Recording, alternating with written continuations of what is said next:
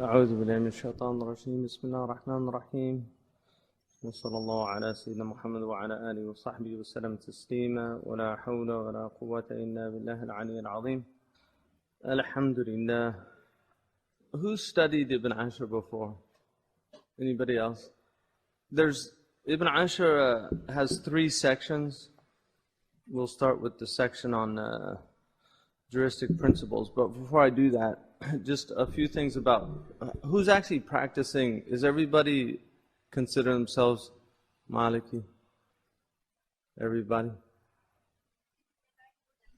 Yeah. Okay, good. Okay, so I'll talk a little bit first about the madhabs, and then particularly Malik's madhab, and what the distinctive qualities of his madhab are. First of all, the basis of the religion is obviously revelation. So the Prophet ﷺ had a revelation which wasn't just the Quran, because he said, "Utitul Quran wa mithluhu." I was given the Quran and I was given the likes of the Quran, which is the Sunnah or his. Generally, the ulama use Sunnah and Hadith to be synonymous, but the Malikis actually differentiate between Sunnah and Hadith. They don't consider the Hadith Sunnah, so to speak. The Sunnah is specifically practice, and some of the practice was transmitted through practice. It wasn't transmitted through Hadith. So Imam Malik, the practice of the people of Medina, he considered it to be Sunnah, even though there wasn't a Hadith necessarily relating it. I'll give you an example. There's a Hadith in which the Prophet ﷺ prohibited fasting on Friday. But Imam Malik found the people in Medina, the ulama of Medina, fasting on Friday. So he said, I'm not going to take one hadith, an isolated hadith, and leave the actions of the ulama of this city, because they were doing this in front of the Sahaba, and they probably took it from the Sahaba, and the Sahaba didn't say, oh, the Prophet said don't fast. So if there was a solitary hadith, and there weren't a lot of people that related it, Imam Malik just did not consider, because the hadith, there's a vast number of hadith, and many of the hadith are not, they have no application at all. And there's a lot of fabricated hadiths. The potential for a hadith to enter into the corpus, even if it has a sound matan, is still not real high, but it's there. The probability is there, and it's actually a reasonable probability. It's not an outrageous probability. So that's why there's a great rigor in how the fuqaha look at the hadith. The fuqaha have a completely different attitude towards the hadith that the muhaddithun have. And Abu Hanifa radiallahu anhu is a good example of that, where he rejected many absolutely verified sound hadiths because they went against certain principles. And this is where the nuanced understanding of the fuqaha really comes into confrontation with the simplistic understanding of people that preach the book and the sunnah. You know, there's certain people now, there's always been that strain historically in the Muslim community, but there are people who say we should just follow the book and the sunnah. As if somehow these previous people weren't doing that. They were doing something else. But when you get into the deeper you study this, the more you realize that not only were they following the book and the sunnah, but following the book and the sunnah is not as simple as it would outwardly appear, especially in light of language and the multiple possibilities for meaning and how meaning is interpreted in language, and also the fact that there are contradictory hadiths, which the Muslims have never denied, and there are abrogated hadiths, there are abrogating hadiths, and then there are questions that arose that different fuqaha resolve them in different ways. Does a mutawatir hadith abrogate a verse in the Quran, for instance? So, what is the relationship to the Quran and the Sunnah? These are all problems that were examined early on in the community's history. So when you look at the schools, Certain schools arose very early on. Ibn Abbas radiallahu anhu, it was known if people wanted an easy fatwa, they went to Ibn Abbas. If they wanted a hard fatwa, they went to Ibn Umar radiallahu anhu. So even in Medina, there was an acknowledgement of different approaches to the text. Ibn Abbas reflects more the Bani Hashim approach, and Ibn Umar reflects more his father's approach, Umar ibn al-Khattab. The Prophet ﷺ said, if there was a prophet after me, it would have been Umar radiallahu anhu. So, and he also said that if Umar took a path, Shaitan would take another path. Umar is the only one that had what are called the muwafaqat, where he was of the opinion of something, and then the revelation would actually affirm his opinion. And in a few instances, it actually confirmed his opinion in contradistinction to the Prophet's opinion about something, from taking the advice of the Sahaba. The Prophet listened to them, and then he took the advice, and Umar radiallahu anhu's advice turned out to be in accordance with the revelation. So, a lot of people now, unfortunately, view the madhabs as that they're somehow not following the book and the sunnah. And so they call people to directly going back to the sources. And the problem with that, the central problem is this. In order to access the source material, you have to have a vast amount of ancillary knowledge. If you don't have that knowledge, you're just not going to be able to study these sources. The first criterion is just Arabic mastery. And Arabic mastery is doesn't mean you speak Arabic or that you can read or write Arabic. Arabic mastery takes many, many years. And even today it's questionable whether anybody could really master the Arabic in the way that it was mastered in that early period, because they were in direct contact with people that understood these things immediately. So Imam Fairuz Abadi said, and many of the scholars of grammar say, لا يحيط بالعربية إلا نبي. Nobody will encompass the Arabic language except a prophet. And nobody, even some of the ulama of language said that nobody in the history of Islam has ever claimed to know all of Arabic. Nobody's ever made that claim in the history of Islam, to actually know all of Arabic. So the language is vast. There are many, many points. There's a lot of differences of opinion about prepositions in the Quran, what prepositions mean. And I'll give you a couple of examples to show you just about how they arrive at different things. One of them is, there's a hadith that the Prophet ﷺ said, whoever fasts Ramadan and then follows it up, atba'uhu, with 6 days of Shawwal, right? So people know that, right? It's a good thing to fast 6 days of Shawwal. What he said, min Shawwal, and used min in the hadith that Ibn Majah relates. And that hadith is one of the hadiths that's used by the fuqaha. But Imam Shafi'i understood the min to be min at-tab'id, because there's a type of min, like akaltu min al-khubz, I ate from the bread. So it means akaltu ba'dan min al-khubz, I ate some of the bread. That's min.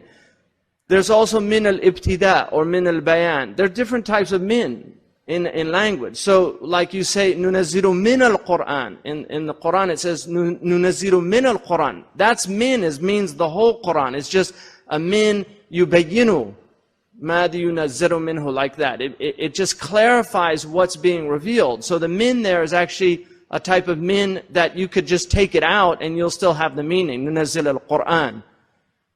Then you have like min al-ibtida, ataytu min Makkata, I came from Mecca. These are all different types of one preposition in Arabic. And so in that hadith, Imam Shafi'i said that it was tab'id. The min was tab'id. And so you had to fast in Shawwal. Imam Malik said the min is for ibtida. It means beginning with Shawwal. Whoever follows up 6 days beginning in Shawwal, if they follow up Ramadan with 6 days, then they, then they get then they get the reward as if they fasted the whole year. So that's an example where the imams are looking at the identical nas, the same nas. That's called a nas. They're looking at the same nas and they come to different conclusions. Completely. One says you can fast any time during the year and you get that reward. The other says no, you have to fast specifically in that month. Those are two valid opinions. Now, this went on with many, many things in the Sharia. There are many examples of this, about these very subtle linguistic differences. For instance, in the Quran it says biru'usikum, when it says that you famsahu biru'usikum, like wipe your heads. The ba there, according to Imam Shafi'i, was ba of tab'id. Right? It meant the ba of part of something, partitive. So Imam Shafi'i said you could just do a little bit based on his linguistic understanding. Imam Malik said laysa min al-arabiyya ba'a tab'id. You know, there's no ba'a tab'id in Arabic. That was his opinion. But Imam Shafi'i was a master of Arabic, so his opinion's as valid as Imam Malik in that, because they're at the same level in terms of their ijtihad. So Imam Malik said the ba there is za'ida. It's an extra ba, which there are many examples of that in the Arabic language. So Imam Malik said it meant your whole, you have to wipe the whole head, not part of the head. That's an example, same text, different conclusion. So who do you follow? Well, on a lot of these things, they have equal authority. They're just, now there are other ones where it would appear one opinion is stronger than the other. But generally, the madhabs, because of the nature, human nature, each madhab will consider their opinion to be stronger than the other. That's human nature, and that's where you can get into stupidity. There's no doubt about that. That's where the madhabs can become like tribes or clans or gangs. You know, and that has happened historically, but that's a human problem. It's not a problem of the madhabs per se. That's just a human problem. So to blame that on the madhabs, as opposed to blaming on a human nature, is like claiming that religion is the cause of all wars. When in the 20th century, all the wars were fought over secularity. So man just needs certain set of circumstances to find an excuse to go to war. So you can't blame war on any specific thing. You blame war on human nature. You don't blame war on, oh, he said that, that's why we went to war. That's not why you went to war. You know, we didn't go to war in Iraq for oil. But that's what people say. You know, we went to war in Iraq, this country did, there's human nature, greed, whatever the reasons are. But essentially, human nature is the problem. And that's why within the madhabs, human nature is the problem. So you can't blame the madhab for the problems that have arisen that involve the madhab. And that's why the uqala, the people of understanding, they don't have that. So, you know, there was a time when certain scholars, and this is what, they use these arguments against madhab. There was a time when certain scholars in the Hanafi madhab said that you couldn't marry a Shafi'i woman. Right? The Hanafis couldn't marry. Why? Because they said, because they're not certain about their faith, right?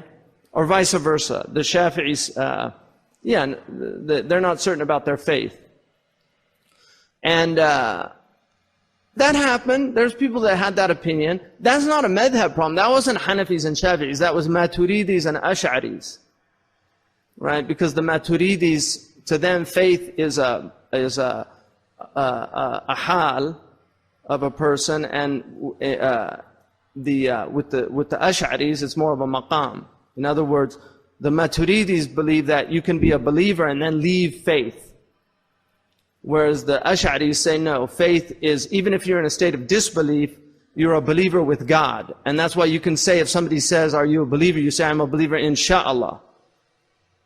Well, the Maturidis say that's doubt. You're doubting your faith. It's just semantics, because he's not doubting his faith. He's just doubting whether or not he'll die with that faith. He doesn't know. But the Maturidis say, no, you have to say you're a believer, and you know you're a believer, because if you have doubt in your faith, That's an example of mediocre ulama fighting over a semantic issue and creating problem. Is that a problem of Maturidis, Ash'aris? No, it's a problem of just excuses to fight. And that's why you can't take a lot of these things seriously. Personally, I can't take them seriously. I mean, most of this stuff is just human folly. And you have to be like the man in the, when you have a projector in the old days when I was growing up, in the movies, you had a man sitting in the back, you could see him, right, running the projector. Now it's all computerized, but in those days you had a man in the back, and he was always reading a book during the movie, right? He wasn't entertained, because he'd seen the movie so many times. And that, in essence, is what you have to get with human nature, is just like, this is a rerun. These are just reruns. They're uninteresting. So all this fighting and, he's a bid'i and people have been doing this for 1400 years. At a certain point, you just have to see it as an uninteresting scenario. Like, I've seen this movie before, or I've read about it before. It's just not interesting. And people that get caught up in these things, it's what's in their hearts. Because they're enjoying it. It's exciting, and, people get excited about fitna. And they get energy that they didn't have normally. Like, they don't have the energy to do good, but when it comes to fitna, they'll start staying up late at night and, writing their blogs and it's just amazing the type of energy that people get. So, in terms of the madhabs, they formulated early. Imam Malik's madhab he does not consider himself the originator of the Maliki madhab. He sees himself as somebody in a tradition, and the tradition is the school of Medina. That's why Ibn Abd al-Barr calls his book the fiqh of Ahl al-Medina, the fiqh of the people of Medina. He doesn't call it Maliki Fiqh, because Imam Malik is the central he is the central proponent of that school, but he is not the founder of the school, nor is he, nor does he see himself as that. So now, Imam Shafi'i radiallahu anhu is more the founder of his school, because his methodology and his approach, even though it was also, he's in the line of his teachers, but he broke with Imam Malik on certain issues. And Imam Shafi'i, who becomes mujtahid mutlaq, and it's not permissible for somebody like that to follow a teacher blindly. That he develops an usul, and he has certain opinions that are different from Imam Malik's opinion. Abu Hanifa radiallahu anhu was also in another school in Iraq. His teachers relied a lot on the intellect. They weren't Mu'tazilite in their approach, but they really recognized the central role of intellect in interpreting the what's called naql, what's transmitted. And then Ahmad ibn Hanbal, who some of the early ulama did not consider him actually even to be an independent school, although the Hanbalis argue vociferously against that opinion. Many of the early people did not consider the Hanbali school to be a school of fiqh, because Imam Ahmad's central role was as a collector of hadith, and his musnad has over 30,000. He was a masterful collector of hadith. His fiqh opinions are very diverse. So, unlike the other schools, there are a lot of different opinions in the Hanbali madhab from the Imam himself. And so it's hard for the Hanbalis to actually determine what was the Imam's actual opinion on that subject. Imam Tabari, his house was attacked by Hanbalis because he said publicly that he did not consider the Hanbali school to be a school of fiqh. But it is a school of fiqh. It's the smallest of the four. And then you have another school called the Zahiri school from Abu Dawud al-Zahiri, who was a Persian faqih, and his school spreads in several places. he rejected qiyas, which is analogical reasoning, and his school spread, particularly in Andalusia, for a period of time, and then it died out in the 8th century, and hasn't. There have been attempts to revive it. There's people that are attracted to it today, a minority of people, but it's a dead madhab. Now, the reason why madhabs are living traditions is because they're handed down. You know, tradition is, traditare is what's handed down. And that is what naqal means, you know, anquluhu, like you transmit something to another person, you carry it. And the Prophet ﷺ indicated that in a hadith in which he said, sallallahu alayhi wa sallam, يحمل هذا الدين من كل قرن عدوله ينفون عنه تحريف الغالين وانتحال المبطلين وتأويل الجاهلين. That this knowledge will be carried, يحمل, right? It will be carried in every generation by upright people. You know, udul, people of adala. And the udul are people that they don't have any kaba'ir and they're not known to have constant saghair. That's the definition of adrun in hadith, is somebody who nobody has ever heard that he did any major wrong actions, and the minor wrong actions, there's nothing that he would do repeatedly. So he's not a backbiter. Even though backbiting, there's a khilaf. You know, some say it's a kabira, but kabira, the dominant opinion is it has a had punishment related to it if it doesn't have a had, with the exception of certain sins that were clarified, of being so enormous there wasn't a had punishment for it, like somebody who gives false testimony, things like that. Yamin ghamus, somebody who swears a false oath. So the udul are the people that carry this religion, and they transmit it. And the transmission does not mean that it is a dead thing. So when people say that, you know, you follow the Maliki madhab, and people say, oh, well, Malik didn't get everything right. You know, there were hadiths he didn't know. This is an argument that you hear. They say, oh, there's hadith he didn't know. First of all, the likelihood of those 4 men not knowing all of the hadith that relate to actual ahkam is highly unlikely. Because one, there were not a lot of hadith that relate to ahkam. 2, these were very vibrant intellectual societies, and there were scholars who were teaching. Imam Malik had over 600 scholars from the Tabi'een in the city of Medina. So the likelihood of him not coming across hadiths that related to ahkam is just highly unlikely. Imam Shafi'i studied with Imam Malik. Imam Abu Hanifa knew Imam Malik. He knew his opinions. Imam Malik knew the opinions of Abu Hanifa. I mean, literally, he knew what his opinions were.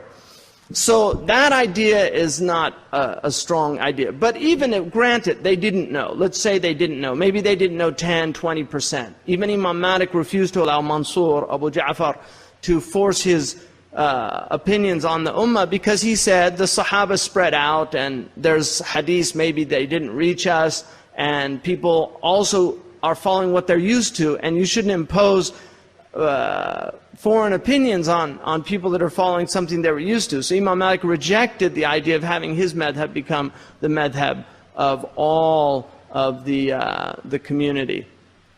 But Imam Malik radiallahu anhu, he was, his madhab was a madhab of hadith. I mean, he has opinion, but he was a madhab of athar and of hadith. And so he knew all of these hadiths, but, and this is the important thing to remember, the madhab of Imam Malik is a collected, it is a corpus of knowledge that has been collected, has been codified, and has been reviewed over and over again for centuries. There's still Maliki scholars, and Shaykh Abdullah bin Bay is an example of that, that are examining the source material and coming to their own conclusions. So the madhabs, these four madhabs, have never been static. They've never been, when you say you follow the Maliki madhab, it doesn't mean you follow Malik on every opinion. There are opinions in his madhab that go against what his opinion was. There are opinions in the Hanafi madhab that go against the opinion of Abu Hanifa. There are opinions in the Shafi'i madhab that go against the opinion of Imam Shafi'i, because their followers followed their methodology and said, well, according to his methodology, this is a stronger proof. There are also followers in the Maliki madhab that differed with Imam Malik about certain points that he made. So even though they're Maliki, they don't necessarily agree with all the conclusions that Imam Malik came to about certain things. So, but what emerges is what's called two principles. There's three words that you should know: mashhur, rajih, and da'if.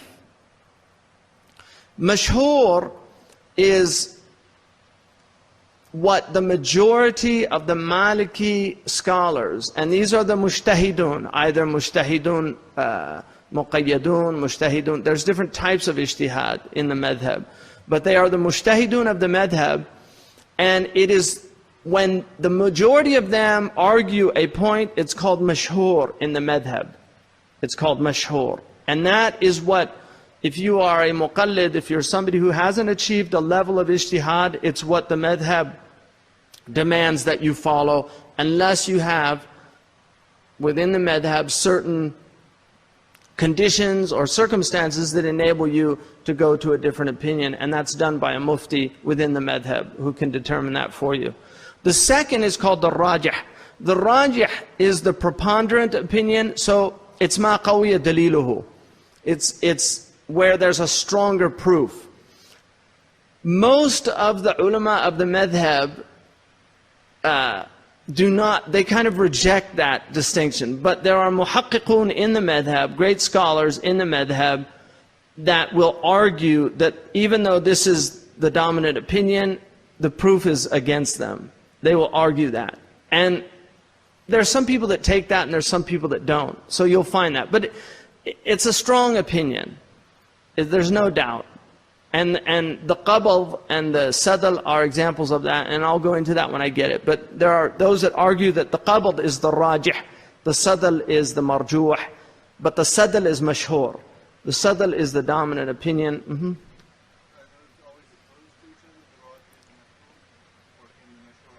Well, the people of mashhur would argue that the mashhur is the rajih. So you know, and generally that's what they will argue, that this is the rajih, is the mashhur, that they're synonymous. But in the books there's a clear distinction, although sometimes they are used in shuruh synonymously. So, and that's why these books, if you don't study them with teachers, they're really complicated. They really are. If you haven't, especially the technical terminology and especially masters, I mean, it's the best is to take from the masters, but you know, it's tayammum suffices when you don't have water. So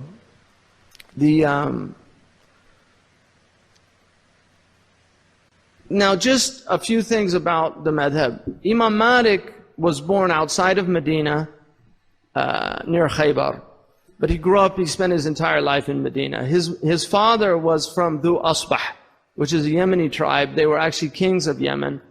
Some people claim that he was from the Mawali of Dhu Asbah, but he rejected it, and his grandfather clearly states that they were from Dhu Asbah. And الناس مؤمنون على أنسابهم. People should be trusted about their ansab. الطعن في الأنساب is fisq. To challenge people's lineage is fisq in the deen. You should not challenge people's lineage unless there's a clear proof. Somebody's claiming something and it's clearly fabricated. But otherwise, if it's something where people, you know, it's just opinions, you believe the people about their lineage. His mother, Aliyah, was a Taymiyyah, so he's related to Abu Bakr as-Siddiq through his maternal side of the family. They're Siddiqiyun. And he was very, very brilliant early on, but his mother should be credited with a lot of Imam Malik's tawfiq. She used to, when he was a little boy, she used to wrap him in a turban. She would actually tie his turban and send him to his teachers. And when she sent him to Ibn Hormuz, she said, take from his patience before you take from his knowledge. So she understood that part of the purpose of studying was not just information, it was actually about character. That's a very important point. And he had brilliant teachers. Rabi'a was one of his teachers, Ibn Hormuz, Zuhri. He was beloved by his teachers. He also, one of the unique things about Malik is most of his teachers became his students, even his great teachers. Most of his teachers ended up actually taking from him. And by the time he was 17, he was giving fatwa. And he said, I only gave fatwa after being permitted to do so by 40, and in a riwayah 70, muhannak, people that wore the ulama used to wear the turban with a part of the turban under the neck. It's called tahniq. You see it in the Sahara Desert. They still do that. Most places they don't. But the ulama of Medina did that, and he said, I only gave fatwa after 40 of the muhannakun. The ulama of Medina considered me to be worthy of giving fatwa.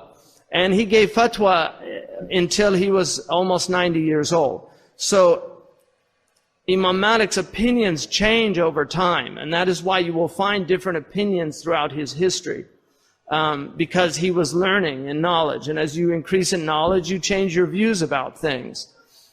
He was blessed at having a very long life. They said about Imam Shafi'i that it was fortunate for the other madhabs that he didn't have a long life, because had he had a long life, there wouldn't be other madhabs left.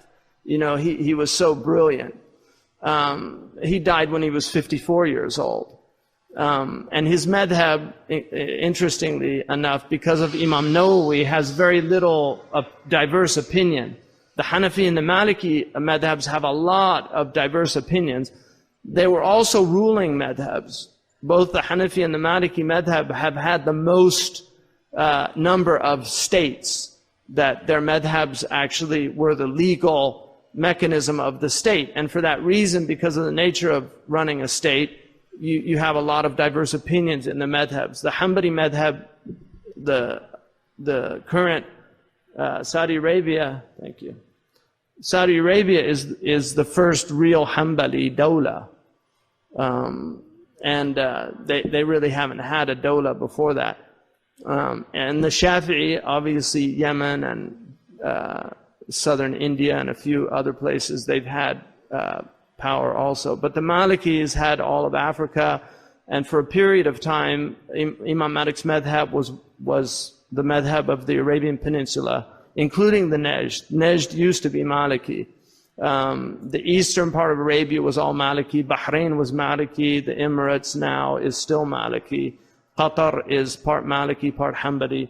Kuwait is officially Maliki because that was originally Maliki. There was a large portion of Malikis in Iraq before the Abbasid Caliph, because the Hanafi madhab became the official madhab of the state. So a lot of people switched to the Hanafi madhab. And you will see there was a study done at Harvard that showed that during the early period, the Maliki madhab was the dominant madhab, but because of state power, people began to convert to the Hanafi madhab to get jobs. And that's why you will find in the books of fiqh that they prohibit converting to another madhab to get a job, because that was obviously something that happened at the time. But his madhab was in Khurasan also. It was in India. There were Malikis in India. There were Malikis in Iran. And that became Hanafi land, and the Maliki madhab died out. And then it moved west into Andalusia. And the great Maliki countries are really Egypt, which is the dominant Maliki school. Now it's limited to the Sa'id. But in the early period, the great Maliki scholars were from Egypt proper, down in Alexandria and in Al-Qahira.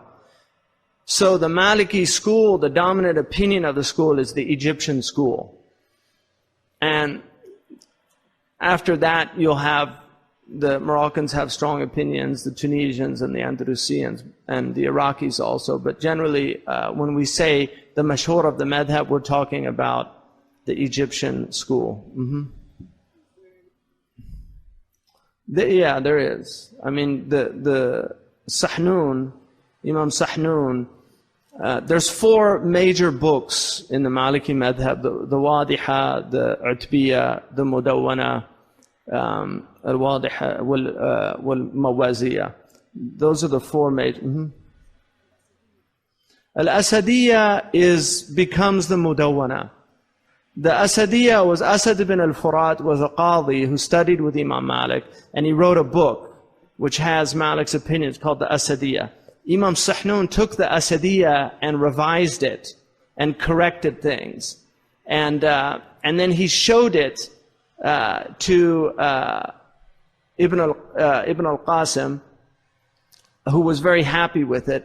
And when Asad ibn al-Furat was shown the book, he said, why do you need that when you have my book? And the Malikis generally, even though he was a great man, they generally say that that's the reason why he just didn't get the tawfiq that Imam Sahnun did. Because, and it's a very human thing to do. He obviously put a lot of work in his book, and it's always depressing when somebody outdoes you at something that you've put a lot of work into. So that happened, and but the Mudawwana of Imam Sahnun is the book now that the madhab relies on. That book is been printed in 4 or 5 volumes. It used to be memorized. So the last person that I know that memorized, not personally, but I know of, that memorized it was Ibn Khaldun.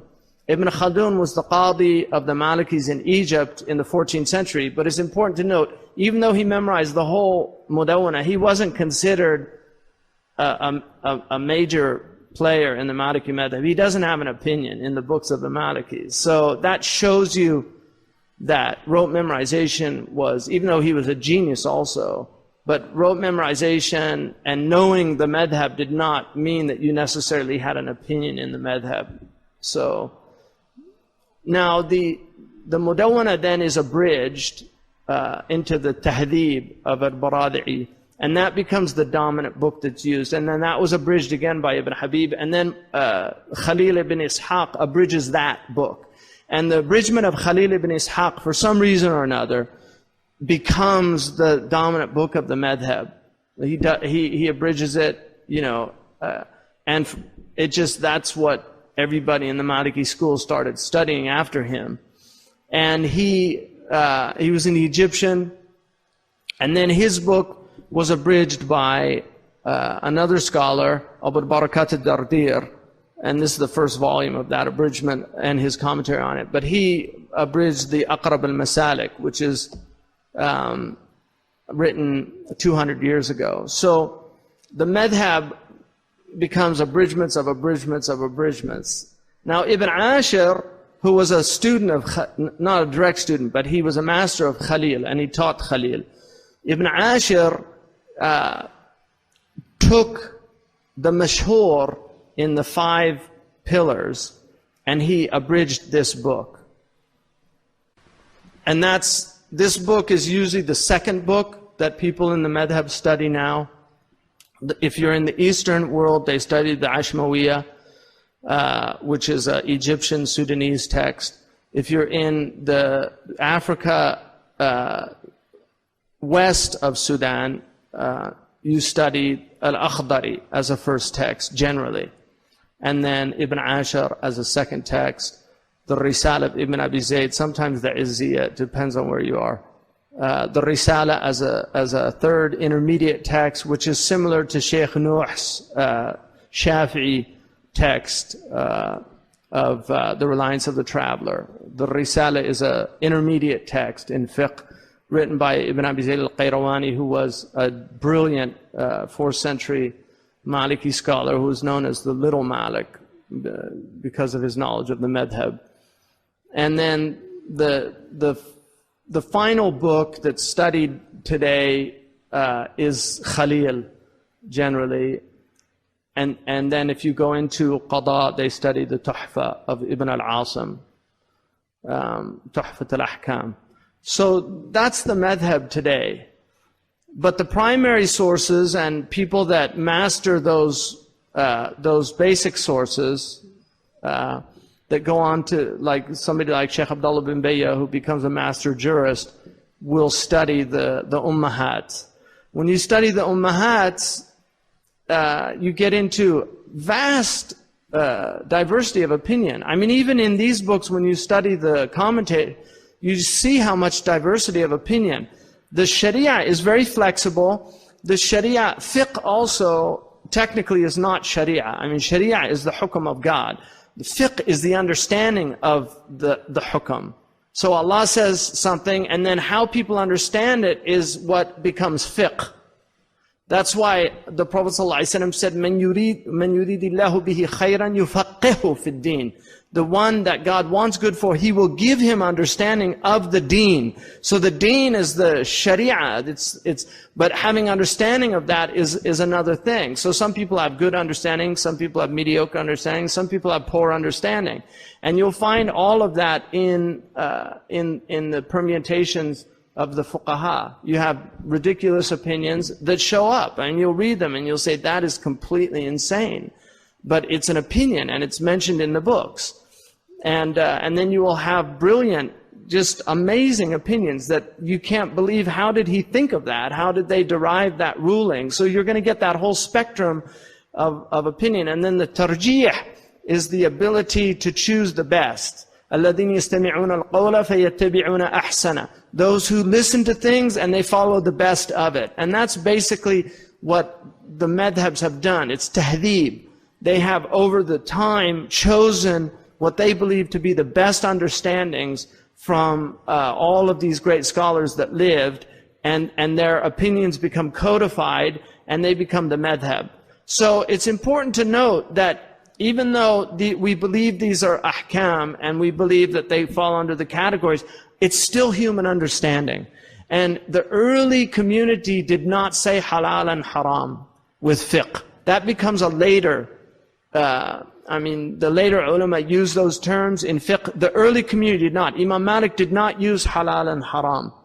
Unless he had a nas sarih that something was haram, he didn't say halal or haram. They used to ask him questions, he'd say, la yu'jibuni, I don't like that. Or akrahu dhalika. Or ma kana alayhi an-nas. People didn't used to do that. Or la yaf'aluhu illa al-fusaq. Only bad people do that. That's the extent. He would not actually say that's halal or haram, because it was such an enormity to do that. أَتَفْتَرُونَ عَلَى اللَّهِ الْكَذِبَ. تَصِفُوا أَلْسِنَتكُمْ الْكَذِبَ هَذَا حَلَالٌ وَهَذَا حَرَامٌ لِتَفْتَرُوا عَلَى اللَّهِ الْكَذِبَ. You describe with your tongues lies, saying this is halal and this is haram. And you're lying about God, because if God didn't say it, you have no authority to say it. The later ulama, and part of the reason for this, it's understandable, and we have to live with it, but part of the reason for this is because in the early period, people were very educated, and there was a high level of sophistication in the community. As time went, and they were also aware of all the diversity of opinion, but as time passed, and these madhabs began to be geographical, so you were living in a place where it was all Malikis, well, you don't want to tell people, in the opinion of Imam Malik, the hukum is this. Oh, you mean there's another opinion? And it creates confusion in common people, because the ulama just want to tell them, look, here's the hukum, because they're asking, what does God say about this? Well, if I have to explain to you, this isn't really what God says, but this is what we think God says about this situation, for people that, common people, they're going to get confused. And so the ulama chose to go that route of saying, this is the hukum. It's haram to do that. Even though it might be haram only in your madhab. Now, unfortunately or fortunately, we're not Times have changed. You know, there's a lot more literacy. There's people that can read for themselves. You can Google now. And I don't say that facetiously. I mean, people can look up, you amazing what, you know, look up rulings online and there's some really accurate information. There's also inaccurate information. There's a lot of nutty stuff. But people are, you know, generally, it's a little harder to get them to swallow that pill or to drink the Kool-Aid of the madhab these days. But this is our deen, and this is if you take it away, you unravel something very precious, and you'll find yourself naked and shivering in the cold without it. So this idea of just disregarding this stuff is insanity as far as I'm concerned. On the other hand, the idea of taking this as written in stone, which to me is traditionalism. You know, it's not tradition, it's traditionalism. To take this stuff as written in stone is also dangerous. And you can't do that to people, because humans, by the very nature of life on earth, need flexibility. And that's why the usul is there for adaptation and for the ability to be flexible. And so you cannot try to impose a body of work on people without recognizing that conditions sometimes necessitate that you find dispensations for people. Now, the way of the real fuqaha is that they tend to be hard on themselves and easy on other people. And the way of the munafiqun of these traditions is that they're easy on themselves and hard on everybody else. So, and then there's some people that are hard on themselves and hard on everybody else. But the faqih, his role is to be, Ibn Uyayna said, al-fiqhu rukhsatun an thiqa. You know, fiqh is taking a dispensation of leniency from a trustworthy source.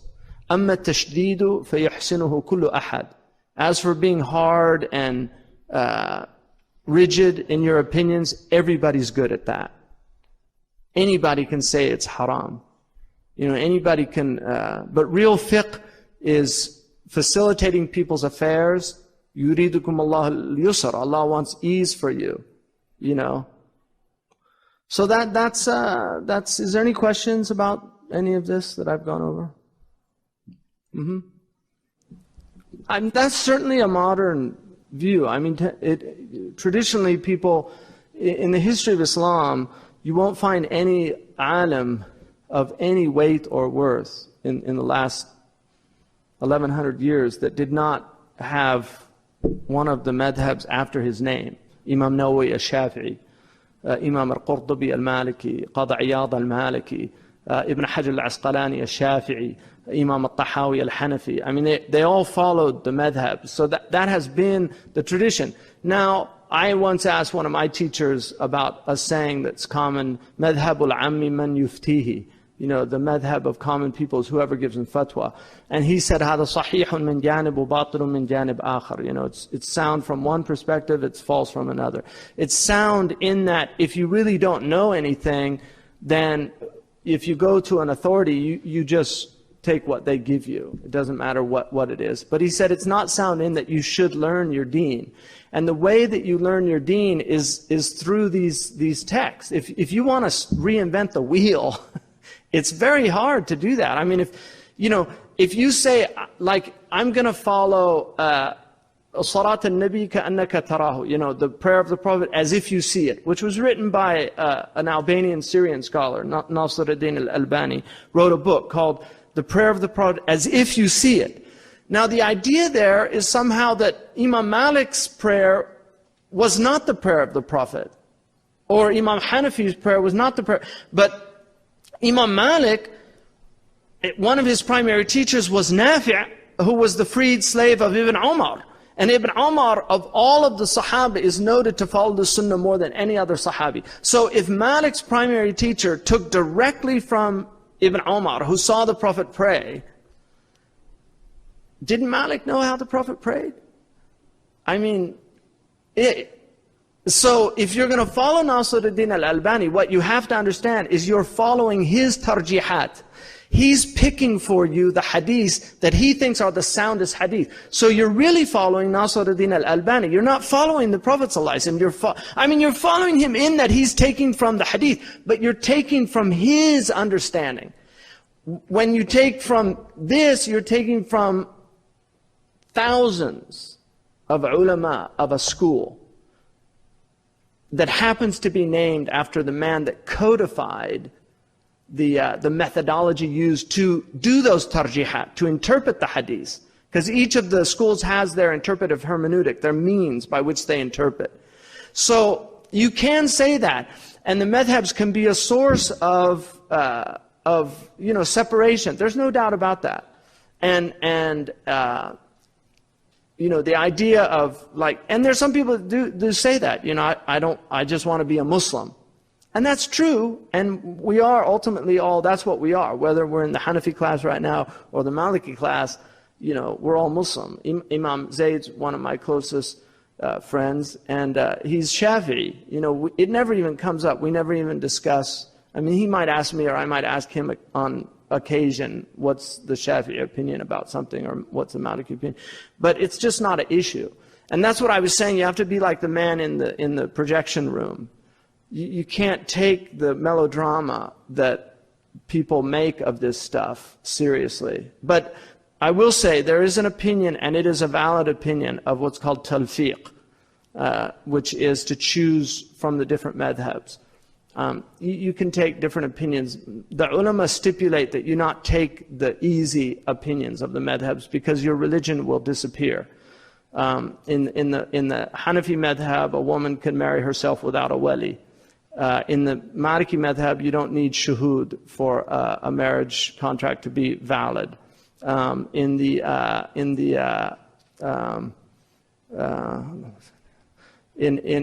that? Yeah. No, Malik has dowry, but there is a madhab. I don't know if it's either the Hanafi or the Hanbali. The dowry doesn't have to be any material thing. You can give a dowry of something like teach them ikhlas, for instance. So in the end, you can have a marriage without marriage if you took from each of the opinions. There's an opinion, that ice does not break the fast in Ramadan. You can find just crazy opinions. One man actually put all the rukhas into one book and brought it to the caliph, and the caliph had him imprisoned. Because he said, you're going to destroy the religion. So, but there's times to follow simple, easier views. If there's real hardship, there's times to follow that. So, there's times if you're a Hanafi and you're going to go on an airplane and, to follow the Shafi'i opinion of joining the prayers in certain situations is reasonable. Because the Hanafis don't join the prayer. But in modern travel, sometimes it becomes very difficult. So to go to another madhab to facilitate that, given that they're both valid opinions, it's not the hukum of Allah that you can't join the prayer. It's the hukum of the Hanafi madhab. Now they will say that's the hukum of Allah in their madhab, but that gets back to what I was telling you before. It's their understanding of the hukum of Allah. So, I would argue that, and this is, I'm not arguing, but this is what I was taught, and it makes sense to me, that you should study a madhab in your basic deen, because you need to fast, and you need rules of fasting, and the madhab provides those rules in a very intelligent, systematic way. And you need to pay your zakat. Now there's differences of opinion in the madhabs about these things, and I think I covered very briefly why those differences exist, because of language, because of interpretation. It's not because they didn't know the dalils. Trust me, that argument is absolutely, it's a false argument that some people put forward, but it is not true. These madhabs have looked at the other madhabs, they know the dalils of the other madhabs, the great ulama knew the opinions of the other schools, and sometimes they actually said, you know what, that opinion makes more sense. So you will find Maliki scholars like Imam al-Lakhmi, who preferred the Shafi'i opinion on certain things.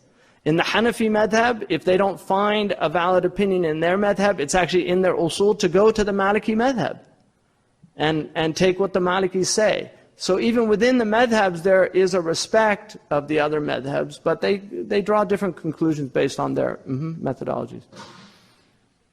Yes. Hanafi without a wali. No, in Malik, you can, the aqd is valid without the shuhud. There has to be shuhud at a certain point, but the aqd takes place. If the wali does it, then you need to inform. Well, you see, that's the point. If she's a Hanafi, then she could follow that. But if she's not a Hanafi, then it becomes dangerous, because you can the Prophet said, "La nikah liman la waliya lah." You know, there's no nikah for the one that doesn't have a wali. Abu Hanifa understood that to refer to the mushbara, the girl that was still in a state of ijbar. So, in his opinion, if she'd already married, then she could remarry, or if she had إِذَا بَلَغَتْ, you know, if she got to sin al-rushd where you gave her money and she was safe with her money, then that was his opinion. But that's an opinion.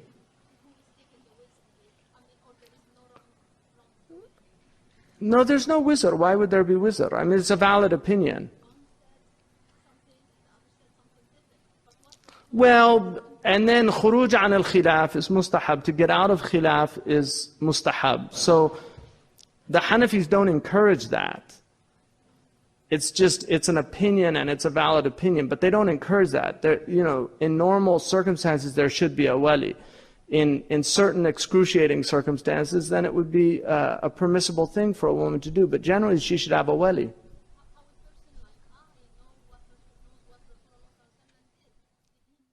Well, the Prophet ﷺ had dispensation. He didn't need even witnesses, anything.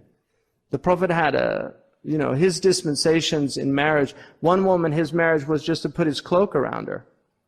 You know, so the Prophet ﷺ, I mean, his practice, his personal practice can't be taken as a means of what we're able to do.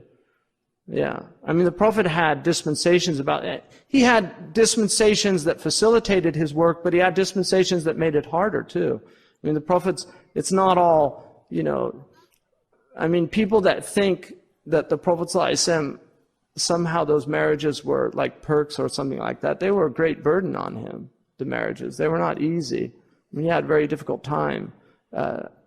He had 9 very strong women, and it wasn't easy. And his house often had a lot of difficulty going on. So, but he did what he did, and he did it all based on Allah subhanahu wa ta'ala's permission for him to do what he did.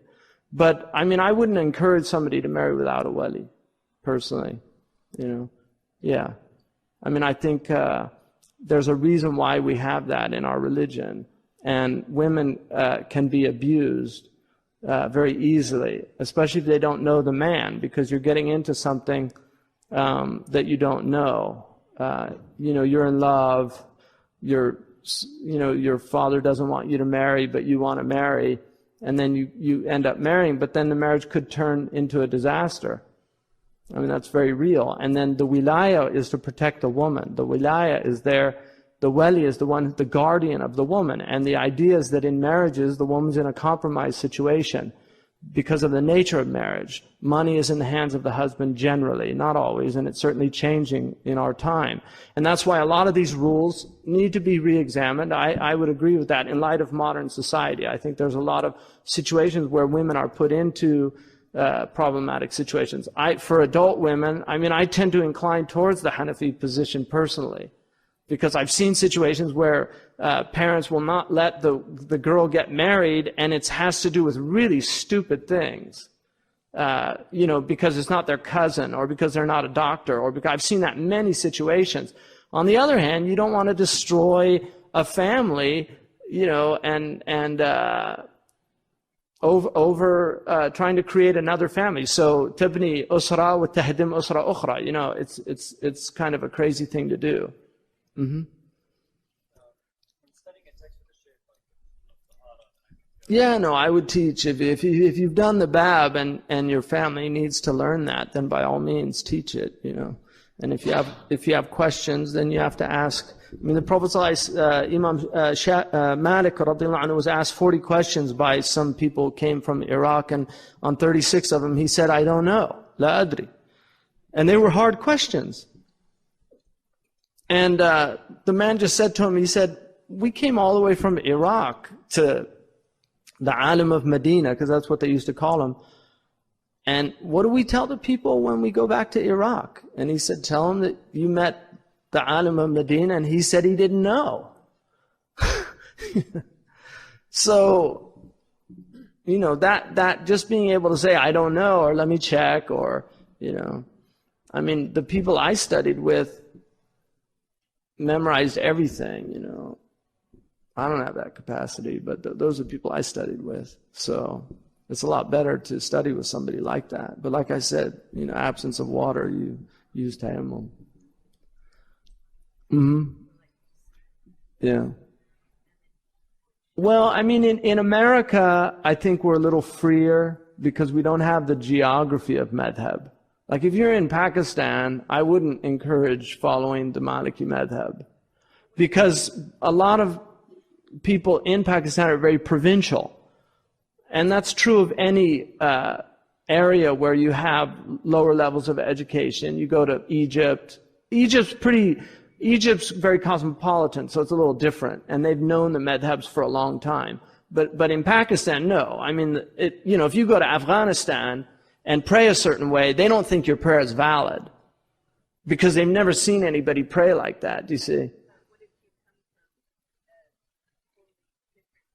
Yeah.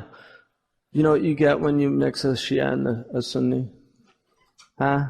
Sushi. Yeah. You know, I would definitely, given the choice, because I studied both the Shia. I mean, I didn't study Shia in depth, but I studied it enough to know. Because for me, you know, I became Muslim. I wasn't born a Muslim, and I wasn't born into a Muslim family. And what interests me is the truth. It doesn't. I'm not interested in rah, you know, this is my ancestors, and so I don't, you know, if the Shia thing appeared to me to be stronger, I would have been a Shia. And during the Iranian Revolution, when I first became Muslim, I got very interested in Tashayyu', like a lot of people, because there was a lot of fervor and things.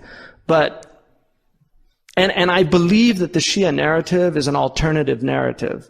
In other words, within the Shia tradition, it makes perfect sense. And that's why it's very hard to convince a Shia of the Sunni positions about things, because within their narrative, they have all their proofs. And that's why the problem's insoluble. It's just not going to be solved.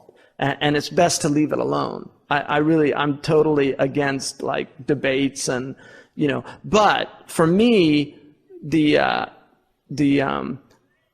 Sunni position differs on one central thing that makes sense to me, and that is about having a good opinion, husn al-dhan, you know, and that's where I feel most comfortable, because the Sahaba made major mistakes. There's no doubt about that. I mean, Muawiyah, you read some of these stories, and it's very clear. And the Sunnis have covered up a lot of this stuff and kind of pretended like it really didn't happen. But if you get into the history of even our scholars, like Imam Tabari, and you read some of this stuff, it's just hard to believe. It's hard to swallow what happened. But in the end of the day, the Sunni position is husn al-dhan. You know, these people were going to have, that their intentions were not malevolent. You know, they were humans. They were behaving like humans, but their intentions were not malevolent. Whereas in the Sunni tradition, they attack the intentions. And that's the real problem for me about them. But if I was coming from that, I mean, I would look at the different schools. I would read like Imam Jibril Haddad's book called The Four Madhabs. And, you know, decide for yourself. I mean, I'm happy with the Hanafi, the Maliki madhab. In ibadat, to me, it's the strongest madhab. I believe that. And I don't believe that out of ta'assub, because there are positions in the other madhabs that I prefer.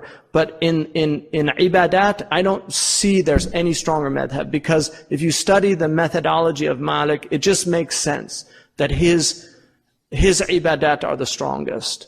I mean, the famous story of when they debated about how much was the sa'. You know, one of the Hanafi scholars disagreed with Imam Malik, and the governor in Medina was there, and they were discussing this issue. And Imam Malik just said to somebody, go get so-and-so and tell him to bring his sa'. And so he went and he brought the sa', you know. And he said, where did you get that from? He said, I inherited it from my father. And he said, where did he get it from? He said, he inherited from... And he mentioned one of the Sahaba. So, I mean, he actually had the sa'a of a Sahabi. And Imam Malik said, I don't really care what the opinions of the Iraqis are. I mean, this is what the Sahaba were measuring their sa'a with, and that's what we measure our sa'a with. Somebody once asked him about the adhan in Medina, because in Medina you do Allahu Akbar 2 times, only 2 times, not 4. And then Ashhadu an la ilaha illallah, Ashhadu Muhammad Rasulullah, Ashhadu an la ilaha illallah, Ashhadu Muhammad Rasulullah, Ashhadu Muhammad. And then you do a tarjih, you go back and say Ashhadu an la ilaha illallah, Ashhadu. So you do the shahada 4 times. So they asked Imam Malik about Mecca. He said, I don't care what they do in Mecca. You know, this is what we found the Tabi'een doing, and they found the Sahaba doing, and there were 10,000 of them that died in Medina. So Imam Malik's position about the adhan is, look, this is what they were doing when the Prophet was alive, sallallahu alaihi wasallam, and this is the place he died. In other words, the last practice that he was on is in this place. And so that was his view of things, and to me, it makes a lot of sense. Following the ahadith, there's a lot of contradictory hadiths about that, so, about different things. So, I mean, I have, you know, when we get to Sadal, the Sadal is not a weak position, you know, leaving the hands at the side. There are very strong proofs for Sadal, even though people attack it and is out of ignorance. But if you actually study the dalils for Sadal, they're very, very strong, as far as I'm concerned. So, in ibadat, it's a very strong madhab. You know, in the mu'amalat, the Hanafi madhab has a lot of sa'a that is very appealing, especially to modern people. I mean, there's certain things in the Hanafi madhab that I prefer.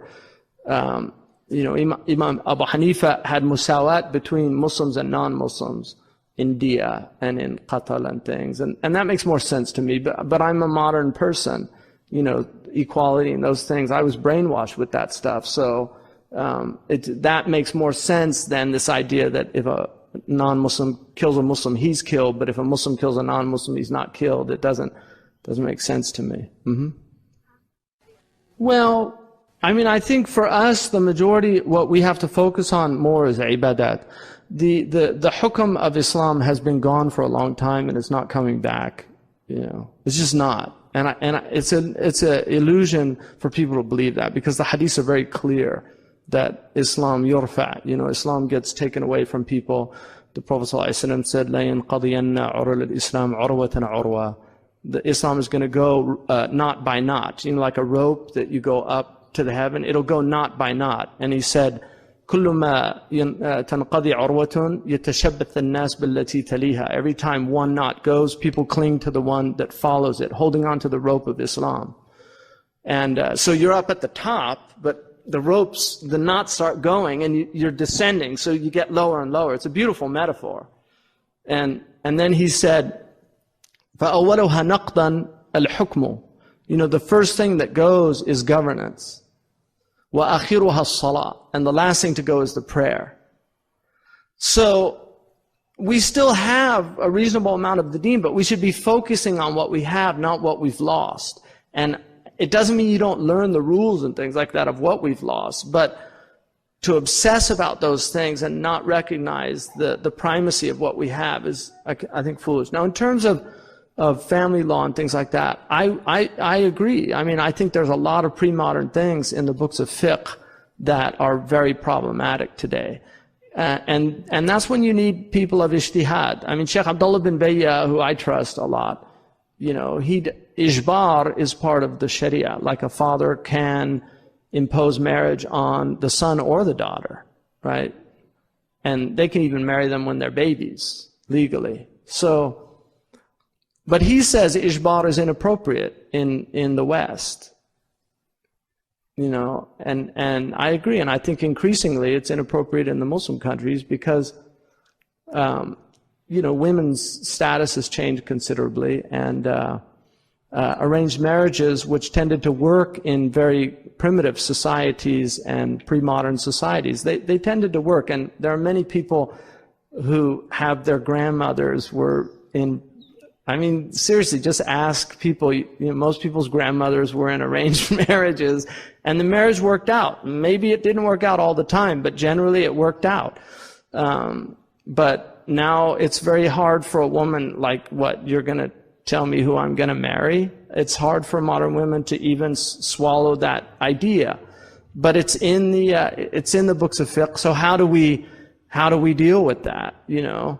And that's a case where I would say you go back to the spirit of the Sharia and the fact that the Prophet ﷺ, the woman that came to the Prophet and said, my father wants me to marry this man and I don't want to marry him, and who's right? He said, you're right. And then she said, okay. And then she said, well, I'm going to marry him anyway. And she said, I just wanted the women to see that we have rights here. So her whole point was she was fine with the marriage, but she just wanted to assert the fact that she didn't have to marry somebody she didn't want to marry. And that's a sound hadith. And to me, that is more in line with the spirit of the law. So I think the ijbar aspect, which is in the madhab, I'm not going to say it's not a valid opinion. It's the mashhur of the madhab. But for my own daughter, I wouldn't practice that personally. Does that make sense? Oh.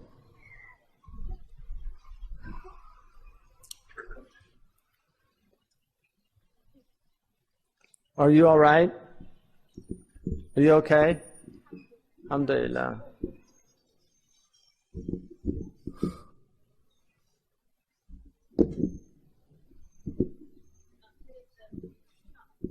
Yeah. I'm glad it didn't fall on me. Then I would have thought it was a sign for disagreeing with Ishbar. Anyway, any other questions? Mm-hmm.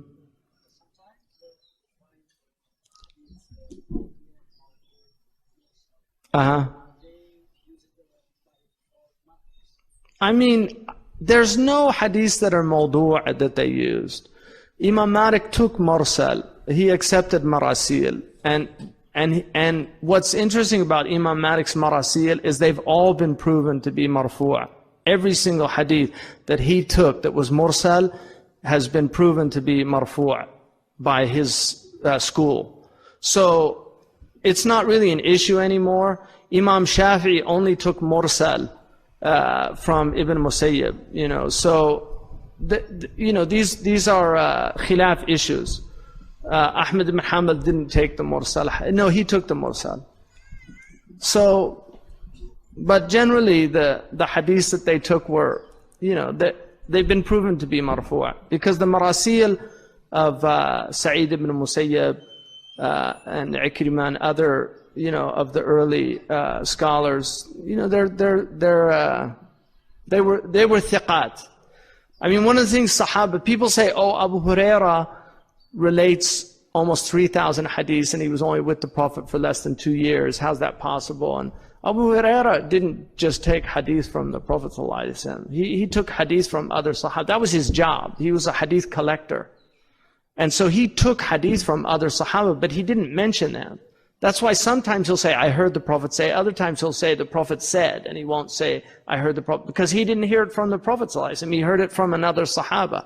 But the Sahaba are all udul.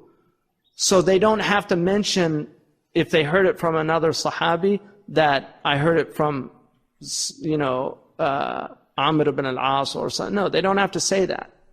Because if Amr ibn al-As said it, he's trustworthy in his statement of the Sahaba.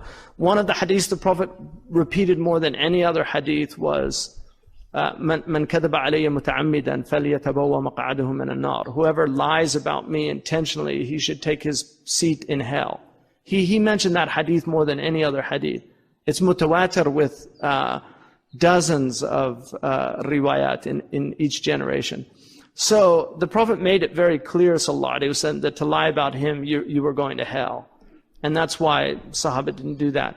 There's mawdu'at in the literature. I mean, there's no doubt about that. And then there's mawdu'at that they'll mention after it, like Allahumma salli ala Sayyidina Muhammad. I mean, I'll give you an example. من عرف نفسه فقد عرف ربه. Whoever knows his self knows his Lord. That is related as a hadith and is quoted in a lot of the books, especially the people of tasawwuf.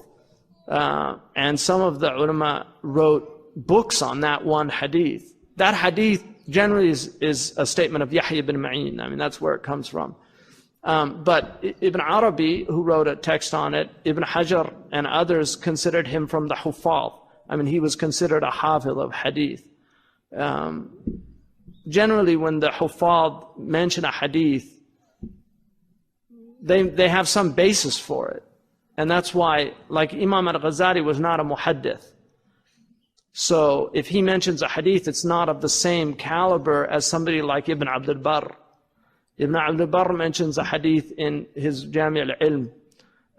He mentions the hadith, اطلب العلم ولو في الصين, seek knowledge even unto China. Now that hadith, a lot of people said it's a fabricated hadith.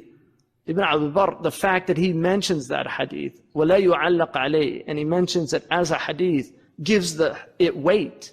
So there's hadiths that are given weight by the person that narrates the hadith, whether or not he gives you the chain or not. If he doesn't, إِذَا لَمْ يُعَلَّقْ عَلَيْهِ, if he doesn't say فِيهِ نَظَرْ or قِيلَ or رُوِيَ or gives you some kind of what they call صِغَةُ الضُّعْف. So,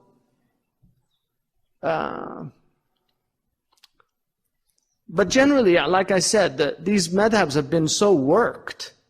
I mean, they've just been plowed by the ulama. So you're not going to find fabricated hadiths, them basing ahkam on fabricated hadith. And one of the beauties of the madhab is the people of taqwa are the ones that, there's fabricated hadiths about sadal.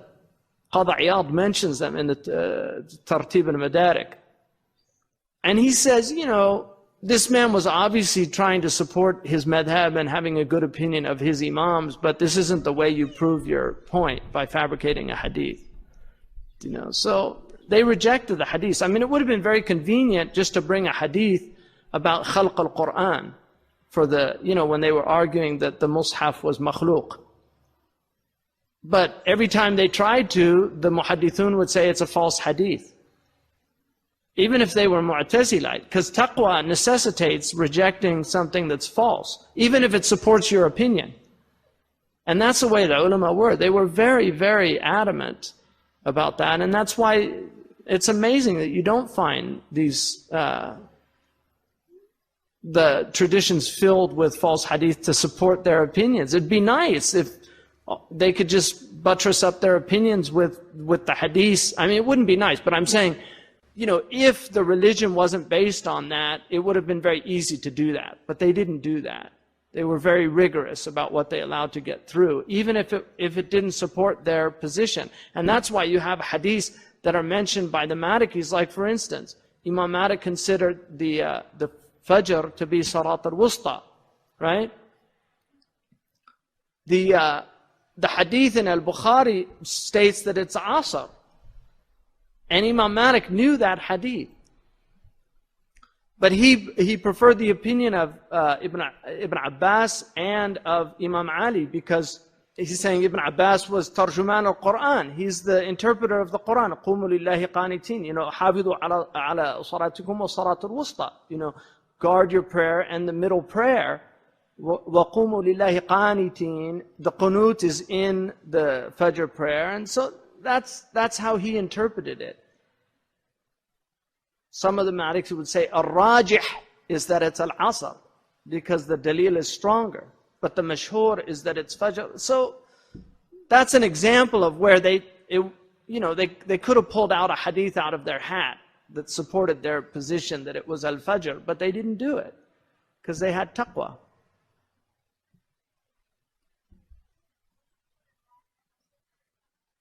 da'if. Da'if is an opinion that is not mashhur or rajih, even though da'if opinions can be actually very strong. So if it's extremely da'if, then it's just like Ibn Ayman in the Maliki madhab says that it's valid for women to lead the prayer for other women. That's his opinion in the Maliki madhab. Ibn Wahb is of the opinion that you can join prayers before you leave your house. So if you're going on a journey and you know you're going to, you're leaving at Dhuhr time and you're going to be traveling during Asr time, even though you haven't left your house yet, he was of the opinion that you could join your prayer. That's not mashhur. It's a da'if opinion in the madhab. But it's a strong opinion in that Ibn Wahb is not a weak, his opinions are weighty in the madhab, but it's weak in that it's not considered mashhur or practiced. In the Utbiyah, they permit killing monks and things like that. That's just like thrown out. It's not even considered. In war, because the hadith's very clear. But that opinion's there. So it's just not given any weight at all. But it's mentioned as an opinion.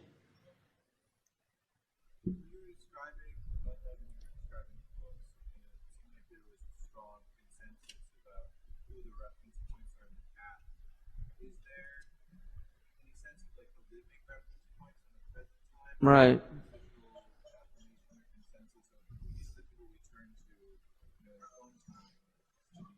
Yeah. Yeah, no, that's it's a really good question. I mean, generally, tradition, the power of tradition is in the past more than the present. I mean, that's part of why tradition is so compelling, is because the giants of the past are so vast. When you read somebody like Ibn al-Qasim or Imam Sahnun and what they knew and the level of taqwa and what they suffered for their beliefs and things like that, it's hard to find compelling contemporary models for those people. In terms of, there's definitely some very solid Maliki scholars today. Sadiq al-Ghiryani in Libya is a very strong Maliki scholar. He has a lot of tarjihat. I'll give you an example of one of his tarjihat that I agree with. In the Maliki madhab, it's an obligation for a woman to pay for a woman's medicine. Her cosmetics. The husband has to pay for her cosmetics, but he doesn't have to pay for her medicine. Now, that probably made sense when medicine wasn't very effective. So, but today, that I don't know. I prefer his opinion about that it's an obligation. That's an example of a modern scholar who's because Islam is a common sense. A lot of Islam is common sense. And sometimes when you see something so against common sense, but you have to have an ability to, a certain level of knowledge before you can really determine that. Shaykh Abdullah bin Bayya is a master of usul, and he's, I trust his opinions. And he has a lot of opinions that my other teachers in Mauritania don't agree with at all. So Mauritanians are extremely strong in guarding the mashhur of the madhab. They, unlike Shaykh Abdullah bin Bayya, the traditionalists amongst them tend to be they're just opposed to going against the mashhur. Marabt al-Hajj would say, A'udhu billah. That's how strong it is with him. And like I said, there's a preservation of deen in that, because once you open up that door, it's a slippery slope. You literally can end up without your religion before you know it. So there's a reason why they made that door so narrow. It wasn't just because they were narrow-minded. They really recognized the danger of opening it up. But we're living in a time, it's really challenged the Islamic tradition more than any other time. I mean, this is a very difficult time. And we need creative thinkers, but we also need people that have that intellectual ability to master something, and we don't have enough people like that have done the work or even have the talent. You know, people have different gifts, but we need people that are single-mindedly legal. Like we need fuqaha, people that's all they want to do. We need that. Like lawyers, you have lawyers. And it takes several years to really master this tradition in any one of the madhabs.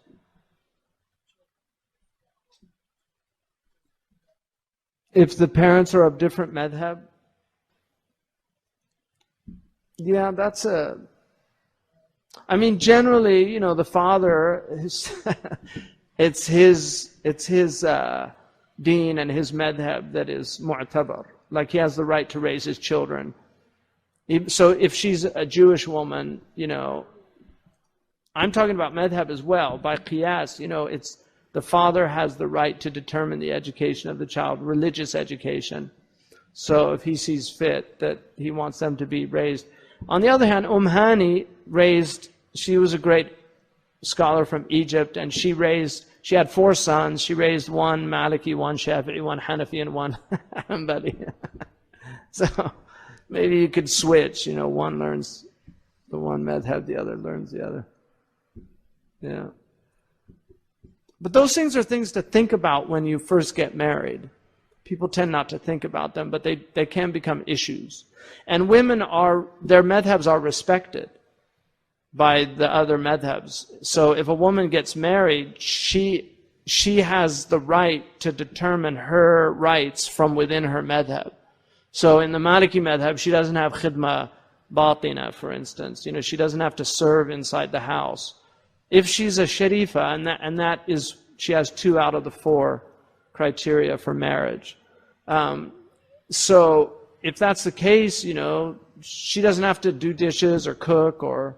So if she marries somebody from the Hanafi madhab where she does have khidma batina, she can say, I'm Maliki and you do the dishes if you want them done, you know. And he's supposed to respect that. Mm-hmm. What's that? Well, and that's an opinion. I mean, that is an opinion about Sarat al-Wusta. It's not like ulama didn't think of that. And that's why whatever you think of, it's already been thought of. Yeah, once you read the books, whatever you think of, you'll find, I've thought I'm so clever, and then I find out, you know, that somebody thought of that before me. So there's, you know, people that, if it's reasonable to you, it was reasonable to somebody else before you. Yeah. So that was an opinion. I mean, that they're all wusta. Imam Malik said the Fajr was wusta between the 2 night prayers, Maghrib and Isha, and the 2 day prayers, Dhuhr and Asr. That's one of his proofs. It's also the most difficult of the prayers generally. And that's why it was emphasized, because the Quran emphasizes things that are important and easily lost. So most people, it's easy for them to pray the other prayers. But Fajr, because you're sleeping, it's a harder prayer to perform. Any other questions?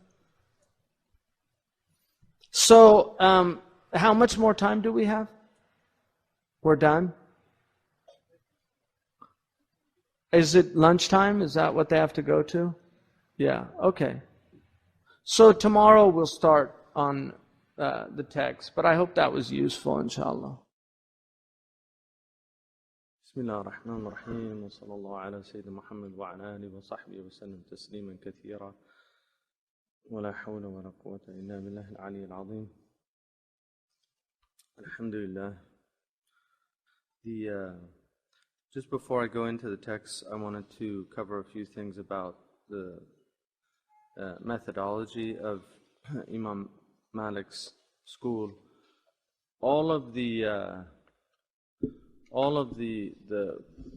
schools, the four schools, and there were many schools when these four were formulated. There was Imam Tabari had a school, Layth had a school, Abu Thawr had a school. There were many different schools, but for whatever reasons, the agreed upon schools became these four schools of Abu Hanifa, Imam Malik's school, Imam Shafi'i, and then Ahmad ibn Hanbal's school, radiyallahu anhum jami'an. So the Imam, thank you. Imam Shafi'i wrote a very important book called the Risala, and in it he set down a methodology for interacting with the Quran and with the Sunnah of the Prophet ﷺ. And that methodology, even though he is considered the founder of Usul al-Fiqh, the other ulama were using the methodology. It just hadn't been identified. It's like people speak language and then grammar follows. So Imam Shafi'i, what he did really was, in the same way that Aristotle codified the rules of logic, it wasn't that people, you'll find logic all through Plato's dialogues with Socrates. He's using syllogisms in his reasoning, but Aristotle was the one that identified and gave it names: minor premise, major premise, conclusion. So you'll see that. So Usul al-Fiqh follows the methodologies that were being used, and they had different methodologies. But the first and foremost was the Qur'an was the primary source for Islamic legislation, and the second was that the Sunnah of the Prophet ﷺ was the second source, and then the Ijma'. You have the Qiyas and the Ijma'. So Qiyas is using the Quran and the Sunnah and making analogical reasoning. So the ulama divide, for instance, they divide intoxicants and narcotics. You have what are called muskirat, and then you have murqidat, soporifics, and then mukhaddirat or mufsidat, which are narcotics. And they classified each one of these. So, for instance, hashish is not as severe. It's not as severe as alcohol in the Islamic continuum, but it's still considered prohibited because yughayyib al-aql biduni nashwatin wa tarab, the way the fuqaha say it. It causes a clouding of the intellect, but without the same elation and intoxication that you get from alcohol, for instance. So, by analogy then, even though khamr is what's mentioned, and khamr is a muskir, kullu muskirin khamrun wa kullu khamrin haram. You know, every muskir, every intoxicant is a type of khamr. So it doesn't matter if it's from grapes or dates or barley, it doesn't matter what it's from, it goes under that category. But by analogy, the reason is because of the effect that it has on the intellect, on the aql. So by analogy then, drugs become prohibited. And that's how they work with the qiyas. And then the ijma' is what is agreed upon. There's a lot of debate about ijma'. And whether or not there really is an ijma'. But there's definitely an ijma' of the Sahaba about certain things. For instance, when Umar ibn al-Khattab mentioned the Tahiyya, Ibrahimiyya, nobody objected. So, and other examples like that. But within the madhabs, there's definitely an agreed upon opinion about things. And then there's also things that all of the ulama are in agreement upon. For instance, the prohibition of homosexuality. That's mujma' alayh. There's no khilaf about it. So nobody can come, like there's certain modern people that have written articles that in fact I saw in a book on Islam that was published in England by somebody saying there's nothing in Islam that condemns homosexuality. I mean, anybody can write whatever they want, but That's mujma' alayh. So to deny that then is considered that you're actually outside of Islam. If you deny something that's agreed upon and known out of necessity, like every Muslim knows that. Every Muslim knows alcohol is haram. It's ma'loom min ad-deen daruratan. It's just necessarily known. Then if you deny those things, however, if you deny, for instance, that 1/40 of your wealth is an obligation to give, that's not known by necessity. That you have to study fiqh to know that.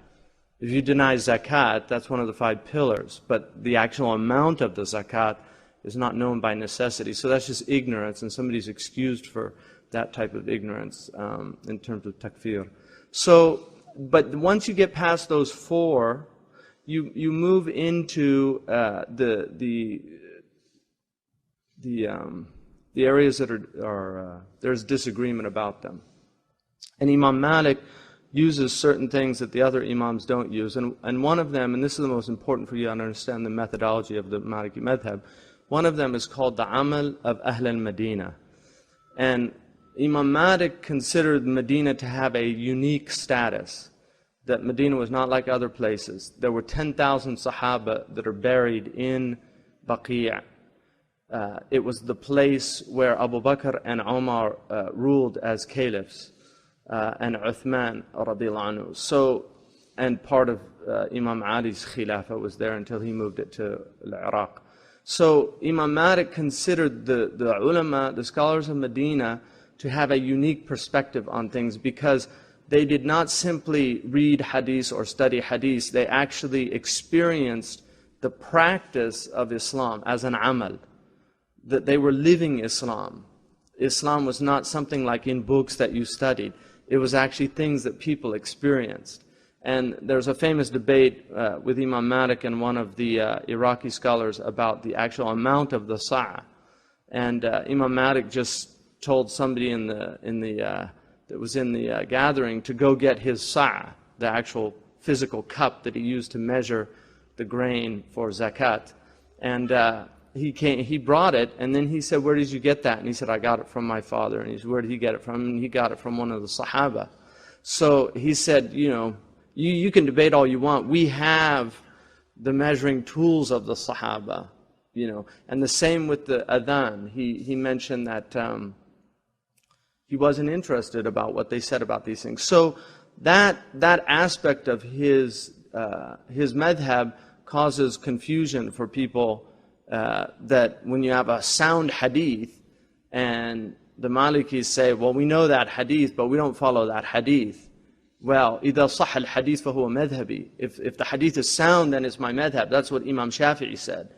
Well, that's true, but Imam Shafi'i left certain hadiths that were sahih because they contradicted other hadiths that were sahih. So it's not absolutely true. What Imam Shafi'i was saying is, I'm going to follow the Prophet ﷺ before I follow the opinions of others. Ahmad ibn Hanbal says the same thing. Ahmad ibn Hanbal prefers a weak hadith, which more falls into the category of Hasan in his methodology, but he prefers a weak hadith over the opinions of people. Abu Hanifa radiallahu anhu rejects many ahad hadith because they don't follow qawa'id that he firmly believes are established in the Quran. So this idea that you just simply follow the hadith without being able to do tamhis or some kind of gharbala of the hadith, where you put it in a sieve and sort it out. And there's a famous story of Ibn Wahb, who was one of the great scholars of the Maliki madhab, and he's also one of the rijal of Imam al-Bukhari. Ibn Wahb knew just untold numbers of hadith, and he became confused, and he actually said that he memorized so many contrary hadiths that he tahayyart. He said, I became confused.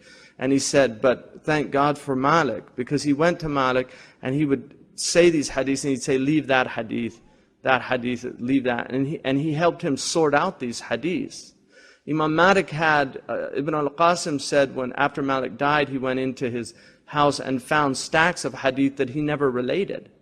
And people used to say to Malik, so-and-so relates that hadith, why don't you relate it? And he said, anybody that relates everything he knows is a fool. In other words, some things Imam Malik did not consider weighty enough for him to teach. If you look at the Muwatta, he spent 40 years honing the Muwatta down, over 40 years. And there's about 1,700 hadith in there, 700 of which are actually not even hadith, but rather sayings of the people of Medina.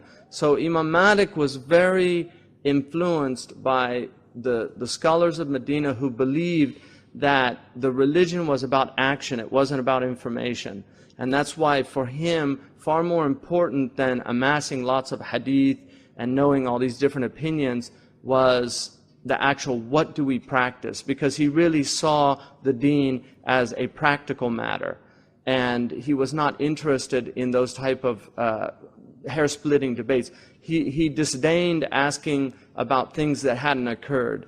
And when people would ask him about things that hadn't occurred, he would ask them, has this occurred? And they would say no. And he said, well, then come back when it's happened, and we'll talk about it. Or when people would want to debate with him, he would say, go to Iraq. Just go, because they like debate. But in Medina, they don't like debate. He also said that argumentation is not from our religion. Argumentation is not from our religion. He would leave, if people started debating something, he would literally get up and leave. A man came to him once and said, I want to debate you. And he was from the Murji'ah, he was from a sect of Muslims. And Imam Malik knew that he was from that sect, and he said, what do you want to get out of the debate? He said, well, if I win the debate, you follow me. And Malik said, and if I win the debate, he said, I'll follow you. And he said, what if a third person comes and debates us and he beats us? He said, then we follow him. He said, you're going to be on a new religion every day of your life. He said, what I know is what I know, and I'm not interested in debate. So Malik was really, he wasn't looking for something new. He had inherited a school from the Tabi'een who took it from the Sahaba, and he really felt that the corpus was there. It was just a matter of learning it and teaching it and transmitting it. That's how he understood his school. And so one of the reasons why it spread so far and wide was because he was in Medina, and he was known as Al-Alim al-Medina, which is the scholar of Medina. And there's a hadith in Tirmidhi, it's a sound hadith, and the Prophet ﷺ said that there's coming a time soon when people would strike the sides of camels, يَضْرِبُونَ أَكْبَادَ الْإِبْرِ يَطْلُبُونَ الْعِلْمِ, and they'll seek knowledge. And he said, فَلَنْ يَجِدُوا أَعْلَمَ مِنْ عَالِمِ الْمَدِينَةِ. They won't find anybody more knowledgeable than the scholar of Medina. And the ulama of the time said, we understood it to be Malik, because there was nobody that got that laqab, that nickname, other than Malik. And another thing that's very interesting about Malik, and it's one of my favorite stories about him, that he had a rival who was another muhaddith, who Malik didn't really like very much, and the other man didn't like Malik. It was kind of a mutual thing. But he said about, when Imam Malik wrote the Muwatta, and he called it the Muwatta, which means the well-trodden path. This is the way that many, many people have gone before. When he wrote the Muwatta, he put it out, and it had an amazing acceptance. Well, people started writing Muwattas. And somebody came to him and he said, Katharat al-Muwatta'at. There's a lot of Muwattas now.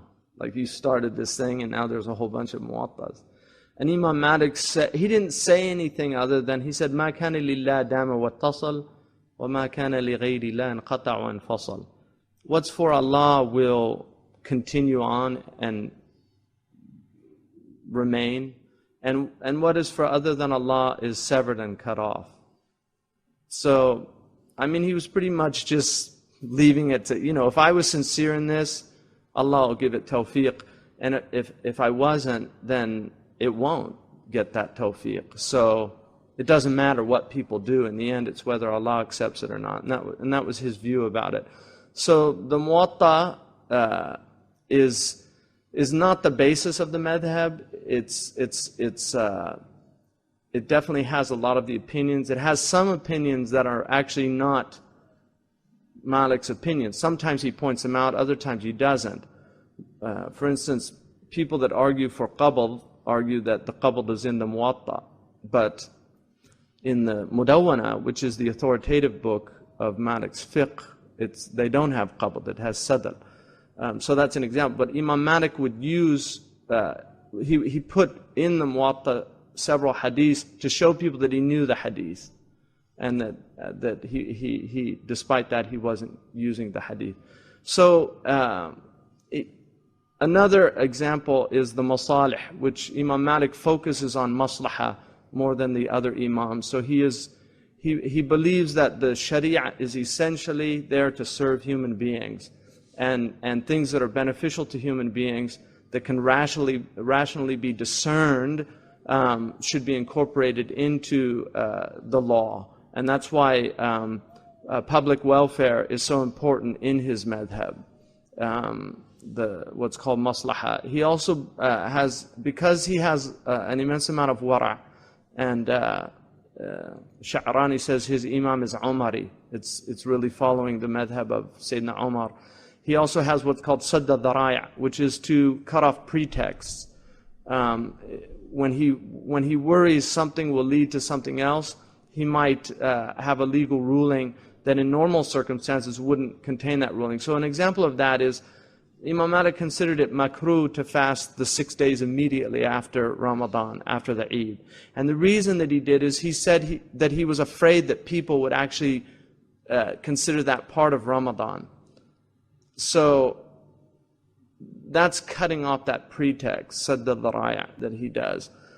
Istihsan, which is equity, is another aspect of his madhab, where sometimes he will prefer a position that follows the spirit of the law more than a position that follows the letter of the law, because sometimes following the letter of the law can actually lead to an unjust ruling.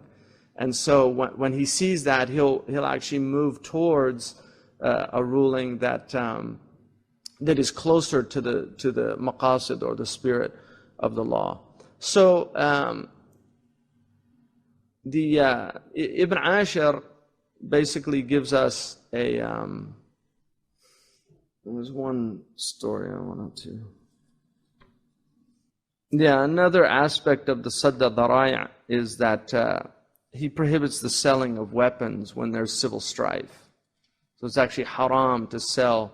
Normally it's permissible to sell weapons, but when there's civil strife, when people are actually killing each other, he says it's haram, because he's cutting off the pretext of that. He also prohibits giving gifts to public officials. So you can't give a gift to somebody who's in a government position just as here, Merry Christmas or something, because of the possibility for corruption, and then that person feeling like they owe you a favor, because that's the nature of gift giving, is that people feel indebted to you. And he has several other examples of that. But Imam Malik radiallahu anhu,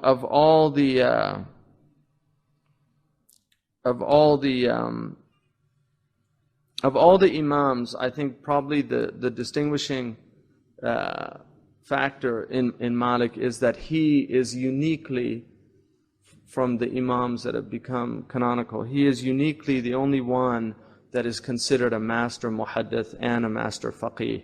None of them have that status. Abu Hanifa was a muhaddith, but he was not at the level of Imam Malik. He's not, even Ahmed ibn Hanbal, who was a muhaddith, his musnad contains many weak hadiths, and he did not have the critical.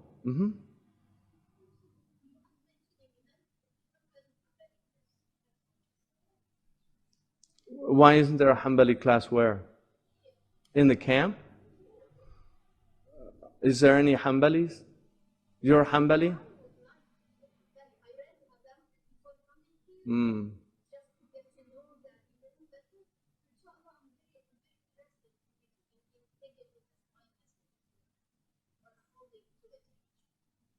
Well, you're definitely a minority. I mean, I know, we can't, it's hard to serve. We don't have, there's very few Hanbalis. I mean, in the Muslim world, there's a handful of Hanbalis in Syria and in Palestine. And then there's Hanbalis in Saudi Arabia and in Kuwait and a few in Qatar. And that's pretty much it. So the majority of Muslims that we serve are Hanafi, Shafi'i, and Maliki. We don't, Ahmed ibn Hanbal is an imam, but it's just there's not a lot of Hanbalis. So,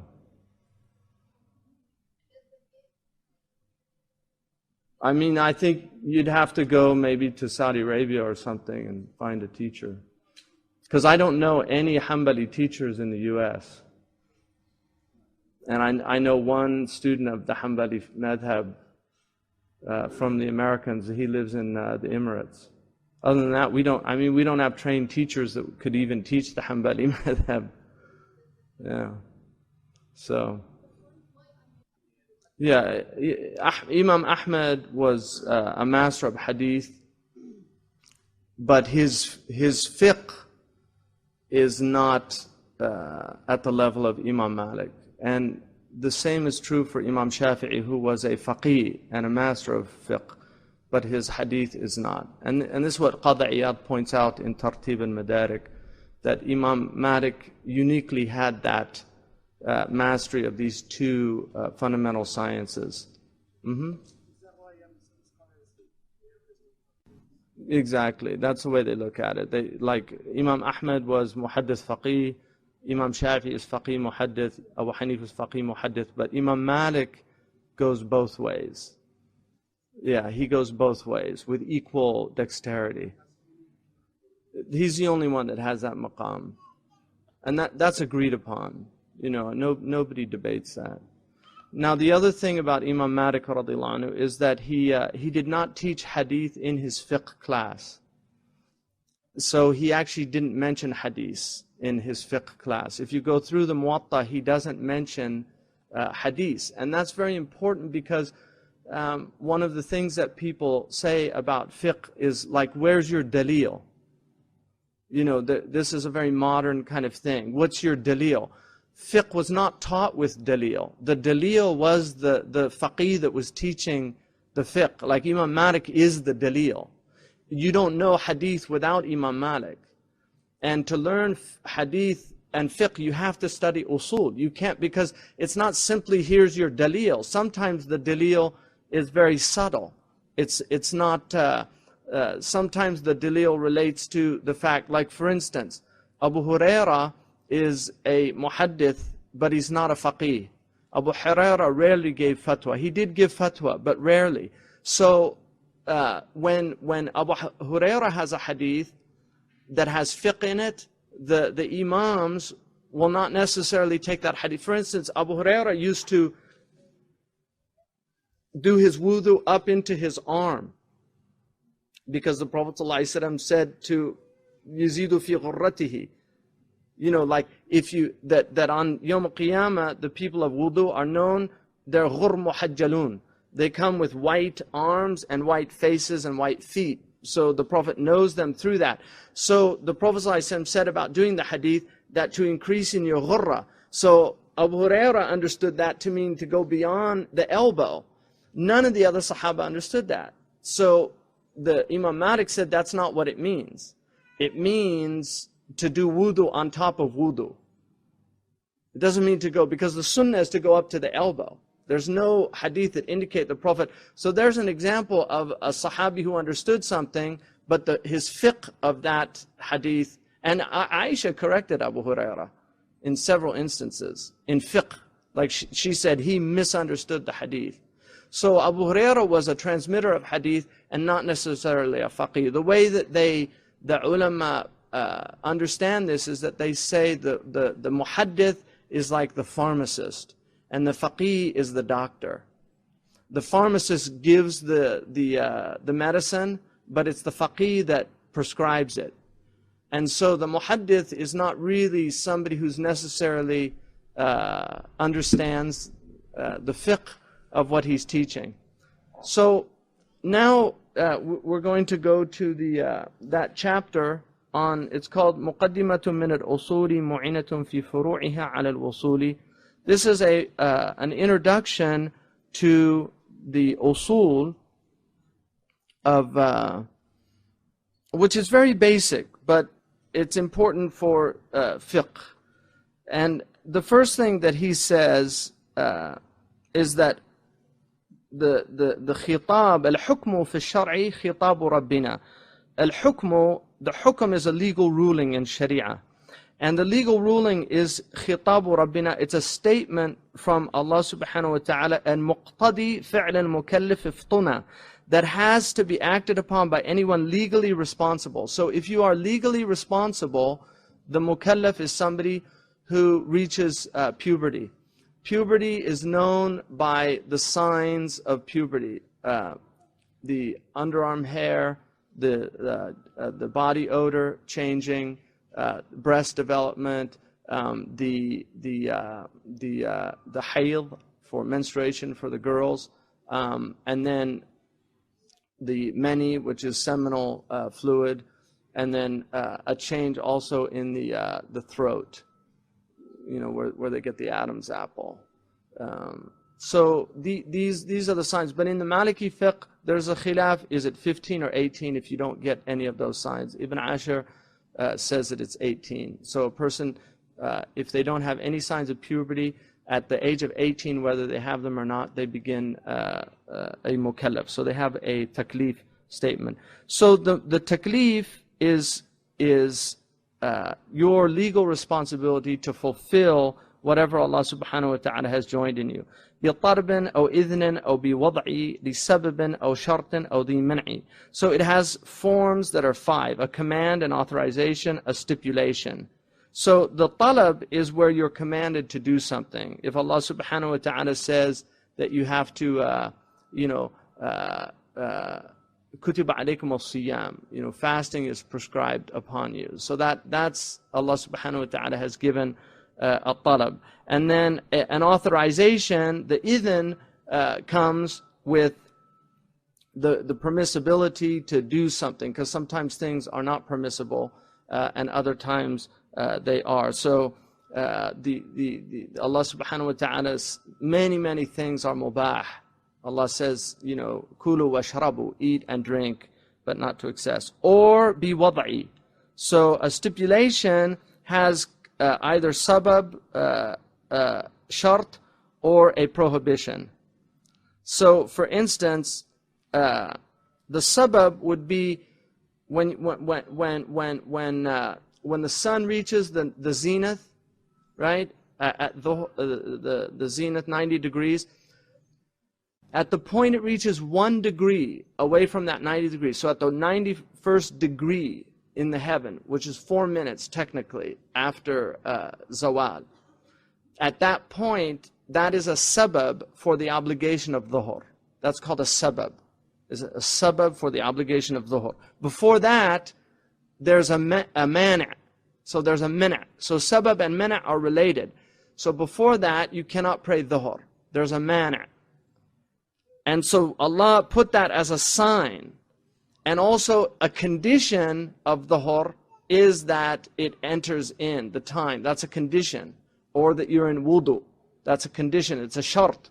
Shartu sihhati salatikum. So it's a condition of the validity of your prayer is that you're in wudu. Or if you had janaba, that you removed the janaba through ghusl. If there's no water, you did it temporarily through tayammum. So these are the ways in which the hukm of Allah becomes applicable, through tarab, idhan, and then the wada' of sabab, shart, or mani', a preventative. Does everybody understand that? Any question about that? Okay.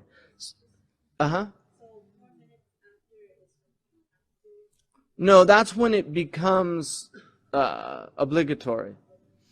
That's a sabab. But it goes all the way to, in the Maliki madhab, to right before the Asr. All right? You can pray any time during that period. No. That's just the beginning. Yeah, that's the beginning. The sabab for the obligation of dhuhr is a 1 degree movement away from the kabad as-sama. Then it's a mani'. Then you cannot pray. It's haram to pray it. Yeah. I'm going to do that when we get to the prayer times, because Malik's prayer times are the most lenient of all the madhabs, and it's one of the areas where he's very, very generous. So, and then he says, أقسام حكم الشرعي خمسة ترام فرد وندب وكراهة حرام. So the categories of legal rulings in the Sharia are 5. There are 5 categories.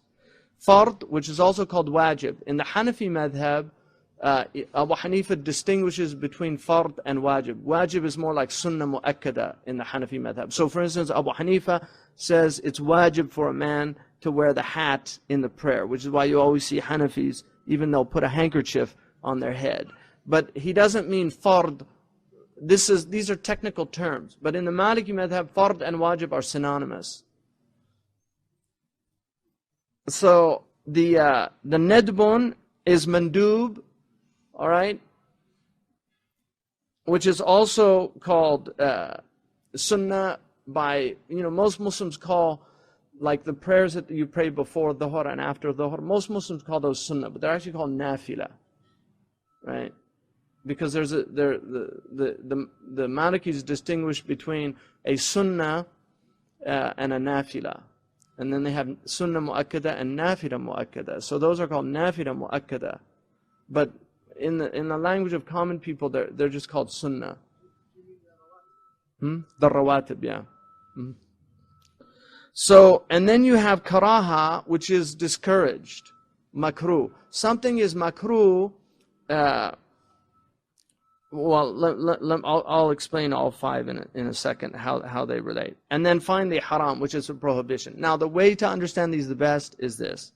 Fard is that if you do it, you're rewarded. If you leave it, you're punished. I mean, maybe or maybe not, but there's a punishment that entails leaving it. Mandub, you're rewarded if you do it, you're not punished if you leave it. Mubah, neither nor. Right? The mubah is neither nor. Because he says thumma ibaha is the next one. Neither nor. And then the karaha, you're rewarded if you leave it, but you're not punished if you do it. And then the haram, you're punished if you do it, and you're also rewarded if you leave it with niyyah, if it's something. No mandub is associated with a punishment. It's extra. I mean, the reason mandub is important and nafila and sunan is because they act as a they redress the shortcomings of your fard.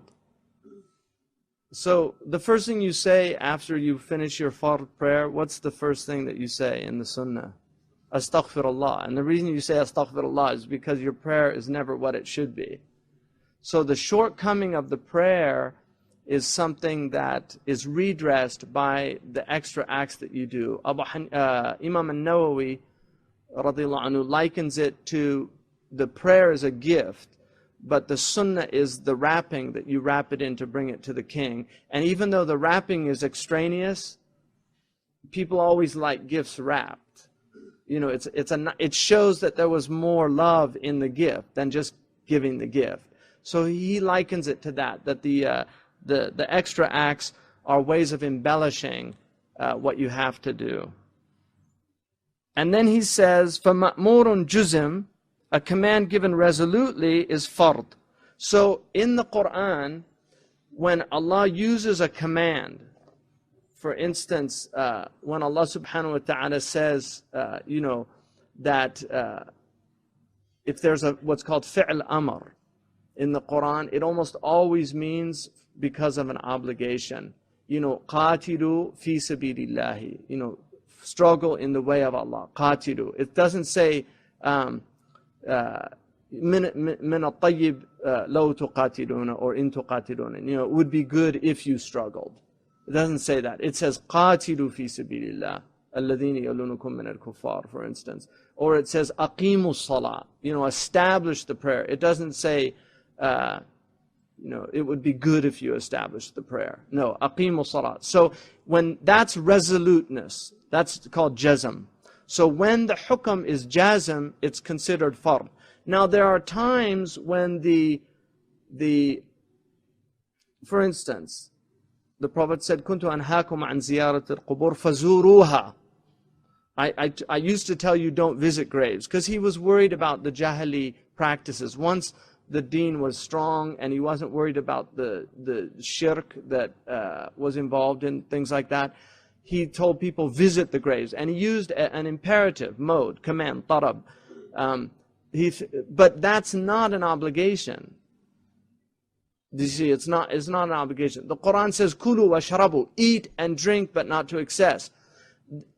Obviously you have to eat and drink to stay alive. But eating and drink, the command to eat and drink doesn't mean, that it's imperative at all times to eat and drink or whatever. So it has to be understood within the context. But when it is resolute like that, then it's considered fard. And then dun al-jazmi mandub. When it's other than jazm, it's mandub. So it's either sunnah or nafila, depending on that. And dun nahyi makruhun wa ma hatman haram. If there's a prescription, if you're told not to do it, it's for karahiyah, unless there's a proof that it's for tahrim. Because tahrim is the hardest thing to establish in usul. That something is haram is the most difficult thing to establish. To say something is haram, you have to have a strong proof.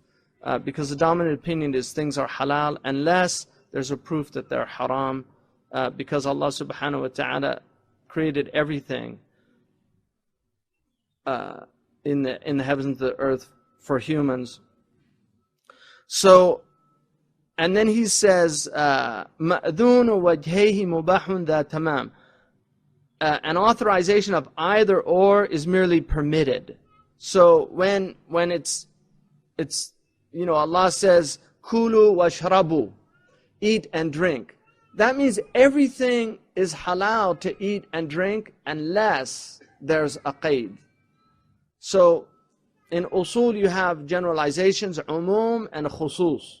You have itlaq and taqyid. So you have something that is absolute, and then you have something that's restricted. So when Allah says eat and drink, that's atlaqu. He atlaqul hukum. He made it absolute. It's unrestrained. But then there's things in the Quran that tell you what not to eat, and there's things in the Sunnah that tell you what not to eat. And because of that, those become exceptions from the general rule that everything is halal to eat or drink, except for wine, right? Because al-khamr rijsun min amr shaytan. It's an evil. هَلْ أَنْتُمْ مُنْتَهُونَ. Are you going to leave it like I've told you to leave it? So that's an example of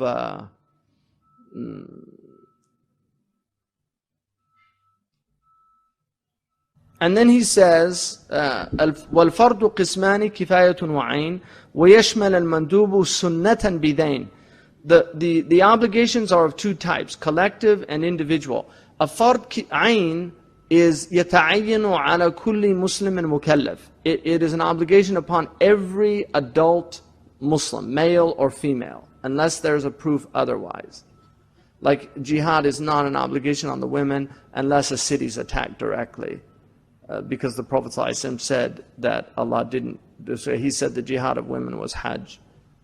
The fard is kifaya, and the fard kifaya goes under the bab of jihad in books of fiqh. That's when they talk about fard kifaya, because jihad itself is a fard kifaya, which is to defend the lands of the Muslims. Unless obviously they're in complete if they're being attacked, then and it's not enough for a group of people to do it. It becomes incumbent on even the women at a certain point. So the kifaya are things like engineering is a fard kifaya, medicine is a fard kifaya. All the things that help a society flourish and human culture to flourish are actually fall under that category. And the fard ayn are those things that Allah has made incumbent on everybody. The fard ayn are 6 basic categories, but the most important thing is learning what you have to do to fulfill your religion. And that's why prayer and fasting is fard ayn on everybody who's an adult who prays and fasts. You have to know the basic rules of praying and fasting. A lot of Muslims don't know these rules, so they're considered athim. They're in a state of sinfulness until they learn the rules of praying. And then also the same is true for fasting, because there are rules that go with fasting that if you don't learn them, your fasting is incomplete. And the same is true for zakat and for hajj. And then it's also a fard ayn to learn anything that you go into. Like if you're going to get married, you're supposed to learn the rules of hayd. For instance, hayd is not just for women. A man is supposed to learn the rules of hayd too, because they apply to him in marriage. Otherwise, they don't apply to him. If you are going to enter into commerce, then you have to learn the rules of buying and selling, because there are rules that are related to that. I mean, he says earlier, he says in the bab of tasawwuf, he said, يُوقِفُ الْأُمُورَ حَتَّى يَعْلَمَ مَا اللَّهُ فِيهِنَّ بِهِ قَدْ حَكَمَ. He does not do anything until he knows the legal ruling in that thing. So it's actually incumbent upon Muslims to know what the legal ruling of something is, to know what the legal ruling of, I mean, a lot of people, ahkam al-lisan are amazing, the rules of the tongue. The Tuhfat al-Burur, which you're studying, the book on the rules of parents, is very important to know, like what you owe to your parents, because your parents have immense rights over you, and those rights have been codified in the Sharia. So the kifaya and the ayn are very important. The basic rule is the ayn needs a proof that it's a fard ayn. The Prophet ﷺ said in Ibn Majah, a famous hadith, طَلَبُ عِلْمًا فَرِيضَةٌ عَلَى كُلِّ مُسْلِمٍ, and then the idraj of the hadith, which is something was added by the ruwats, wa muslima, just to emphasize, even though it was understood man and woman, but that was added to emphasize that. And that's why the hadith is related with men and women. The learning is an obligation on every male and female. You have to learn. And so seeking knowledge is incumbent. It's a fard ayn to seek knowledge. Even the ulama say it's permissible to disobey your parents in seeking fard ayn knowledge. If they say, no, you can't go study, and you don't have that knowledge, it's permissible to disobey them in that. That's how important it is. So that is a basic, he's giving you a really basic primer on understanding usul. But the beauty of this is every single thing in the world goes under one of those 5 categories. And you can add to that, salihun wa batinun, or fasid and salih, which is like certain marriage contracts are invalid. Right? And so those are the 2 that are added on to those 5 things. So anything that you can think of, what's the legal ruling of, using paper cups? It's definitely makruh, I would say. Because, it leads to israf. It's a type of extravagance. And anything that's extravagant is... So everything has a legal ruling. What's the legal ruling of using a microphone in a masjid? The ulama permit it because you can raise your voice in a masjid, even though it's makruh to raise your voice in a masjid. And if it does tashwish, it can reach the level of prohibition. But to teach using a microphone is permissible in the masjid if it's not during times when the prayer is going. So those are examples. Everything has legal rulings.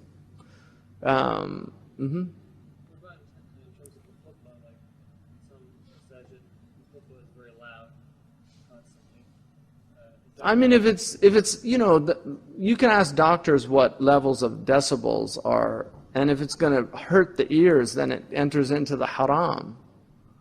So, and unfortunately, there are places where the decibels are too high. That's true. But I mean, you can, if it's harmful, generally it's either makruh or haram, depending on the degree of harmfulness. But any la darara wa la dirar. There is no harm and there's no reciprocating harm. That's a qaida in qawaid al-fiqhiyya. That's a strong qaida. There is no harming and there's no reciprocating harm. So anything that yudurruna is something the Sharia does not encourage.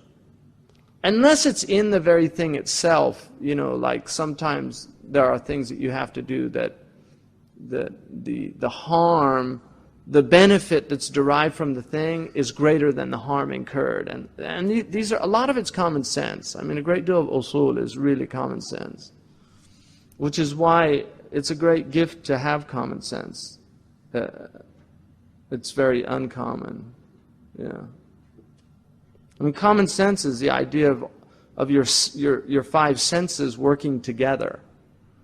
So that you're kind of in a harmony. That was the common sense. Was like it was everything working together. Because these are all inroads for knowledge. Your eyes, you see, you hear, touch, taste. Like you smell something and it doesn't smell good. Common sense says don't eat it. Which is why the mustaqdarat, like in the Shafi'i madhab, things that the self naturally is repulsed by, he considers prohibited. Because it's common sense. If something smells bad, now obviously there's taste involved. I mean, a lot of French cheeses smell horrible, but people eat them anyway, right? So there's urf that goes under those categories, and that's why Imam Malik says these things are urf issues, because some people consider certain things disgusting and other people like them. So, but there is definitely a common sense element here. The next section, is there any questions on that section? Mm-hmm. When I talked about what? Uh-huh. Well, there's things that the Prophet did, sallallahu alaihi wasallam, that are makruh to do, but he did them to show that they weren't haram. No, not in a sighat al-amr. Yeah. Unless it's in a negation. لا تفعلوا. Normally, لا تفعلوا, if it's an amr, it's for the tahrim, but not always. Do you see what I mean? So the amr can be for makruh, but it's with the negation.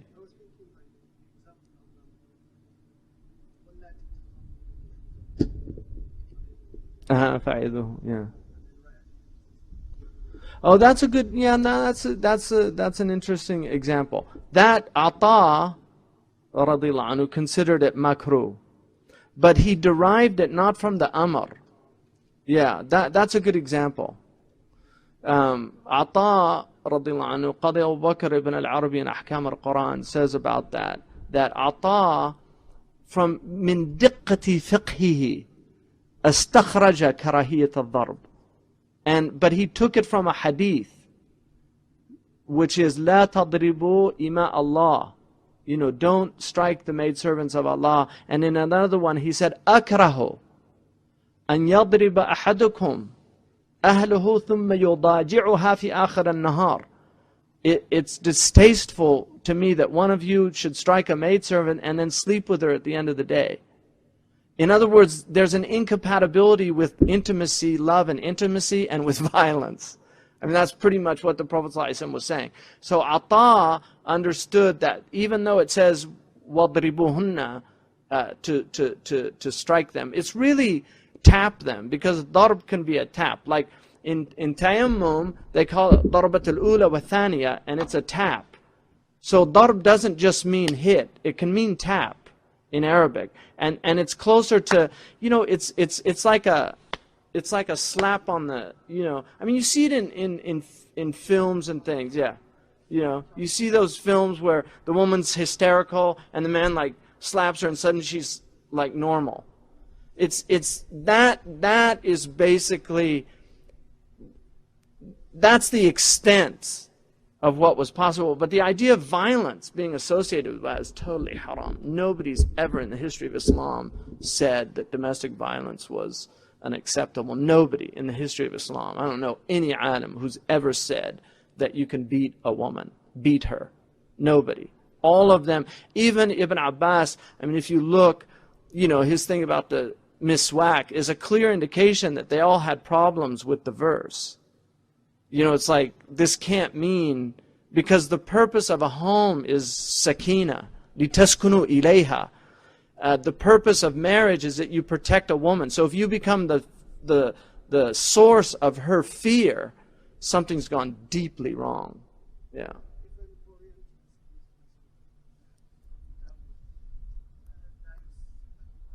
Yeah, if لا يسأل رجل عن ضرب امرأتي, that's true. But if you look, that hadith, which is in Aridat al-Ahwadi, Qadi Abu Bakr's commentary of Tirmidhi, if you look at his commentary on that, if you look at the Al-Aun al-Ma'bud, which is Ibn Qayyim al-Jawziyah, he says the meaning of that is لا يسأل عن ضرب امرأته, a man's not asked about hitting his wife after it's happened, if people hear about it, because it would lead to backbiting against her.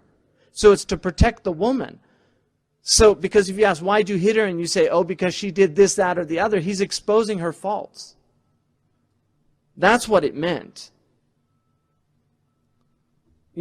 People misunderstand this religion. I mean, that's why you need ulama. I mean, if you don't have ulama.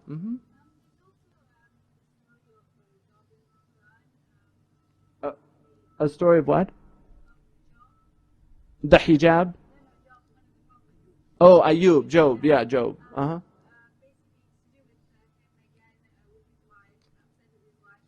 So he hits her with the twig. Yeah.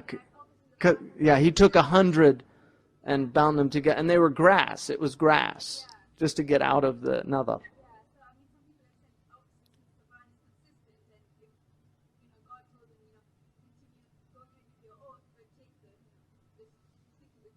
Yeah. It was grass, which is very soft. Yeah. No, it's very clear. I mean, it's just outrageous that any Muslims could argue domestic violence. It's outrageous. Yeah. Exactly. No, it's very troubling. The Prophet never hit a woman or a child or a servant, ever. لم يضرب رسول الله امرأة ولا ولدا ولا غلاما قط. I mean, it's emphasized. Ever. He never hit. And وَلَقَدْ كَانَ لَكُمْ فِي رَسُولِ اللَّهِ إِسْوَةٌ حَسَنَةٌ. You have in him the best example.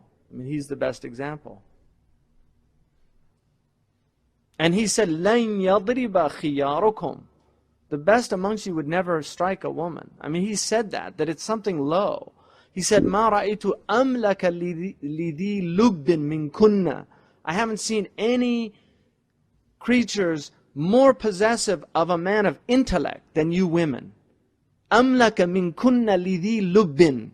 Somebody who has intellect. If you and so somebody that doesn't have intellect is like a beast. They control women.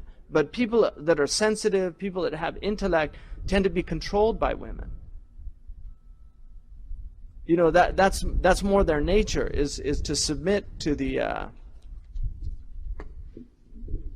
And that's the way the Prophet ﷺ was. That إِرْضَاءُ نِسَائِهِ was very important to him, to make sure that they were happy. So anyway, we come to the book of purity now, Kitab al-Tahara. Tahara in the Arabic language, it relates to nalafa, cleanliness. And but the Tahara is what they call sifa hukmiya, yustabahu biha ma yumna'u min al-hadathi wal-khabath. It's a quality, a legal state that you're in that permits you to do what would normally be prohibited because of hadath or khabath. Hadath are those ahdath, are the occurrences that happen biologically from, like urine, feces, wind, those things that put you in a state in which you lose your wudu or ghusl. And then the khabath are impurities. So you have some feces on your robe or something. Tahara removes that. So now water. So that this is basically the reason the books of fiqh begin before wudu about tahara is because you need to know what water is what's called tahirun wa tahur. There's two types of water in terms of purity. Tahir is water that is tahirun, it's pure, and you can use it for adat. Tahurun is water that's pure that you can use for adat and ibadat. Adat are like everyday things. So if you put rose water into water, it's tahirun, but it's not tahur.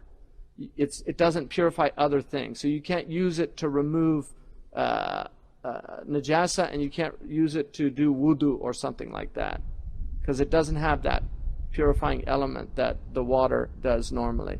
So if you so he says here, فَصْلٌ وَتَحْصُرُ الطَّهَارَةُ بِمَا مِنَ التَّغَيُّرِ بِشَيْءٍ سَلِمًا إِذَا تَغَيَّرَ بِنَجْسٍ طُرِحَ أو طاهر لعادة قد صلح إلا إذا لازمه في الغالب كمغرة فمنطق كذائب.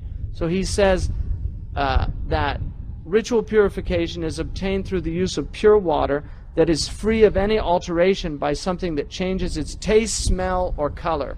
So water should not smell if it's good, if it's pure water. It shouldn't have a taste. It doesn't have a taste like other things have a taste. Obviously, the water, you can taste water, but it doesn't have, it's just water. It doesn't have that taste that other things have.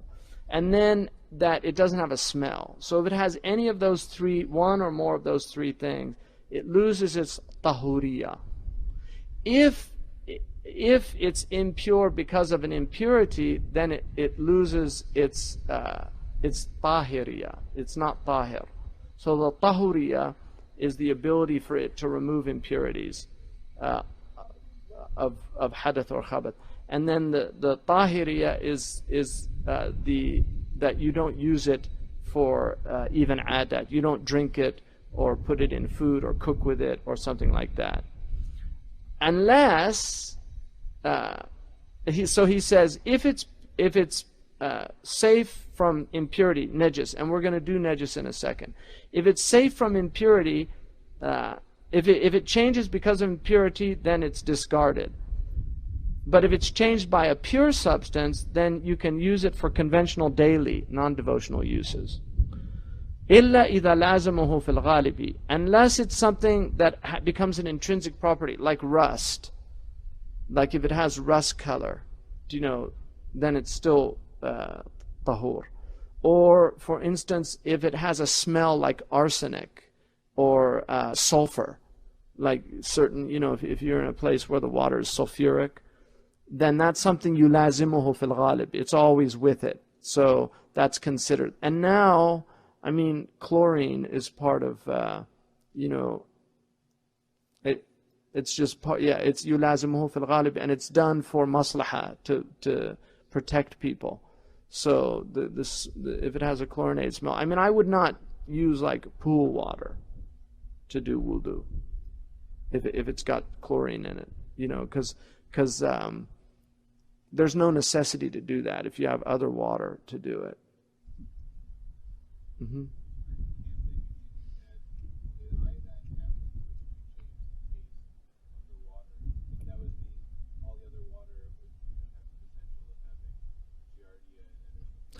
What I would do is I would wash with it, and I wouldn't use it in your mouth, because the mouth is only a sunnah. Yeah, I would do that before I would use iodine in the water. Mm-hmm.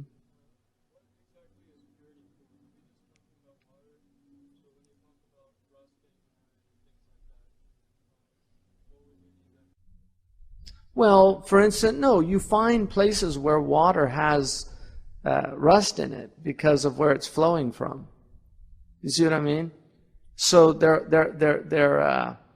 for instance, because of pipes, you get that redness. That's still pure water. This is about water. Yeah. I mean, water, water is the foundation of our religion. Without water, I mean, everything's based on water. Our life is based on water. Our prayer is based on water. So water is very important. Water's going to become increasingly important too, because the water tables are all dropping, and the wars of the 21st century are probably going to be water wars. Water conservation is part of our religion also. The Prophet ﷺ said that it was, he said it was fisq to waste water even in a river. Because people could say, if he said that, they say, oh, well, he was living in the desert, and but he said, وَلَوْ عَلَى نَهْرٍ جَارٍ. Even if you're on a flowing river, to waste water is israf, it's fisq. وَلَوْ عَلَى نَهْرٍ جَارٍ. That's what he said. I mean, that's so clear that it's about conservation. It's not about, desert. And we waste a lot of water. I mean, the average person uses 6 liters to do wudu. And you can easily do wudu with half a liter, easily. Mm-hmm.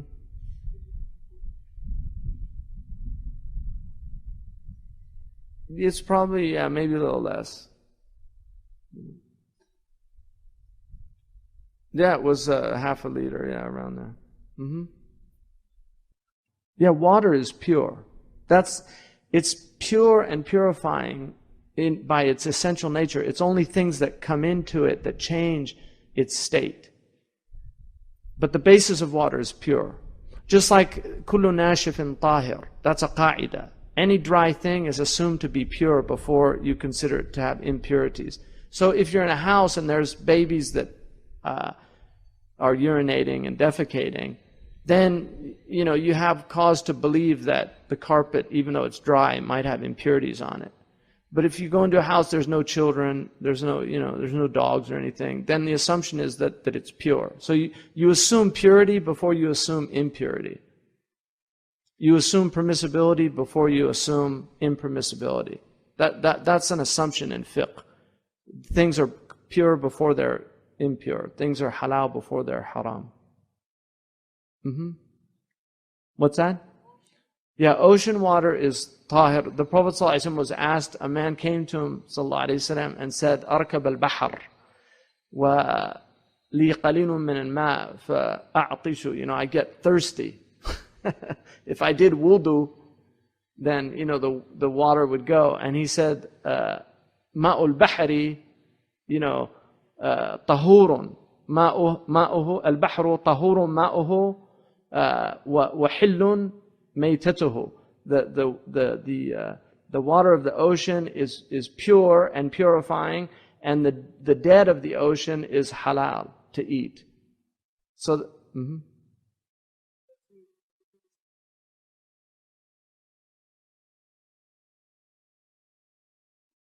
Yeah, no, it's one of the three. That's why the salt taste. And as far as we know, the Prophet ﷺ did not go to the ocean. He saw the ocean because Allah showed him the ocean in the cave at Ghar Thawr. Allah opened it up and showed him the ocean. There was a boat to take him if they needed it. But he never visited the ocean. He learned to swim, though, in a birka in Medina when he was a little boy. He was visiting his akhwal, his maternal side of the family. And he learned to swim in a little. It used to be there. Unfortunately, they recently destroyed it. Mm-hmm.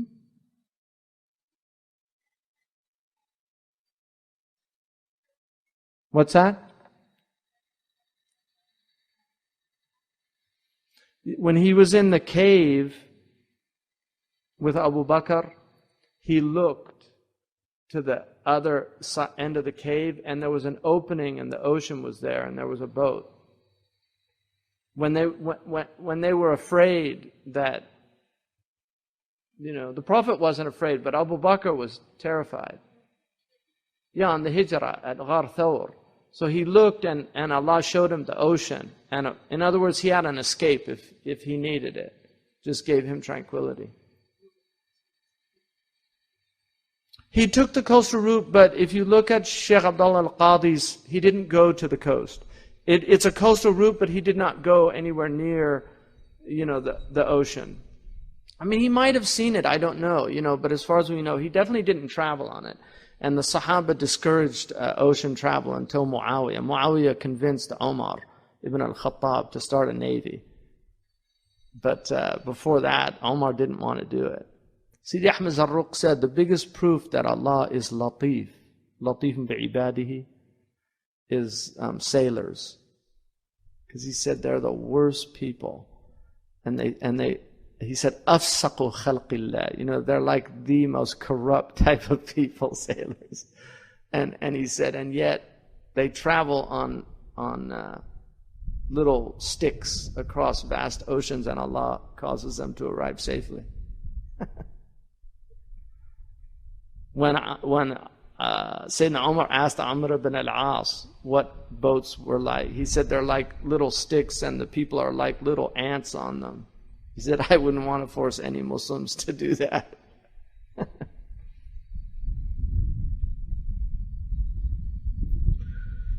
So, just to go on what is tahir, because this is important in relation to what makes things impurity. Tahir is every living thing is considered tahir according to Imam Malik. Araqahu wa damuhu wa mukhatahu wa lu'abuhu. It's sweat, it's blood, unless it comes out. The masfuh, once it leaves the,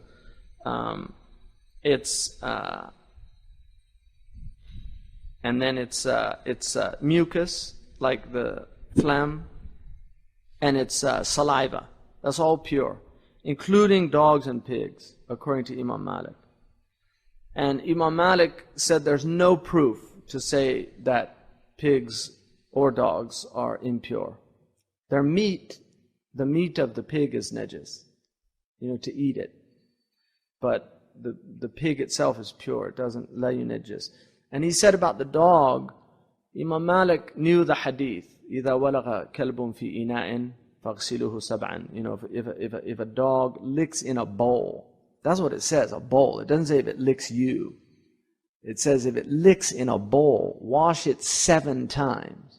Now Imam Malik said, if it was for najasa, there's no need to say 7 times. Because najasa, you just remove it, however much it takes you. It might take more than 7 times if it's something that's hard to get off. So he said the fact that he said 7 times means there's some other meaning to it. It's ta'abbudi. He called that ta'abbudi. There's ma'qul al-nas, and then there's the nas that is ta'abbudi. Ma'qul al-nas means it's rational. Ta'abbudi means it's rational, but we don't know the reason. أخفى الله سبحانه وتعالى علته عنا, like he hid its, legal rationale from us. So we don't know why there's 3 rakats at Maghrib or 2 at Fajr. It's ta'abbudi. There's a reason, but we don't know why.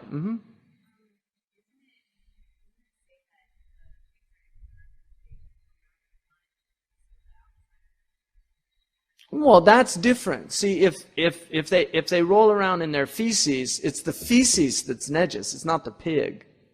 Do you see? So if a cat comes up to you with feces on it, the feces is najis. You have to avoid the feces, but the cat itself is not najis. Yeah.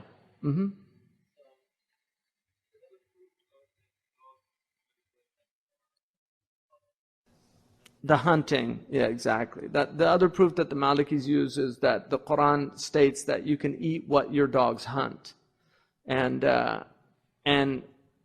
if something that is najis bites into meat or something, the meat becomes impure. So Imam Malik said it can't be najis because the meat's not impure.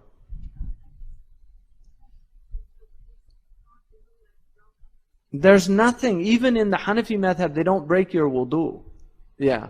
I mean, dogs are unjustly treated, to me, by the Muslims.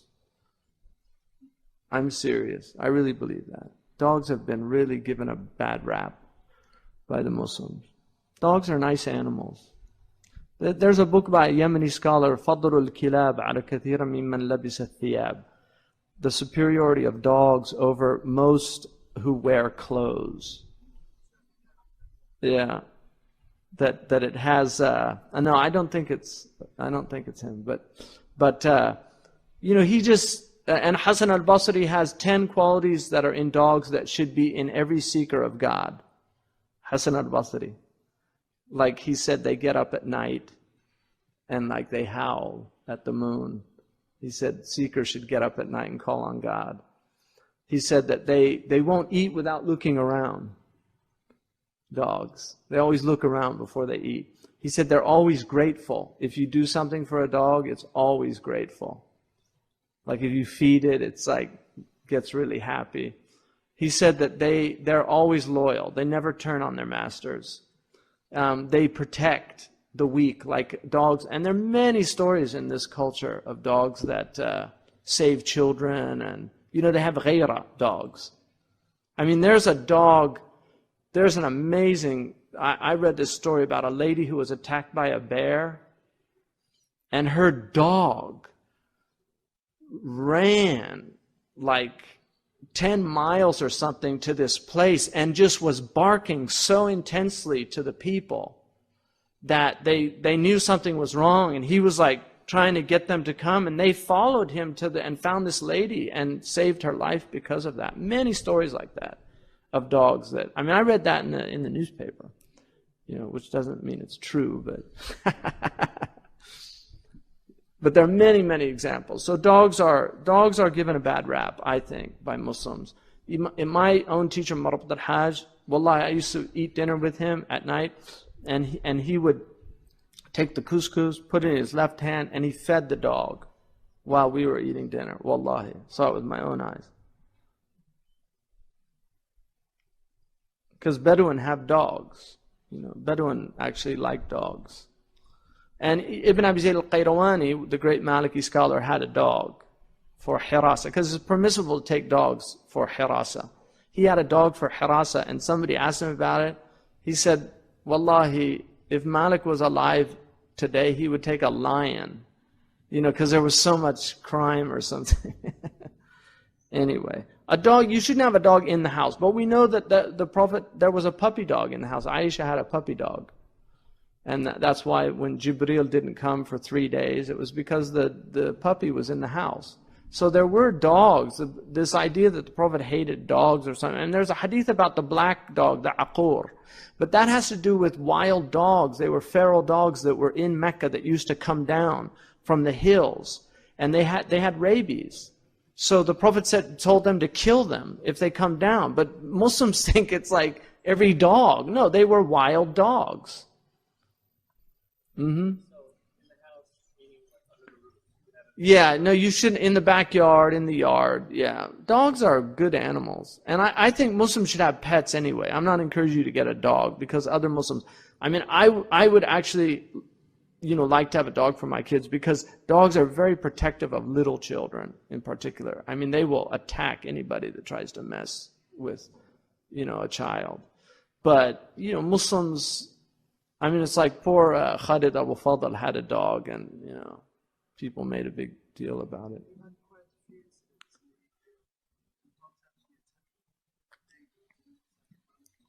No, I mean, you have certain dogs are vicious. I mean, there are certain dogs that are very violent. Most dogs would never do that. They're like cats. I mean, cats know intuitively not to scratch babies. You know, they do. That's why they're alif. They're domesticated. Domesticated animals, that's their secret, is they don't attack us. That's why they're domesticated. But there are certain dogs that are verging on wild dogs, like pit bulls. Pit bulls will eat babies. You know, they'll attack people and kill people. Yeah, they are pit bull. No, but I mean, pit bull that's absolutely haram to have a pit bull. Because it's worse than a gun. they have a potential to really cause harm on others as well. They're more wild than they are domesticated, pit bulls. And the people that have them are usually kind of criminal mentality. Do you know? They are. It's a low-life type of mentality that wants a pit bull. You know, most people like dogs because they're companions. They're happy. They're nice. Pit bulls are like, I mean, you know, it says something about the owner more than the dog. Is the meat of any other animal looked after other than pigs? Well, if it's dead, yeah, if it's dead. And then there's a khilaf about certain animals.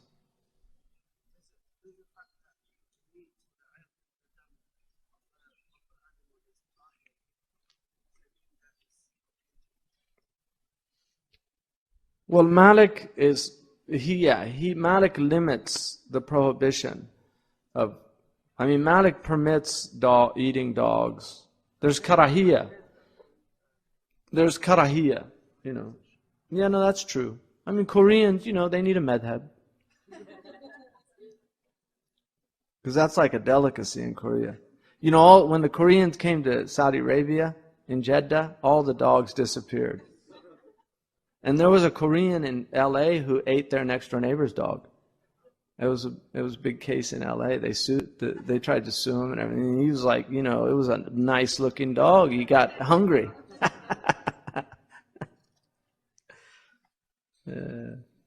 I once, you know, I had one of my teachers. He was Mauritanian, Shaykh Muhammad Shaybani, and there was another one, Shaykh Sidia, and Shaybani he kind of inclined towards the prohibition of dog, because there's an opinion in the Maliki madhab that it's prohibited to eat muharram, but he inclined towards that opinion.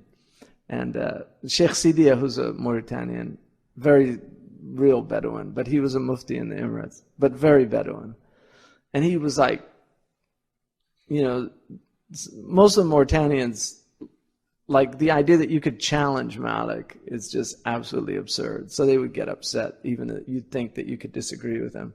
So he kind of said, how can you say?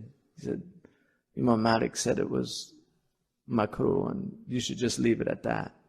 And he said, and Shaykh Shaybani said, nah, he said that, you know, it's. And so they were debating about it. And then I mentioned that about the Asians, that certain Asians, you know, eat dogs. And when I said that, the Shaykh Sidiya, who was arguing for the dog, he said, he said, they eat dogs. I said, yeah, they eat dogs. He said, and Shaykh Hamza Yusuf, he said, see, you know, you're disgusted by it.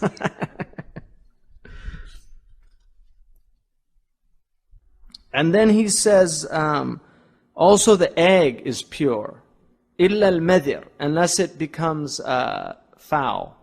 You know, like a rotten egg is considered najis. وَمَا خَرَجَ بَعْدَ مَوْتِهِ. And if it comes out after the animal dies, then it has the category of najis. Balgham, which is phlegm, is considered pure. Safra, which is bile, is considered pure. So the contents of the stomach are pure unless they've been changed. Al-mutaghayyir. All right, so qalas, which is like reflux, you know, gastric reflux, is pure. And bile is pure.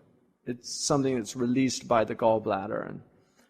But if what you vomit is changed, food, and has a smell, it's considered impure.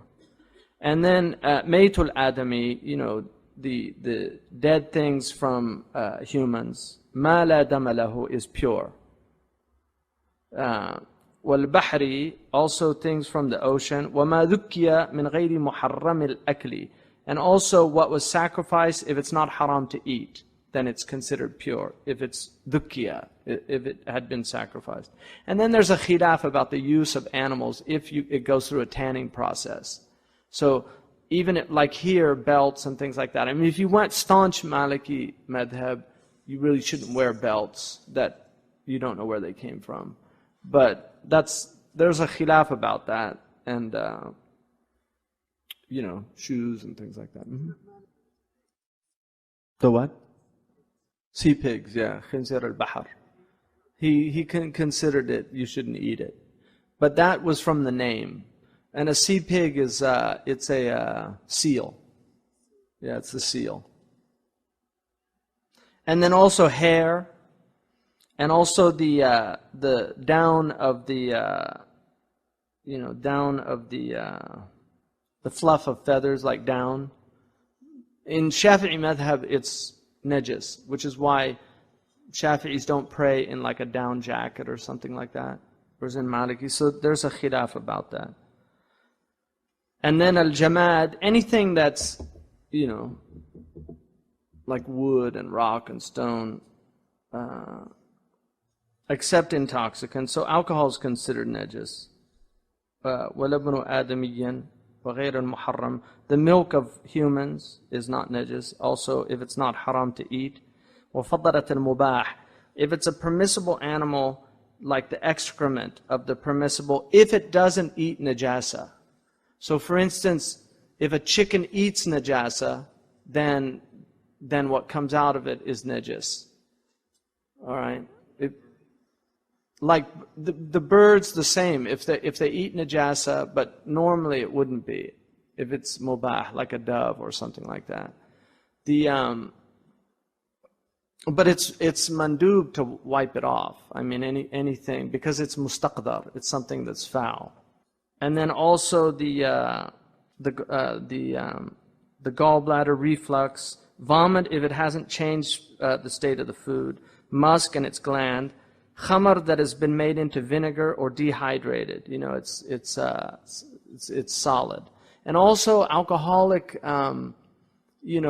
alcohol that's used for like 98 proof type, that's used medicinal alcohol, is not considered najis. And my teachers from Mauritania considered the alcohol in perfume to be also permitted. So, I mean, because there's alternatives, I think it's better to use it, unless obviously it's like a oral, if you've got, if you're using it medicinally. Yeah, because then even to take herbs with alcohol, if it's being used medicinally, is permitted. Mm-hmm.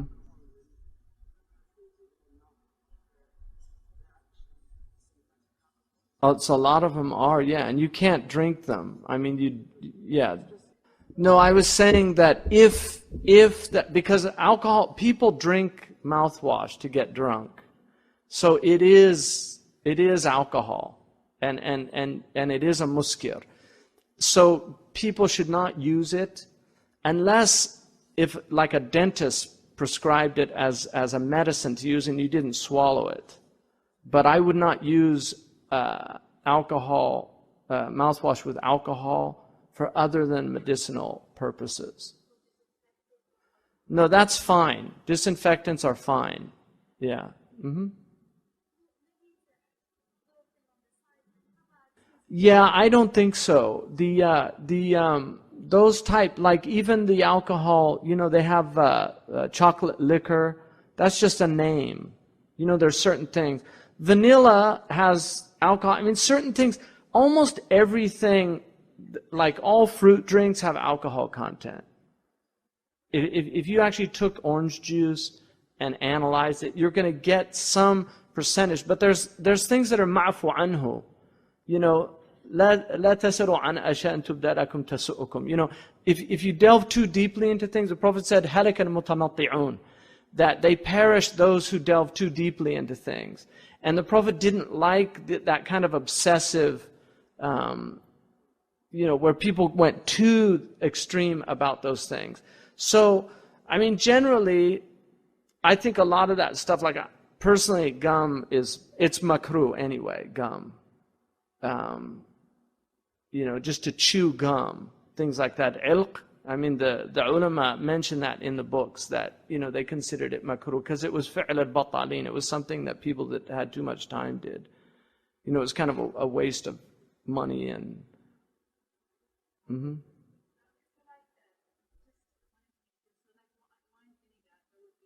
Wine vinegar is permissible, yeah. Because it's not wine, it's vinegar, but it goes through a process of being wine. So once it's إذا يتخلل بعد الخمر, it's halal. Once it becomes vinegar after going through the wine process, it's halal. Yeah. Mm-hmm. What's that? Apple vinegar, all those things, they're permissible. Yeah. I mean, I think generally, yeah, everything, if it's, yeah, I mean, that's what we try to do. Yeah.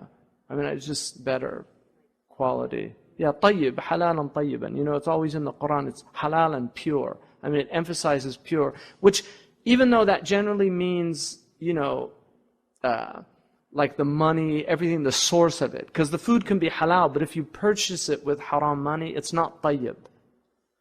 So, but the fact that that word is such a comprehensive word, tayyib, you know, pure.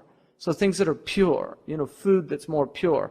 And when they sent in Surah Al-Kahf, when they sent them into the village, they asked him to get the purest food. You know, azka, which is like the purest food. And then also the ash of najas is not, fire purifies.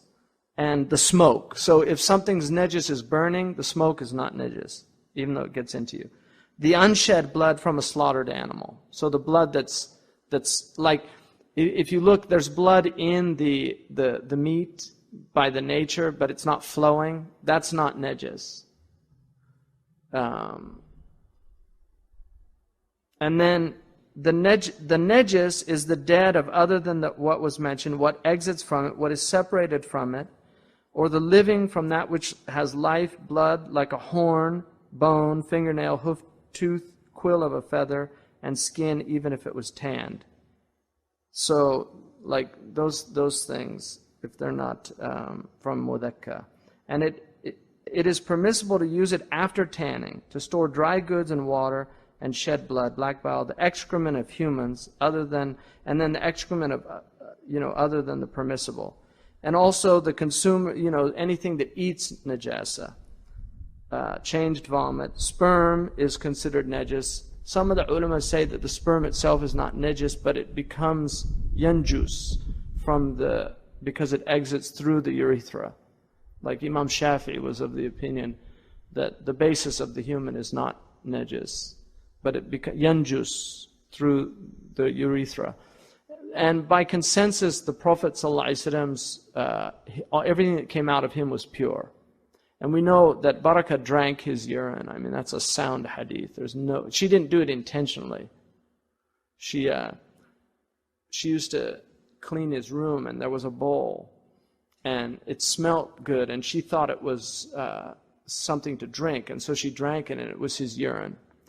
But and she said about it that she never had a stomachache after that. Yeah.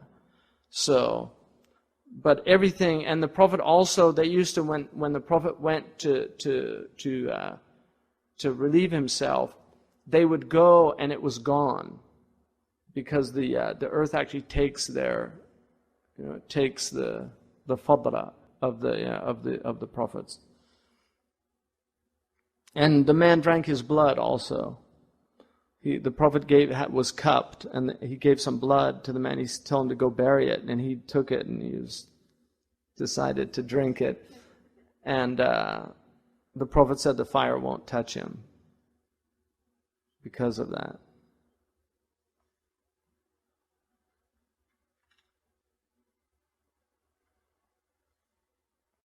And then medhi and wedhi. Medhi is a prostatic fluid, and wedhi, even though they differentiate from it because they are slightly different, is also a type of prostatic fluid that comes out, and they're both impure. So medhi is the clear, sticky that precedes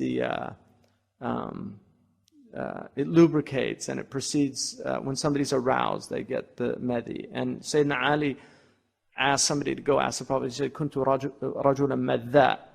I was, somebody that had a lot of this fluid of medhi. He was easily aroused, and he asked the Prophet ﷺ. He asked somebody, he was too embarrassed to ask the Prophet, so he asked somebody to go and ask the Prophet about it. And it's considered. And then whether usually comes if somebody is constipated, and it will come after. It's like a white fluid similar to semen. And then even if it is permissible, and pus, sadid, and qayh. Qayh is pus, sadid is exudate. So the exudate of a wound that comes out, right? Which is blood, really, isn't it? I mean, it's part of the blood. The pus is the white blood cells, right? And then the sadid is the serum of the blood. So, and then everything that flows from the body, such as scabs, if it contains liquid. So if you have boils and things like that, what comes out of it is considered najis.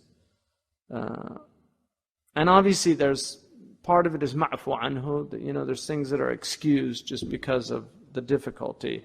So,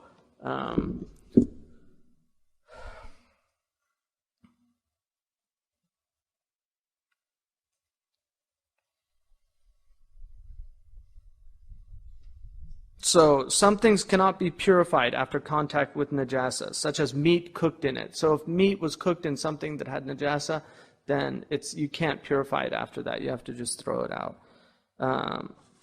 Or an olive that was salted in it, or an egg boiled in it. A clay pot submerged in najasa. Not if it has, there are two types of clay pots, right? There's the clay pots that are porous and they absorb, and then there's glazed, it's been fired in a furnace. That you can clean. But if a clay pot that is porous and it gets najasa, then it can't. And then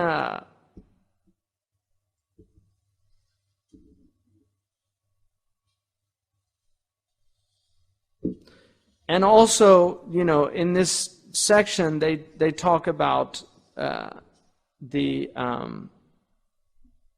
it's permissible to benefit from mutanajjis, from something that's impure, like the hide of an animal that was not killed through zakat. If it's tanned, it's permissible, but it shouldn't be used in the masjid, right? And it shouldn't be from a human, like anything used from a human. And then also that it's permissible, it's not permitted for a male adult to use silk.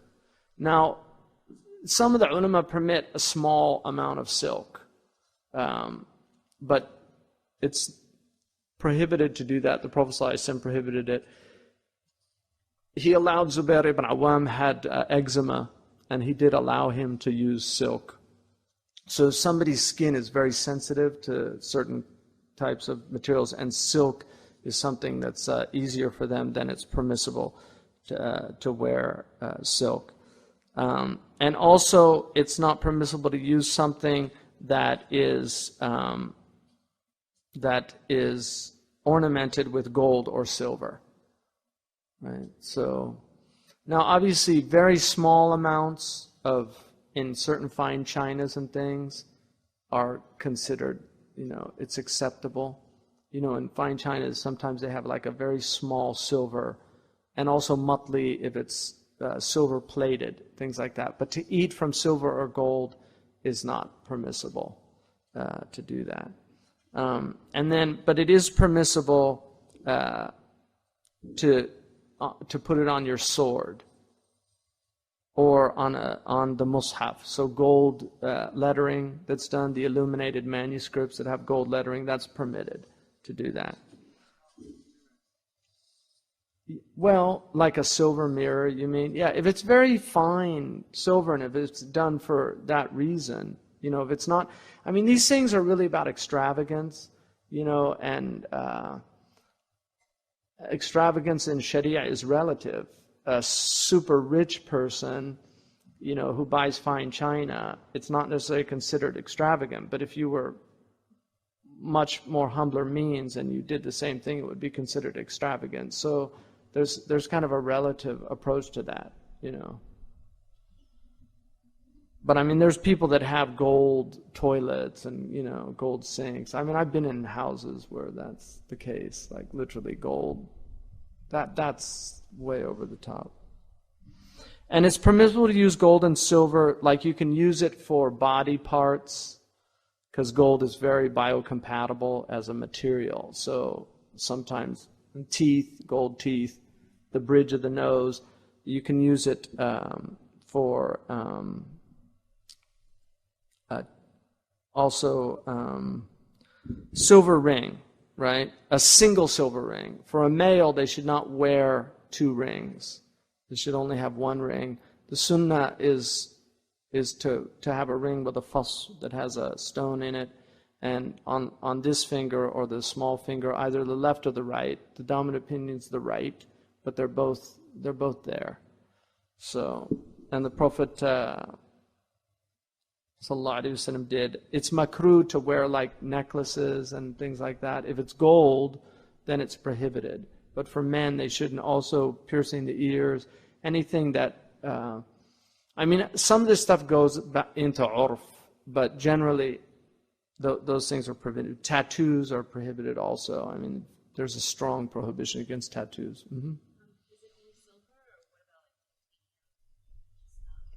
Yeah, it's permissible to wear. I mean, white gold, platinum. I personally would avoid it. Titanium's fine. Yeah.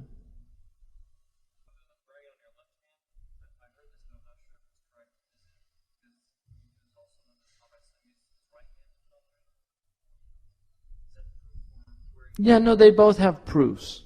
They both have proofs. I don't know that specific thing, but they both have proofs. I mean, I have a book by Imam al-Hattab. It's Ahkam al-Khawatim, the rules relating to rings, and they go into great. If you do the wudu, they call it ijala. You just have to move it like that. If you do a ghusl, though, you have to take it. You have to get in where the ring is. Yeah. But for the wudu, you just have to, and then if you do tayammum, you have to take it off. There can't be ha'il. It's called a ha'il.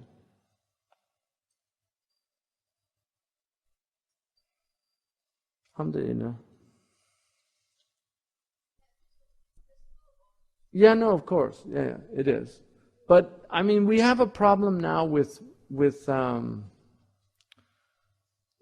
filtered water now, because they're starting to take sewage water and filter it. That's definitely a problem. I mean, some of the ulama are against that.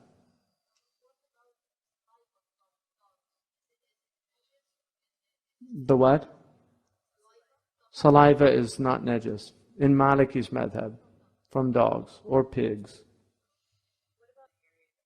Well, the water's potable. I mean, by law in the U.S., there's a lot of regulation about municipalities. So the water has to be potable. It can't be dangerous. Obviously, in some areas, the content of chlorine is much higher than other areas. I mean, I wouldn't drink. There's a lot of water out there that you can taste it. It just tastes bad. A lot of bottled water is just a complete scam, I mean, the best types of water are like distilled water. You get good water in, like, Whole Foods has good water. So reverse osmosis. I mean, there's, the best water is rainwater if you're in a clear area, or good river water. But also, obviously, there are illnesses now. Especially if there's animals in the area, you can get. But I mean, I grew up drinking from stream water, so I don't ever remember getting sick. Alhamdulillah. سبحانك اللهم وبحمدك أشهد أن لا إله إلا أنت أستغفرك وأتوب إليك. جزا الله عنا سيدنا محمد خير ما جزيت نبينا عن أمته. سبحان ربك رب العزة عما يصفون والسلام على المرسلين والحمد لله رب العالمين. بسم الله الرحمن الرحيم. والصلاة والسلام على سيدنا محمد وعلى آله وصحبه وسلم تسليما ولا حول ولا قوة إلا بالله العلي العظيم. Alhamdulillah. We covered tahara yesterday and najasa, which is the impurities. And so before we get into the prayer, we'll look at the removing najasa quickly. And then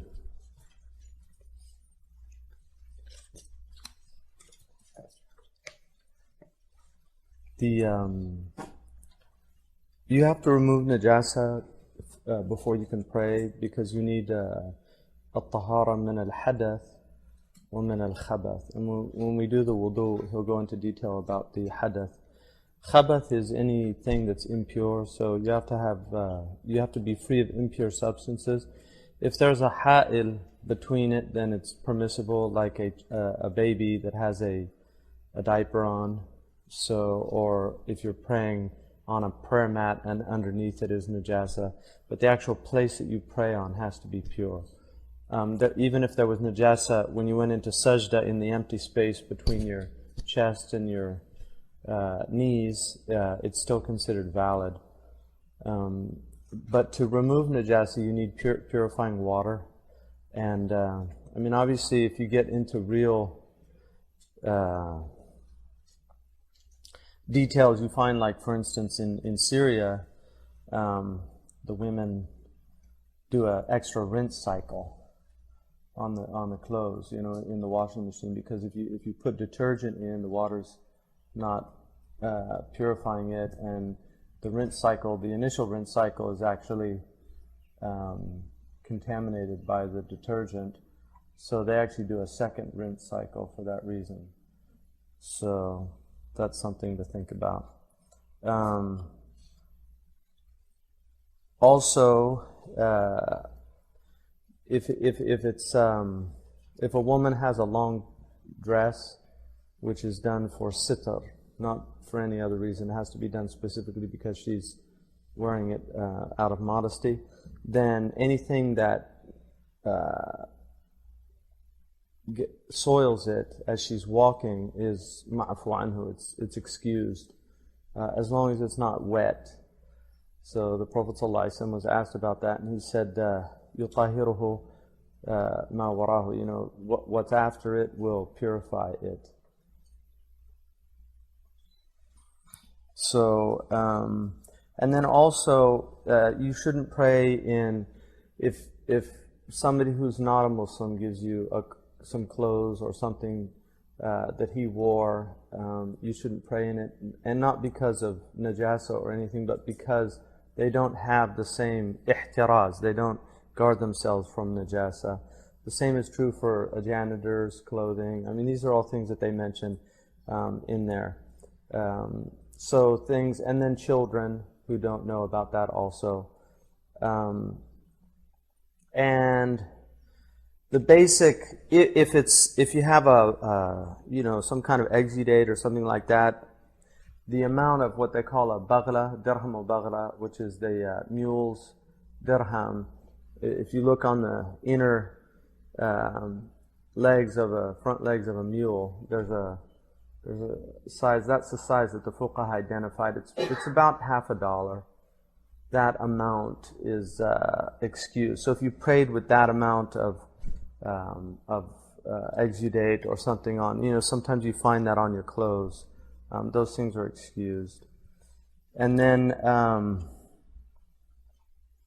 also mud, things, even if there was najasa in a place but the rain comes and gets it, it's excused unless it's ainun najasa. So if you actually see feces or something that's on you, if it's just mud and there's a possibility that it was mixed but it's not clear, then that's excused.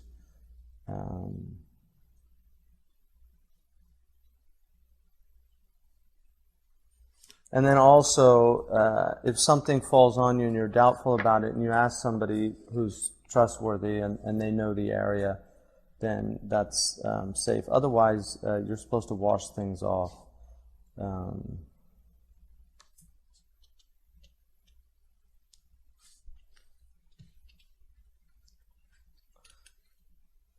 Now about the the dog, the wulugh al-kalb.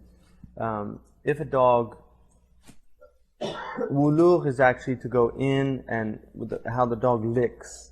So if a dog simply was sniffing in a thing, you actually don't have to wash it. If a dog actually licked it one time, it's the same. If a dog ate in food, the food's still valid to eat. But if he licks in, then it's mandub. It's not wajib, it's mandub. So that amr is for nadab, to wash it 7 times, which is the sunnah. And you don't need to use dirt after that. So now this section, which is not in Ibn Ashur, but it's an important section, is adab qada al-haja. Adab, which is a foundational principle in Islam. Adab, generally the things that are from the adab of Islam are mandub, they're recommended things. Cultures differ in adab, so you get protocols that go with cultures. For instance, Syrian adab is not necessarily the same as Egyptian adab or Hyderabadi adab or Lahori adab.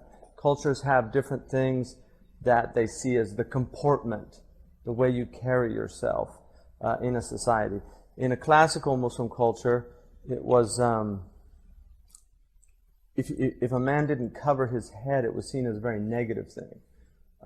And in fact, in the books of fiqh, it says that their shahada would be invalidated because they couldn't testify against another person because it was such a breach of the comportment. But there's nothing in the Sharia that says you have to wear a hat. So that has to do with adab of a culture. Now, obviously, those type of things have, even Western clothes. There's fatwas from the late 19th century and early 20th century that wearing a Western hat was ridda, it was kufr to do that, because Muslims didn't wear brimmed hats. The idea being, you couldn't do sajda with it. But if you go to Niger, Muslims wore brimmed hats. They have big hats that protected them from the sun when they were working out. So again, those things relate to time and place. You couldn't revive a fatwa from the Ottoman late 19th century that people who wear baseball caps are murtad or something like that.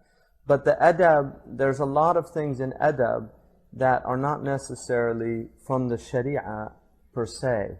But these are the adab that the Prophet ﷺ taught.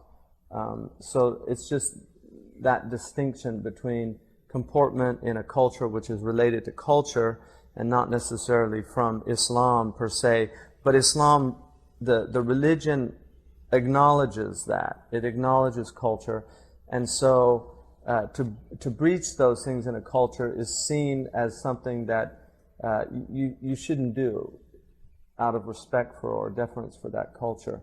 Like pointing, your feet, sitting with your feet facing towards somebody in certain Arab countries is a real aib. Or taking something with your left hand is a aib. It's an insult to the person because left hand is used for impure things. So these are the adab of the culture. The adab of the religion are things that are considered mandub, and oftentimes they come from the Prophet ﷺ, but sometimes they come from the ulama, in recognizing that these are things that are important, like adab al-bahth wal munadara is a good example of that. So he says the adab of qada al-haja is julusun bi tahirin, to sit in a clean place, and then wasatrun li qurbihi, to when you become close to that place where you're going, then it should be done in a place where people can't see you, and that's why it's actually called gha'it.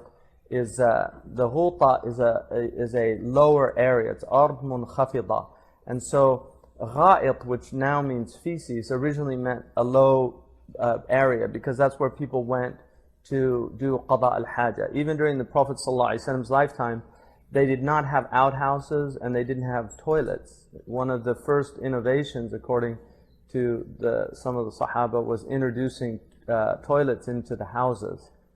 Some of the early Muslims were very opposed to that because they thought it brought in impurities and also the khubuth and the khaba'ith, which is I'll talk about in a second. So, and then also the i'timad, actually putting more pressure on your left foot and raising the right foot slightly, the heel of the right foot. Now, what's interesting about that is, a lot of the problems that people have, like constipation, and also you have diverticuli. There's a lot of intestinal problems that would be relieved by this. Also hemorrhoids and things, because hemorrhoids come from too much pressure, often exerting pressure. But this actually is I've read in when I was doing nursing, I had a book that actually said that for people with problems, that they should put pressure on their descending colon. And that was one of the textbooks that I had. So this is the way the Prophet ﷺ taught. The Victorian toilet was an innovation from the English. Prior to that, everybody squatted. It's not healthy, actually, even modern medicine knows that it's not healthy. The body's designed to have optimal evacuation of the bowels in a squatting position. So squatting is actually a much healthier way,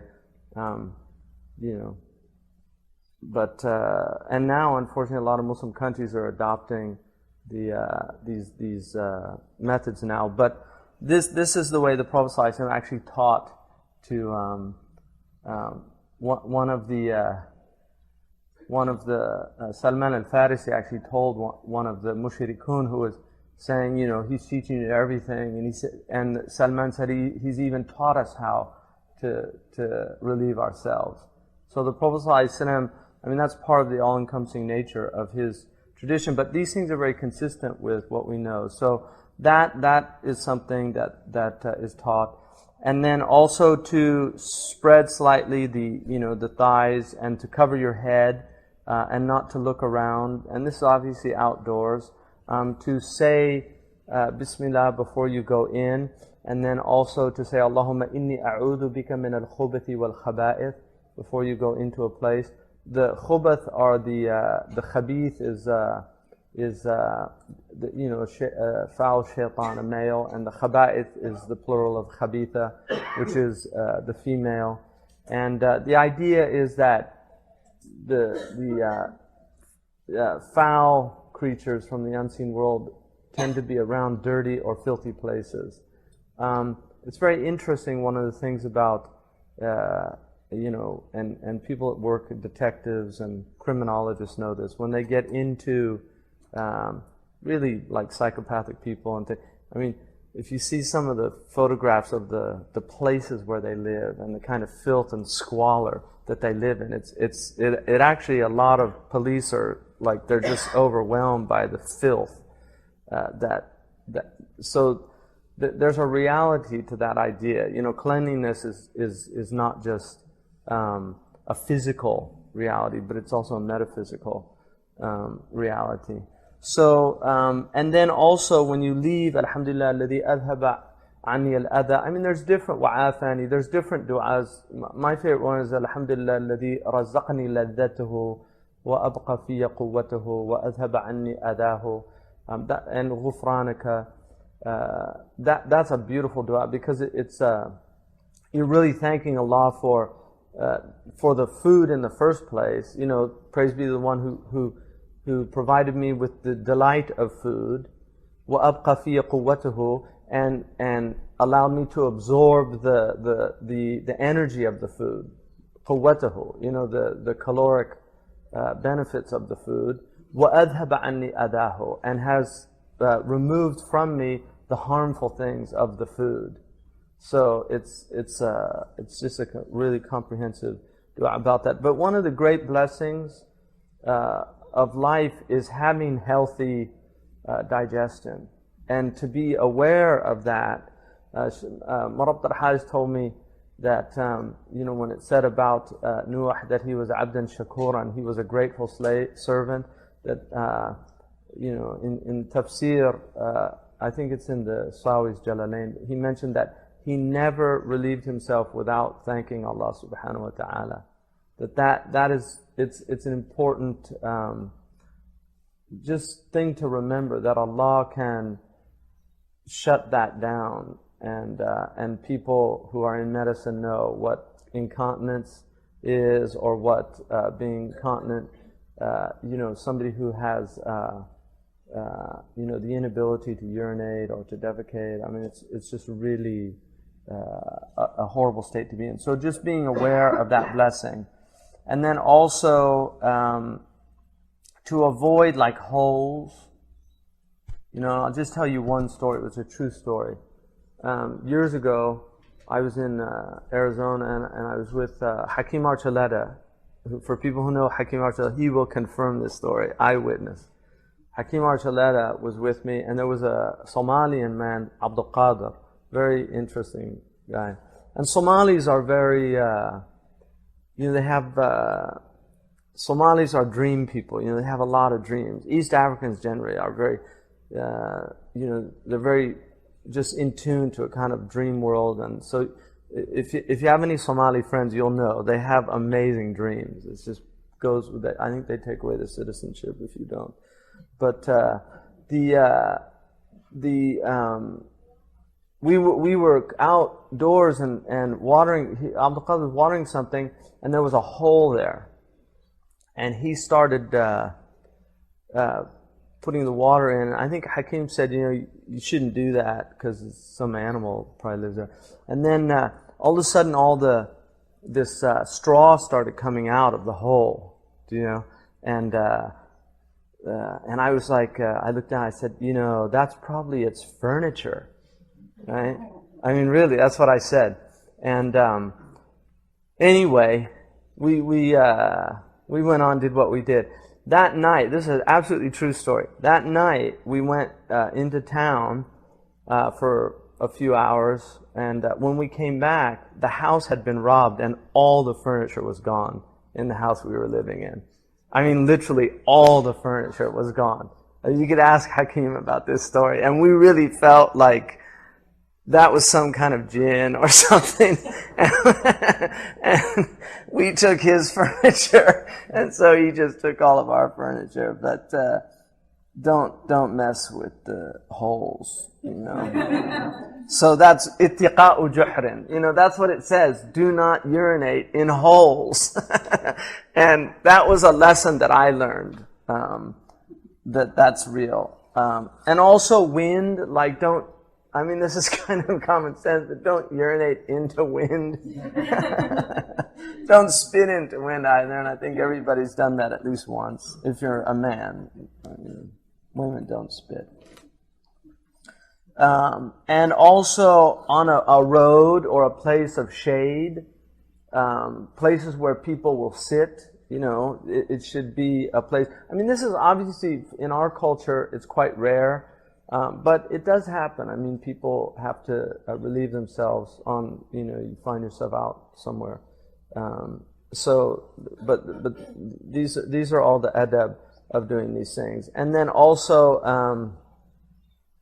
not mentioning anything from dhikr, like Allah's name, the Qur'an, an ayah of Qur'an. In fact, some of the Sahaba used to put rocks in their mouth because they were so accustomed to doing dhikr that they would actually put rocks in their mouth when they went to relieve themselves, just to remind themselves not to do dhikr, because they were just so used to doing dhikr all the time. And then also, when you go in, you put your right foot first. When you come out, you put your left foot first. It's the opposite of the masjid and your house. The masjid and the house, you do the opposite.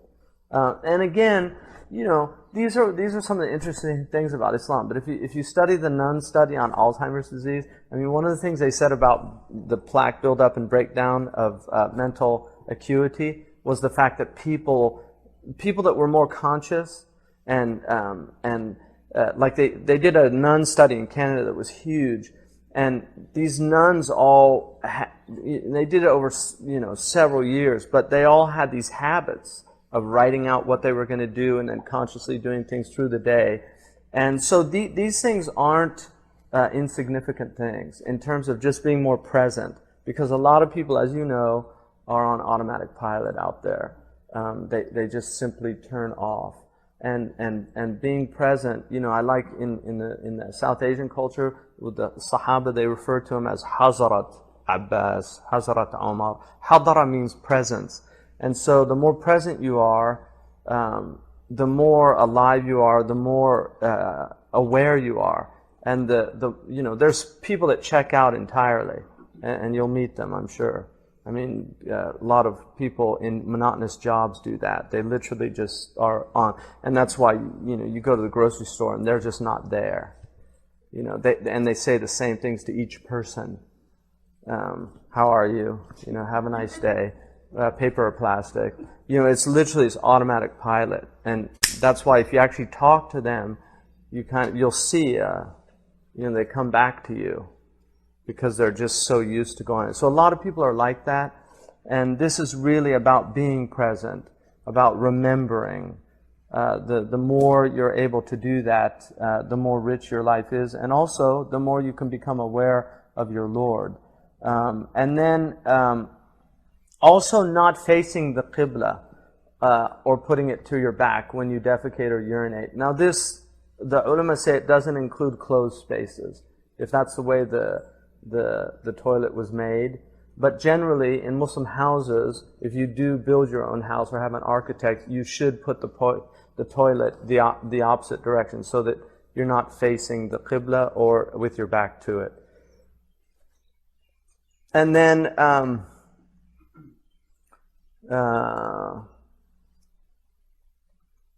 also istibra is an obligation. For the man, this is to milk very gently, because if you do this, and they emphasize gently, in the books of fiqh, to milk the actual shaft by taking your finger and your thumb and just milking to get the last remnants of the urine out of the. Some people have a post-urine type of incontinence where they'll get some drops of urine. If that's the case, then the sunnah is to wet your penis before you leave the bathroom, so that you don't get waswasa. And then if you have incontinence, which is even if it's one time during the day, then there's another ruling that goes with that, which we'll deal with when we get to wudu. And then when you clean, also the sunnah was to clean with both water and stone. To use stone first. Obviously, this is today people use toilet paper. So to clean with the toilet paper first, and then to use the water. But again, these are very a lot of mental illness out there is related to urine and feces. I mean, people don't know that out here, but you'll notice. I mean, if you look at a lot of the swear words here, like if you look at Arab swear words, for instance, they don't relate to urine and feces, and it's very interesting that this culture's ways of expressing frustration and anger all relate to defecation and urination and things like that. So the gift of knowing about this and the sanity of this. I mean, there's a lot of people here that have obsessive compulsive disorder, and they feel unclean. There's a lot of people that have a sense of feeling unclean. There's a lot of mental illness that relates to feeling unclean. So this is a great blessing to know this, and to know how important it is for fitrah, because fitrah people, this is really part of fitrah. This is an ancient thing. This is not like just an Islamic thing. This is a thing that fitrah people have. They know about these things, and that one should be distanced from them. So, and then finally,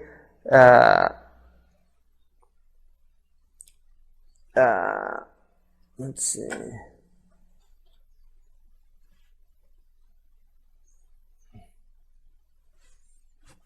So one would use, if you use toilet paper, then it would be to wet the toilet paper and then to use water, just pure water. If you only use the toilet paper with the water, it's fine as long as you've removed all of the najasa from your body. And it's also not, you should not go into, you shouldn't, it's just the outward, that's all it is cleaning the outward.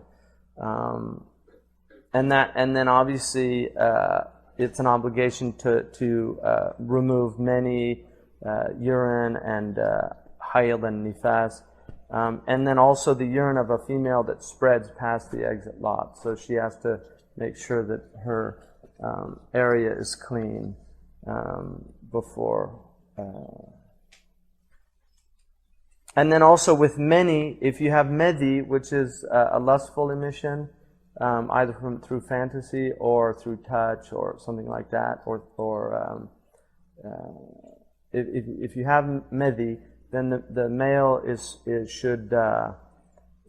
should wash all of the his organ to do that, and with the intention of removing that. But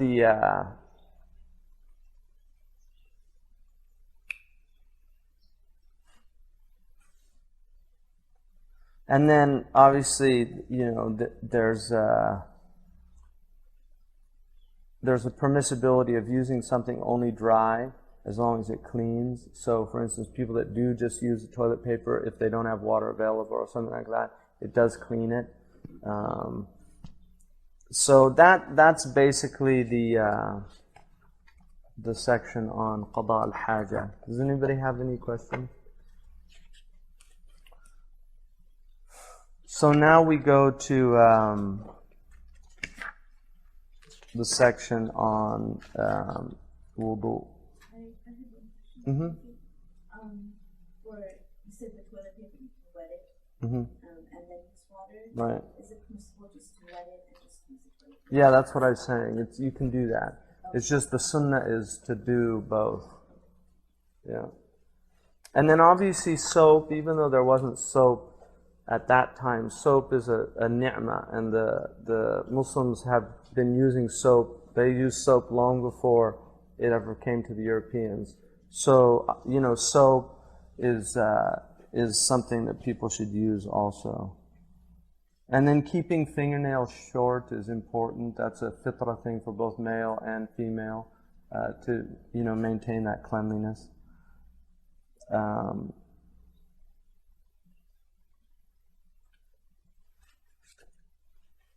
So the wudu now is from a word wada'a, and wada'a is bright or brilliant.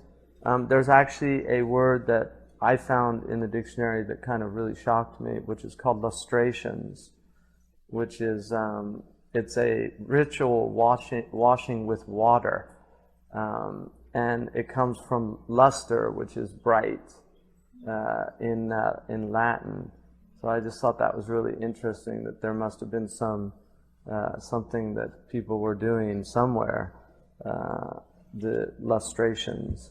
But that's what wudu brightens the face. People that do wudu have brighter faces than people that don't do wudu. And the wudu is an obligation. Obviously, it's a condition of prayer. If you don't have wudu, then your prayer is invalid unless you've done a substitute, which is tayammum. The ulama say that if somebody is on a cross, like crucified, or if they're chained in a cell and they can't do any type of ritual purification, then the prayer is no longer valid. So that's how important the wudu is and the tayammum to prayer. The wudu in the Maliki madhab, and there's 4 things mentioned in the Quran in wudu. In the Maliki madhab, there's 7 obligations. Abu Hanifa takes just the Nas al-Quran with his obligations of wudu. But Imam Malik has 7 obligations. The Prophet ﷺ did wudu usually for every prayer. So even if you're in wudu, it's a good thing to do wudu over wudu. Nurun ala nur is light upon light. So the obligations or the fara'id of wudu are 7, and obviously you have to have ma'un tahirun wa tahur. It has to be pure and purifying. It has to be pure and purifying. So you basically and then also if it's an open container, right, then you put it on your right side. If it's a closed container, you put it on your left side. Most of us do wudu now in faucets, which is unfortunate. And when I lived in the Emirates and when I was in Saudi, and I was living mostly with Mauritanians. Mauritanians do not do wudu in faucets. They just don't. Even if they're in houses. They do it sitting down, and they do it with a pitcher. And the quality of your wudu is much better when it's done like that, I guarantee you. Sidi Ahmed Zarruq said, your presence in the prayer is dependent on your presence in your wudu. The more presence you have in your wudu, the more presence you'll have in your prayer. So we tend to forget that wudu is actually an act of ibadah. It's a separate act of ibadah. That the Prophet ﷺ did wudu when he did not need to do wudu. He did it as an act of ibadah. Now wudu is really done as something that goes with the prayer. Do you know, it's just something, I have to do wudu, but the reason I'm doing it is for the prayer. Whereas wudu in and of itself is an act of ibadah. And Allah loves the people that purify themselves. يَتَطَهَّرُونَ. And so the act of tahara itself it's important. And when I saw Marabt al-Hajj, the first time I saw him do wudu, it just changed my whole perspective on wudu. I mean, it really did, because he is so present in his wudu, and it's a dhikr. I mean, it's very clear. It is a dhikr. Whereas now people go into the bathroom. It's makruh to do wudu in the bathroom, and they do it very quickly because you just want to go and get out. So doing it, if you're able to do it with a pitcher, you'll see a difference. So the obligations of wudu, the first one is dalk, because ghasal in the Arabic language means washing. Yeah, inshallah, I'll do it again. You do dalk, which is rubbing, and then continuity, which is fawr. Fawr actually means hurriedly in Arabic, and some of the ulama say that it was an unfortunate use. Some of the Malikis prefer muwalat, because fawr, they say yuhim a tasarru', that you do it fast, and it's not meant to be done fast.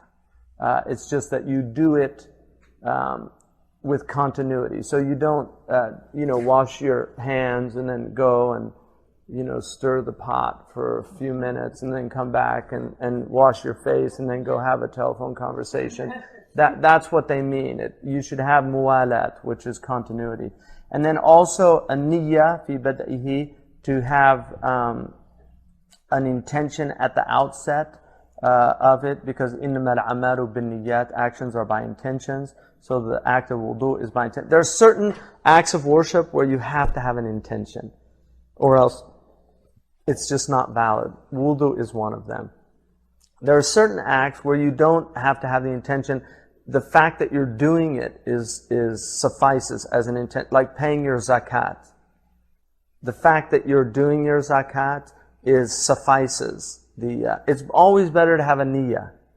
But if you did it without the niyyah, it would still be valid.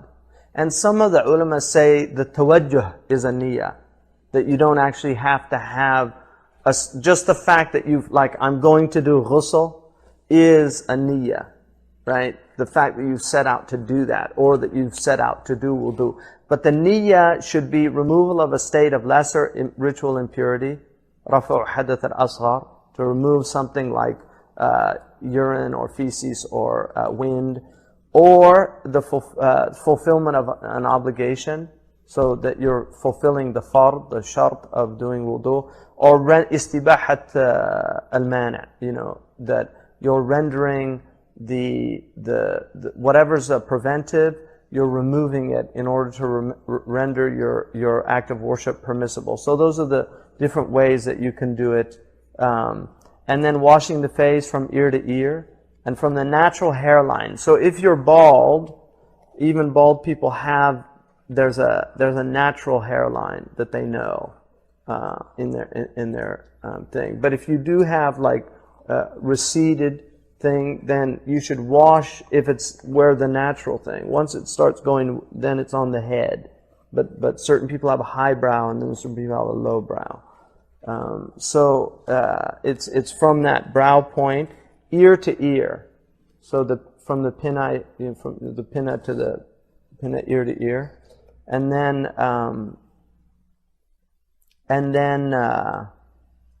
from top to bottom. So the chin here. And then underlying for men, if you can see your skin beneath your beard, if your beard's not thick enough, and you can actually see the flesh, then you have to go down to the flesh. If your beard is thick and you don't have that, then you don't need to do that. You just going over the beard is enough to do that. So.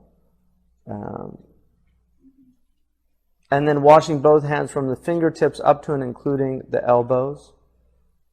Interlace the fingers of both hands. So like washing, making sure you wash between fingers, going up there to the elbow and down. And then also getting in, making sure you cover those. And then wiping over the head with wet hands. So you take water, but it's a wipe. It's not a wash. So you don't, and then you go over the head. The sunnah is to come back, but at least going over the head to the back. And then for the women, with the braids, we'll get into that. But going all the way down. Imam Sawi, even though it's the dominant opinion is to do the whole hairline, but Imam Sawi said it was enough to do the head without going all the way down on the... and then washing both feet up to and including the ankles. So, which is very important, especially the heel. So those are the obligations of the wudu, the 7 obligations. And then the sunnah of the wudu, which are sunnah in the plural, is also 7, beginning by washing both hands up to and including the wrists. So the wrist goes up to where the wrist bone there is. And then a return wipe from the head, which is back to front. Wiping both ears. So wiping the ear and rinsing the mouth, which is to obviously put water. If it's also the siwak is encouraged. It's mandub, and you'll get in the fada'il there. But if it's enough just to rinse the mouth and then lightly sniffing water up. So you hear some people, like a kind of yogic thing, but it's actually just, it's a light sniff and then blowing the water out of the nostrils so right hand up and then left hand down. And then following the correct order of the obligations is a sunnah. So if you did wudu out of order, it's a valid wudu. But it's a sunnah to do it in the order of the wudu itself. And then an addition that Imam al-Akhdari mentions that Ibn Ashur doesn't mention is renewing water for the wiping of the ears. So actually, when you do your wiping of the head, and then some people go directly to the ears, that it's a sunnah to renew the water. So that would be an 8th one that al-Akhdari mentions. So those are the sunan of wudu, and then you have the fada'il of the wudu. So the fada'il of the wudu are 11 according to Ibn Ashur, 11. The first one is saying the Bismillah at its outset. So Bismillah ar-Rahman ar-Rahim. When you start the wudu, and then performing the wudu in a place free of impurity. So finding a clean place to do the wudu, conserving the water. So the Prophet used only 1 mud of water to perform it, which is actually just over half a liter of water. And then placing the vessel on one's right side, if it is open, to facilitate dipping with the right hand. Once you've washed the right hand. So initially you wash the right hand. Once you've washed it, you can dip into the vessel and do that. And the same is true for the left side. You pour it onto the right hand like that, if it's a spout type. So you either dip in. If your hand's clean, you can dip in, but you initially wash your hands, and then now also in the Maliki madhab, the water is pure even after the wudu. It's makruh to use it, but it's considered pure. In the Shafi'i madhab, it's not. It's the water it has a najasa from the sins, so they don't reuse the water. But in Maliki, it's makruh. You can reuse the water if you need to. So. What's that? Why? What do you mean? Because he thought that was ma'nawiyya. It's not a hissi. That the removing the sins was a spiritual meaning. It had nothing to do with the physicality of the water. So he didn't think the water was contaminated by that. But if you look at that Japanese man who did all the studies with the water crystals, one would tend to agree with the Shafi'i. I mean, it's an interesting point of the Shafi'i method. Yeah, the water that comes off of you. Yeah, like if you have, if you're in a place where you have a tray under you, and so that water that runs off of your limbs, yeah, that can be reused in the Maliki madhab. It's still considered tahur. Somebody could use it after you, exactly. Like if you were in a place and you didn't have a lot of water, somebody could use it after you. Yeah, and you would use that before you would do tayammum. Yeah. Got it? Yeah. And then also performing each washing a second time is a 5th fadila, and then performing it a 3rd time is a 6th fadila. So each one of the repeats is a fadila. To do it more than that is israf. Unless there's like with the feet, if they're dirty and you need to make sure that it's getting down. Now also just about fingernail polish, and somebody can make a fortune if they design a fingernail polish that is water soluble. Because in Saudi Arabia, you would have like a bestseller. Because it is a problem. And a lot of Muslim women now wear finger polish and don't know that your wudu is invalid without getting to the actual. That's why henna, which is water soluble, is permissible, even though it dyes the nail polish. But to have a ha'il, which is to cover it with a physical covering, or fake nails, for instance, the wudu is invalid. And the same is for the feet. And then beginning with the limbs on the right, so beginning with on the right side is a fadila, it's a virtuous merit. And then the brushing one's teeth is istiyaq. Now, you can use a toothbrush, you can use a siwak. Siwak is the toothbrush of the Prophet ﷺ that they used. That's what they had in 7th century Arabia. There's no doubt for people that have used it, if you've been in like Saudi Arabia, for instance, on Hajj or something, and people buy, because they're all over the place, they work, and they're very effective, and they're actually, your teeth feel cleaner if you use them properly than they do with regular toothbrush. But a toothbrush is fine. The beauty of the siwak is that you cut it each time you use it, whereas toothbrushes are repeated. And people know now, that toothbrushes become very dirty, and they actually become breeding. They breed illnesses and things like that. And they recommend people change their toothbrush on a regular basis. So it's a good thing if people want to use a siwak, but it's not necessary. If you don't have a siwak, you can use your finger, and that is fulfills the merit of the wudu. Just using your finger when you're rinsing your mouth, put your finger in and just rub it around. The Prophet said in a hadith, and this is mentioned in the Risala, in the commentaries on the Risala, the Prophet, one of his sunnah was to floss, takhlilu asnanihi. And he used to floss with a palm fiber that he would put through his teeth. And he said in a hadith that the angels, تَتَأَذَّى الْمَلَائِكَةُ مِنْ طَعَامٍ بَيْنَ أَسْنَانَ الْمُصَلِّي, that angels are disturbed by food between a person who's praying, between their teeth. So flossing is a sunnah, and if there's any dentists in our group, they can tell you how important that is. And now doctors increasingly, because they know before you have operations now, they want you to get your dental hygiene checked, because if you have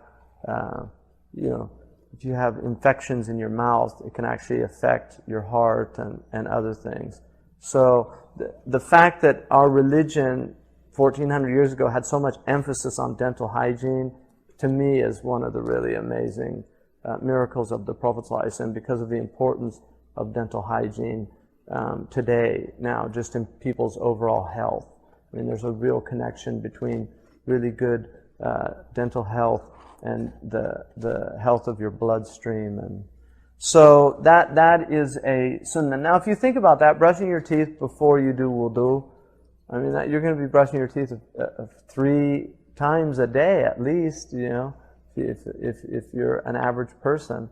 So it's amazing that this is the sunnah of the Prophet ﷺ. And then following the order of the sunnah in their respective order. So it's a sunnah to follow the order of wudu, it's a merit to follow the order of the sunnah. And then wiping the head from the beginning of the forehead, and then running the fingers between the toes. And then Sidi Khalil, in his book, adds as a merit that you make dua after completing the wudu. Allahumma وسع لي في داري وبارك لي في رزقي وقنعني بما رزقتني ولا تفتني بما زويت عني. That's one dua.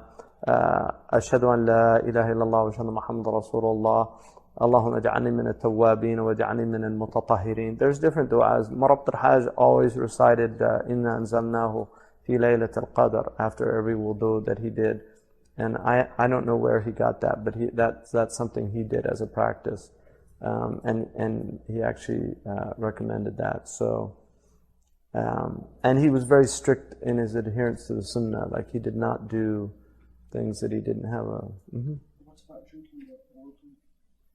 Yeah, no, I wouldn't drink the wudu water. I don't know about that. That might be a South Asian... I don't know. I mean, it might be. I don't know. I've never heard that. To drink the wudu water. I mean, if you're Shafi'i, they wouldn't do that.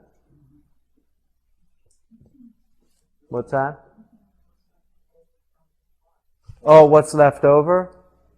From the pot? Yeah, no, that's fine. Yeah, I mean, that's not, that might be like something mentioned. I mean, were you taught that? We weren't taught to. We weren't taught to do it.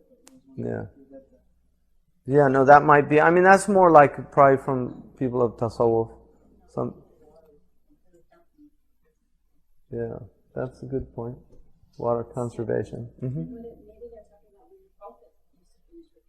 They would drink it. Yeah, no, but the Sahaba would drink his leftover wudu also, if they could get hold of it. Yeah. No. They always drank the leftover wudu of the Prophet ﷺ. So that's good if there's a righteous person, But that's not mentioned in fiqh. I mean, I haven't seen that mentioned. But those things are the practices that people do. And then some of the makruhat of wudu, The following acts are discouraged. Exceeding the obligatory when wiping the head, so washing the head, you know. There's people that always think that, well, if wiping's good, washing's better, you know, that kind of attitude, like, but it's it's always to follow the Prophet. What he did, sallallahu alaihi wasallam, is the best thing.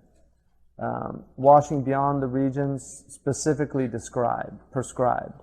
So again, Abu Huraira's thing of going up into the forearm is makruh according to the Maliki madhab. And then some of the additions of Sidi Khalil: washing the limbs more than 3 times, speaking during wudu other than the remembrance of Allah. So if you're in a bathroom, you shouldn't be doing dhikr. That's why it's makruh to do wudu in, because it's sunnah to do dhikr during the wudu. So, but if you're in a bathroom, you shouldn't do that. Doing dhikr of Allah, performing. Murabt al-Hajj used to recite Qur'an during his wudu.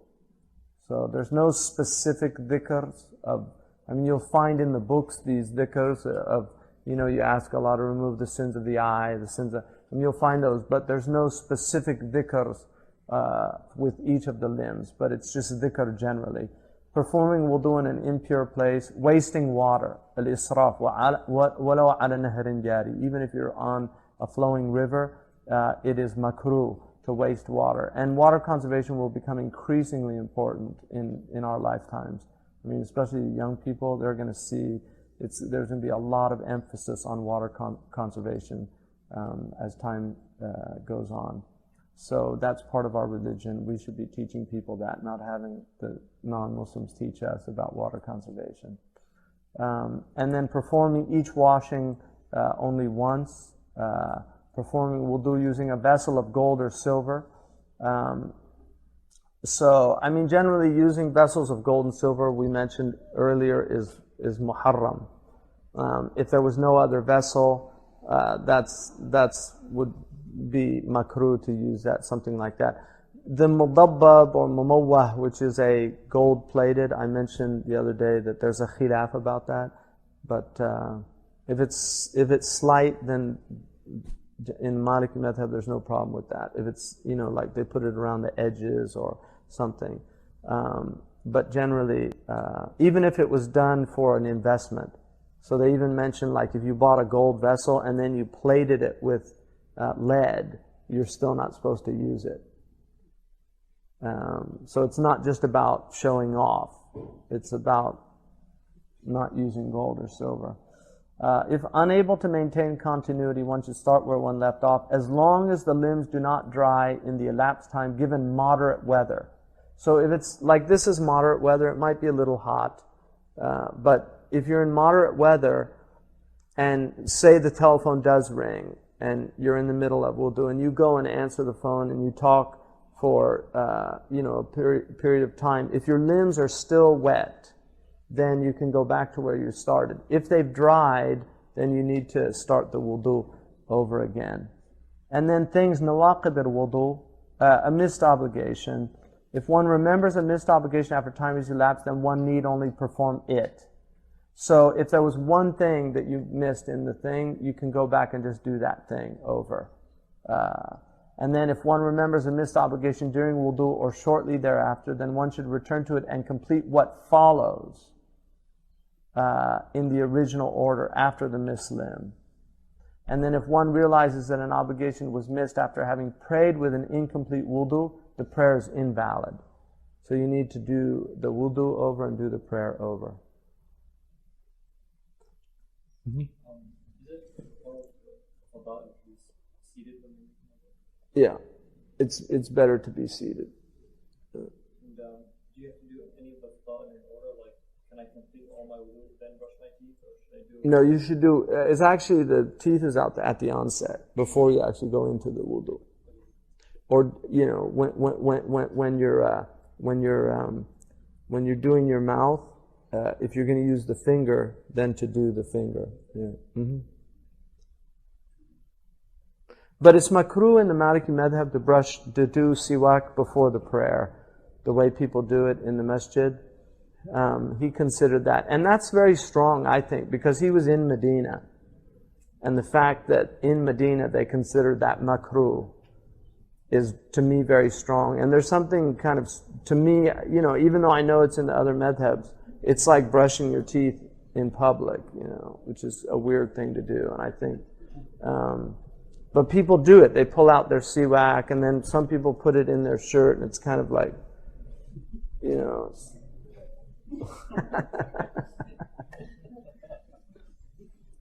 So, anyway. So the things that nullify, nawaqid al-wudu.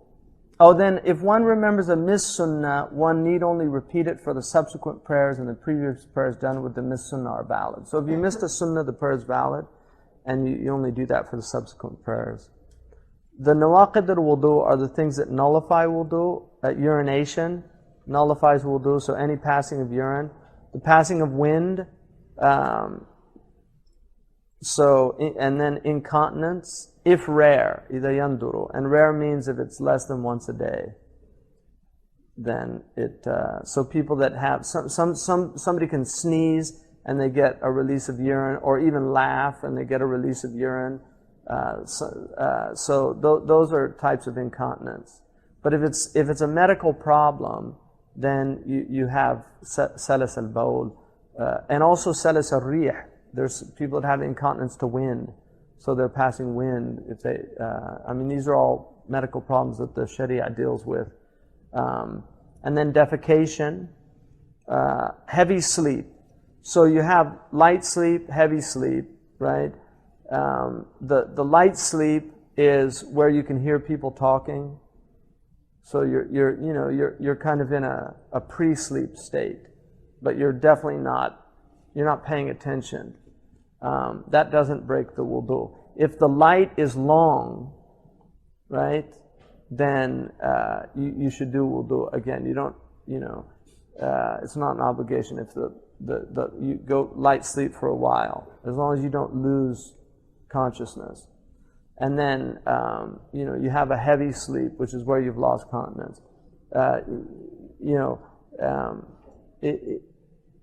What happens when you fall asleep, you get a relaxation, a complete relaxation of all the limbs, and that's why you can pass wind without knowing it. So any type of, and then you have lustful emission of fluid, which is medhi. So if you get medhi, it breaks the wudu. Intoxication, loss of consciousness, if you faint, pass out.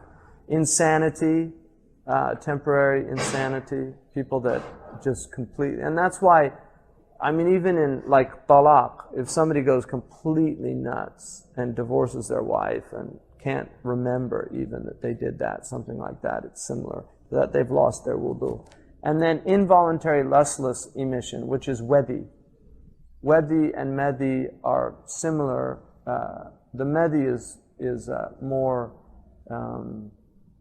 it's more less opaque than the wedhi, but they're and then touching if pleasure is experienced or intended with a person from whom pleasure occurs naturally. So, for instance, what they mean by that, and they mention this, if somebody had a child on their lap or something, and there was there's senses between in the thighs or something like that, that's not intended pleasure, nor is it naturally occurring type pleasure. So that type of thing would be excused. But if they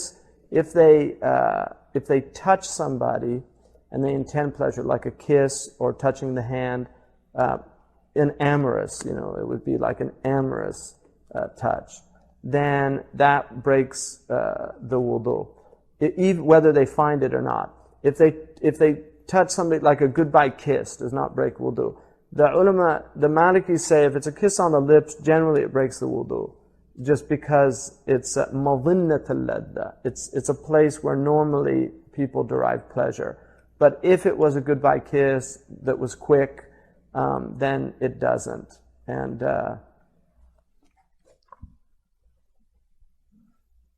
then a woman's insertion of her hand into her labial folds breaks the wudu. A man touching his penis with the inside or the sides of the palms or fingers. So it's not on the outside, but on the insides of the palms or the sides of the fingers. And then doubt concerning an event, a hadith, that nullifies wudu unless one has constant doubt. So the muwaswas is somebody who's always doubting. Those people build on their, they ignore their doubt. But if you have doubt, and then obviously al-yaqinu la yazuru bil-shak is a qaida, that if doubt is not removed, certainty is not removed by doubt. So if you were certain you were in wudu, and then you had a doubt, then you have your wudu. But if you doubt whether you were in wudu, you see, then you're not, you have to make your wudu up. I mean, that's the rule. Certainty is not removed by doubt. So if you were certain in the first place that you had wudu, and then later you start thinking, am I still in wudu? Unless you can remember something, the wudu is considered valid. And then obviously apostasy, because yuhbitu, it removes all of your actions. And then some of the things that Khalil mentions, abnormal discharge of sperm, many due to an abnormal experience such as being bitten by a scorpion, which resulted in a discharge of sperm, and the exit of a man's sperm from a woman's body after intercourse and performing the ghusl. Doubt concerning which came first, wudu being nullified or performing wudu.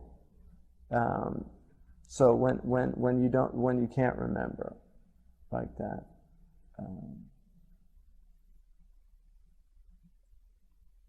And then the orders of wudu.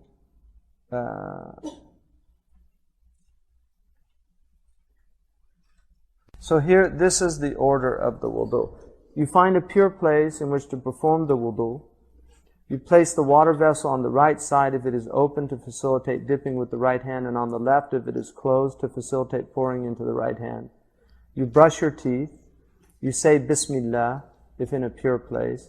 Wash the right hand thrice, up to and including the wrist. Then wash the left hand thrice, up to and including the wrist. Rinse the mouth thrice. Lightly sniff water into the nostrils and blow it out thrice. Focus your intention, niyyah, at the first limb that is obligatory to wash, which is the face. So that's at the point where you do, because that's the first fard that you move into, is washing the face. And that's the point where you make the niyyah. The intention is in the heart, and it's one of three forms. Mahallu niyyah al-qalb. But that also, if somebody is muwaswas, if they have a lot of doubt, they should say it out loud. Nawayta al-wudu. You know, I make the intention of wudu istibahatan li mamnu' or fardan li salati, so you say it out loud if you have those doubts. And then the three types: removal of a state of lesser ritual impurity, the fulfillment of an obligation, rendering the worship permissible by removing a preventive. And then wash the face thrice, including skin that is visible underneath any facial hair. Wash the right hand thrice, from the tips of the fingers down to and including the elbow, making sure to go between the fingers. Wash the left hand the same as the right hand. Wash the head from front to back once. Wipe the head from back to front once. Wipe the ears once. And then wash the right foot thrice, up to and including the ankle and between the toes. It is recommended to use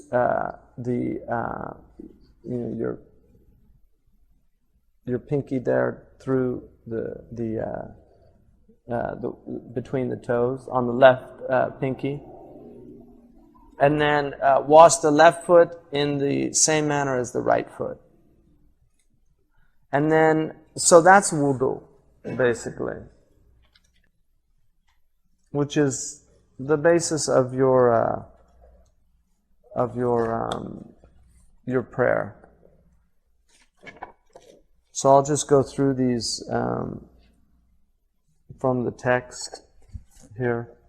فرائض الوضوء 7 وهي دلك وفور نية في بدئه ولينوي رفع حدث أو مفترض أو استباحة لممنوع عرض وغسل وجه غسله اليدين ومسح رأس غسله الرجلين So the obligations of the actions of wudu are 7: rubbing, continuity, intention at its outset. One must intend one of 3 things: the removal of a state of ritual impurity, the fulfillment of an obligation, or rendering the worship permissible by removing a preventive to worship, washing the face, both hands, wiping over the heads, washing both feet. And then وَالْفَرْضُ عَمَّ مَجْمَعَ الْأُذْنَيْنِ وَالْمِرْفَقَيْنِ عَمَّ وَالْكَعْبَيْنِ. The obligation concerning the aforementioned includes from ear to ear, up to and including the elbows, up to and including the ankles. خلل أصابع اليدين والشعر وجه إذا من تحت الجلد الظهر. Run the fingers through the other fingers of both hands when washing, and run the wet fingers through the facial hair, allowing the water to reach the skin if the underlying skin is visible through the facial hair. So those are the fard in the Maliki madhab. سننه السبع ابتداء غسل اليدين ورد مسح الرأس مسح الأذنين. The sunnah are 7: to begin washing both hands, to return from back to front, wiping the motion of the head, to wipe both ears. مضمضة, which is the cleaning the mouth, rinsing the mouth. استنشاق استنثار. Istinshaq is to breathe in through the nose, and then istinthar to sniff, blowing it out. ترتيب فرضه وذن مختار, and then following the obligations, the order of the obligations. فضائل الوضوء وأحد عشر الفضائل أتت تسمية وبقعة قد طهرت. So 11 merits have reached us, saying Bismillah at the outset, a place that is free of the impurities in which to perform wudu. تقليل ماء وتيمم الإناء والشفع والتثليث في مغسولنا. So conserving water and then placing the vessel on one's right side is a merit, unless the vessel is closed. وبدء الميامن سواك وندب ترتيب مسنونه أو مع ما يجب. So beginning with the limbs on the right, using a toothstick or toothbrush, etc., also is recommended. Just following the order of the sunan and their respective order in relation to the obligations. وبدء مسح الرأس من مقدمه تقليل أصابع بقدمه. To begin wiping over the head from the forehead and to run the fingers through the toes. وكره الزيد على الفرض لدى مسح وفي الغسل على ما حدد. It's discouraged to exceed the obligatory when wiping the head or to wash beyond the regions specifically prescribed. And then ruling of the one unable to maintain continuity. وعاجز الفور بنى ما لم يطول بيبس العضاء في زمان معتدل. The one unable to maintain continuity should continue where he left off as long as the time was not longer than that which would cause his limbs to dry in moderate weather. Rulings on remembering an incomplete wudu. ذاكر فرضه بطول يفعل فقط وفي القرب الموالي يكمل. Whoever remembers a missed obligation after a time has elapsed need only perform it. However, if he remembers a missed obligation shortly thereafter, then he should return to it and complete that which follows. And that's for taysir, just to make things easier for people. إن كان صلى بطرت ومن ذكر سنته يفعلها لما حضر. So if he prayed with that incomplete wudu, then the prayer is invalid. However, should he remember a missed sunnah, then he need only repeat it for the subsequent prayers, and his previous prayers done with the missed sunnah are valid. نواقض الوضوء فصل نواقض الوضوء 16 بول وريح سرس إذا نذر وغائط نوم ثقيل مدي سكر وإغماء جنون ودي لمس وقبلة وداء وجدات لذة عادة كذا إن قصدت إلطاف مرأة كذا مس الذكر والشك في الحدث كفر من كفر ويجب استبراء الأخبثين مع سلت ونتر ذكر وشد داع وجاز الاستجمار من بول ذكر كغائط لام كثيرا انتشر. So he says the 16 things that nullify wudu: urine, expelled flatus, incontinence if unusual, defecation, heavy sleep, lustful emission of fluid, intoxication, loss of consciousness, insanity, involuntary lustless emission, touching and kissing only if pleasure is experienced, with a person for whom pleasure occurs naturally or with anyone from whom pleasure is intended. A woman's insertion of her hand into her labial folds, likewise a man's touching his penis, again with the palm or on the sides. doubt concerning an event that nullifies wudu, and the apostasy of an apostate, it is necessary to be completely free of either urine or feces when cleaning after relieving oneself. For a male, that means extracting what remains of urine by gently squeezing and shaking the penis, but avoid using force. Using stones or toilet paper, etc., is permissible to wipe off the male's urine. Using stones, it is also permitted for both genders in the removal of feces, but not if much of either has spread past the places of exit. So what that means is if somebody had a lot of feces around the area, then you have to use the water. If it was just at the exit, the point of exit, then it's enough to use the stone or to use paper alone. But if it's around, then you need to use water to clean it. That's what he means by that. So in the next section is ghusl, so we'll stop there, inshallah. سبحانك اللهم وبحمدك أشهد أن لا إله إلا أنت أستغفرك وأتوب إليك الحمد لله رب العالمين.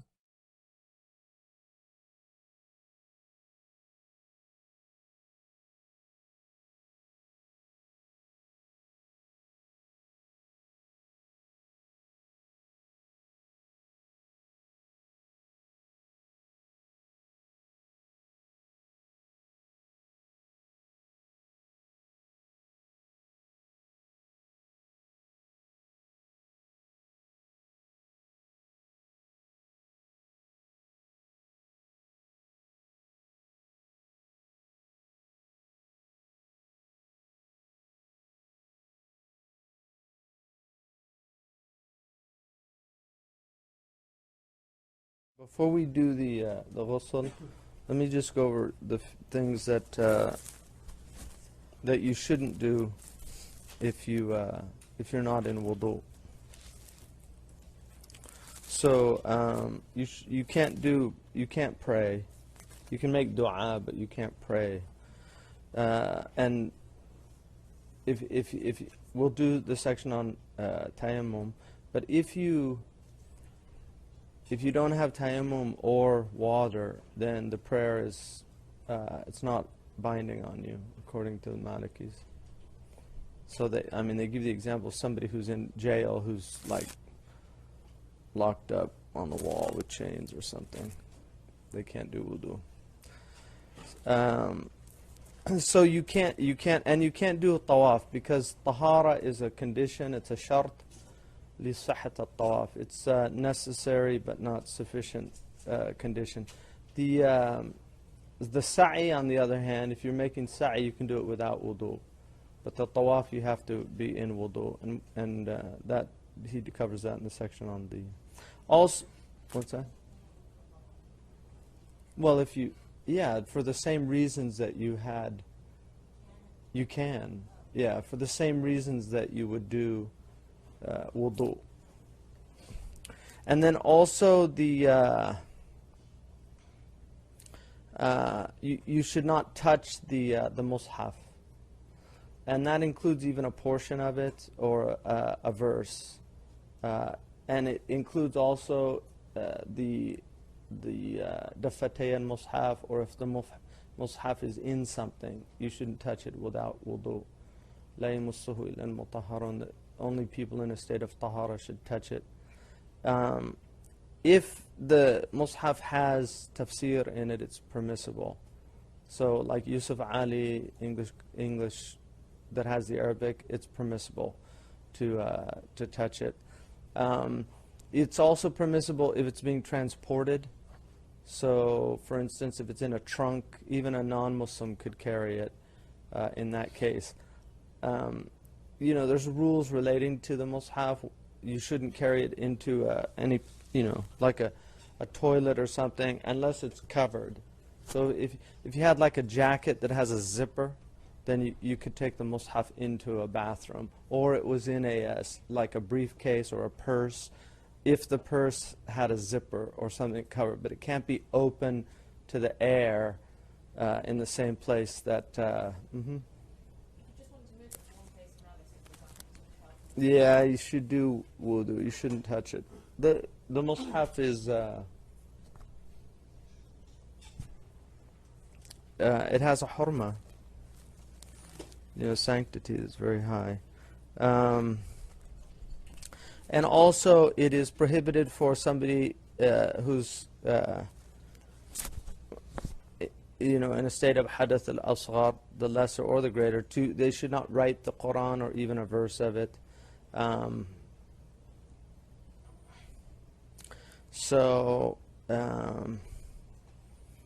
then that includes also if, like I said, if the mushaf was with some things that were being moved, then it's permissible to move it.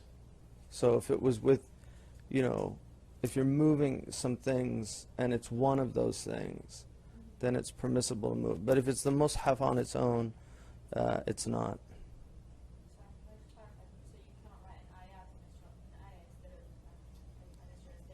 Yeah, you shouldn't write a verse of Quran. Yeah, the electronic media is a problem. I mean, I asked Shaykh Abdullah bin Bayy about that.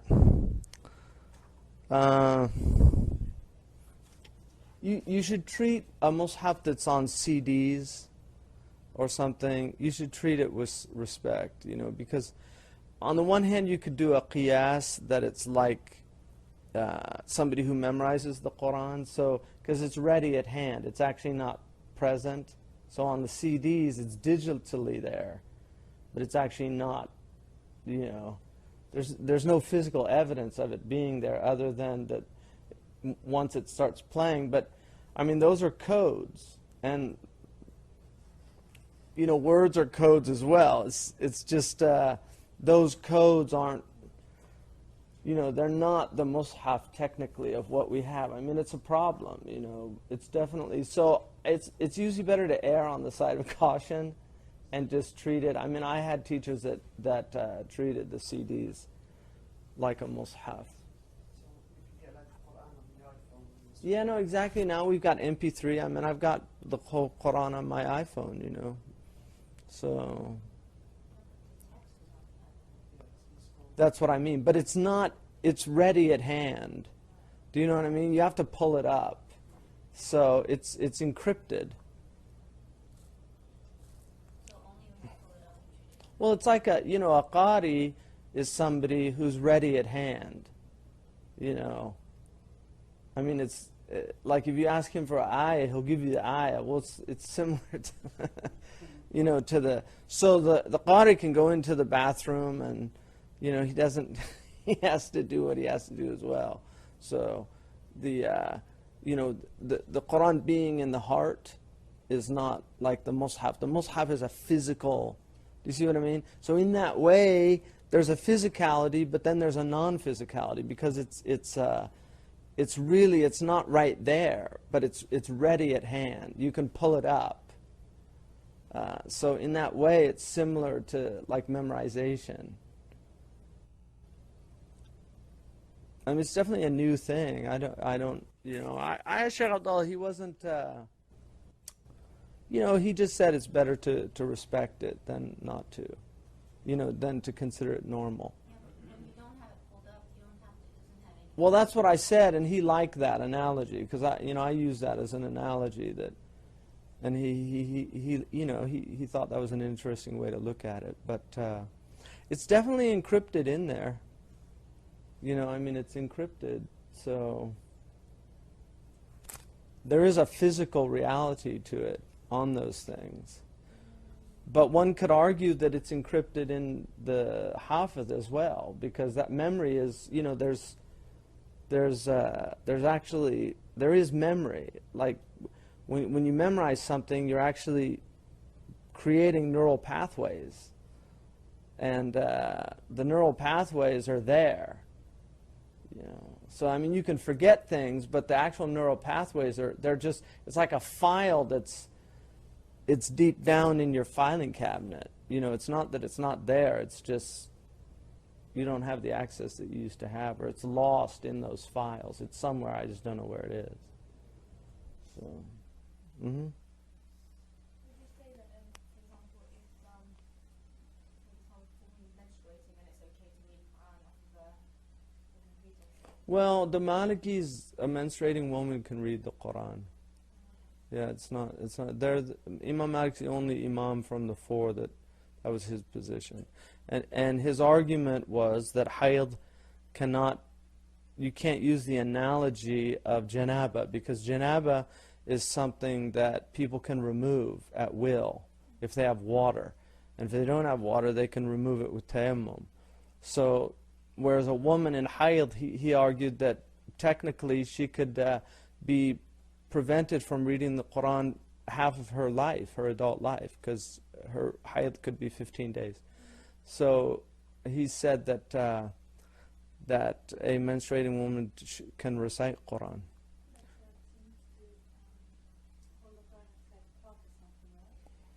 Well, I mean, the dafa is, it's better to do it on a kursi, and it's better to use, to get, khuruj an al-khilaf mustahab, to get out of differences of opinion is an encouraged thing. So because there's a prohibition with the other imams, it's better to use like a Yusuf Ali that has commentary, or Jalalain, to use something that has commentary. And now they have nice, they have sectioned Qurans with commentary on the side, and it's like a mushaf. So that's what I would do. Like, say, for example, I don't know, you have no choice and you just have to, hold the Quran like directly. Are you allowed to? Would you be allowed to, or you can't? If you're maintaining your Quran, then it's permitted for you to read from the mushaf. Okay, well, even when you're in menstrual cycle. Yeah. I just want to clarify. Let's say like a young child is going to memorize like Juz Amma and has just the Juz Amma pamphlet. Yeah, they can recite without wudu, like children, when they're learning the Quran, and they can hold it as well. Not the mushaf. Just like that one Juz. Like the lawh or a portion, exactly. Yeah, they're permitted to do that.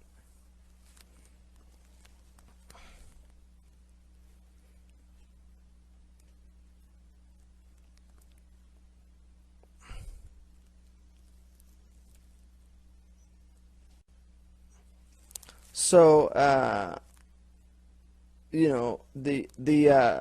a menstruating or a woman's got lochial bleeding can do that also. If they're learning, like and that's the important, the difference. If she's maintaining her hifz or she's learning the Quran, then she can touch it. Okay. And then also, as if it has tafsir, then there's no prohibition, because it's not considered a mushaf, it's considered a tafsir.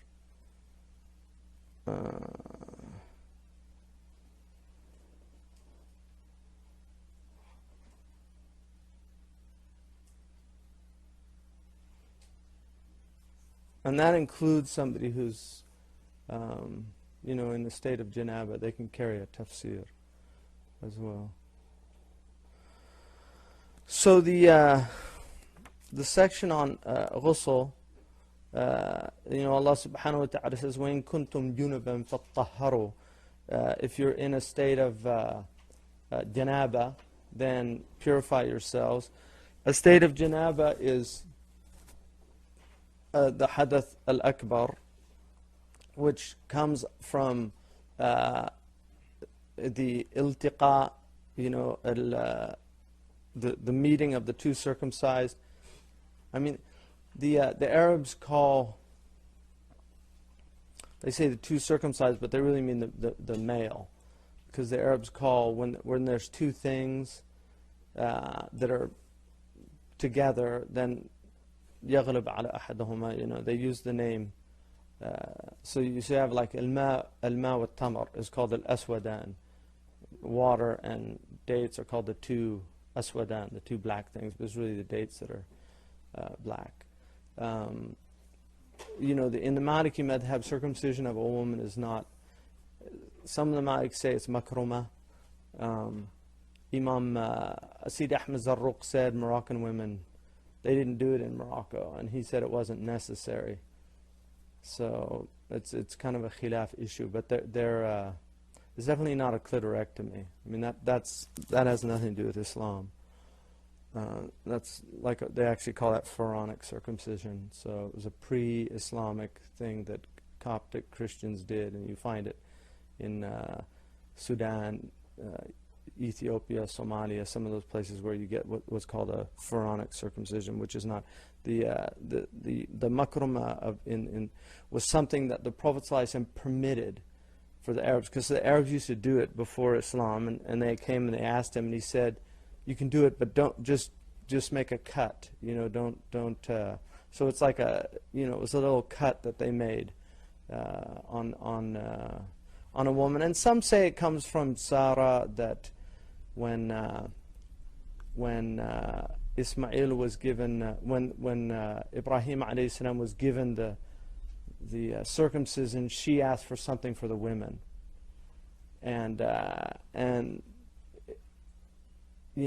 Ibrahim was given the earrings, like the piercing the ears, and then Sarah. Yeah, but Ibrahim, was revealed to him to tell her to pierce the ears, and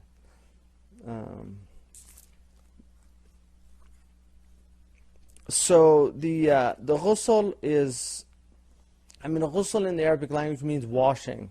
So it's used for maghsala is the washing machine. Ghasl is to wash. The ghusl specifically, as a technical term, is to wash the entire body with the intention of making the prayer permissible with rubbing. So that's the definition. The entire body, which means all of the skin. So down to in the hair, you go all the way down, and it can be wajib, it can be sunnah, or it can be mandub. So you can take a ghusl, even if you don't need one. You need a ghusl from janaba, which is to be in a state of ritual impurity as a result of the meeting of the glands, which is the tip of the male organ, meets the labial folds. So there's some level of penetration, even if it's a small amount. But if the glands goes into the labial folds, then both of the people need ghusl. So it's not simply an orgasm, or there has to be penetration at some level. And then it's also for a woman who's in menstruation. And menstruation, technically, even though menstruation, hayd in Arabic is not, in fiqh, it's not exactly menstruation, because there are certain types of hayd that are not considered menstruation by medical science, but they're considered menstruation by, like a pregnant woman can have hayd according to in the books of fiqh, whereas obviously in a Western sense they can't. So hayd is generally menstruation, but not completely. And there's in Maliki madhab, when you get into spotting, I'm going to do a section on menstruation. So let me go through this now. And then the nufasa is the blood of lochial bleeding, which happens after pregnancy. If a woman gives birth, then she bleeds up to 40 days. She can bleed, and that blood prevents prayer. So those are the things that you make the ghusl. It's a sunnah on the day of Jumu'ah, on the Eidain, on the Ihram for the Hajj or for the Umrah, and also to wash a dead person. And some of them say that it's actually an obligation. So that's the mashhur of the madhab, is that it's an obligation to wash the dead person.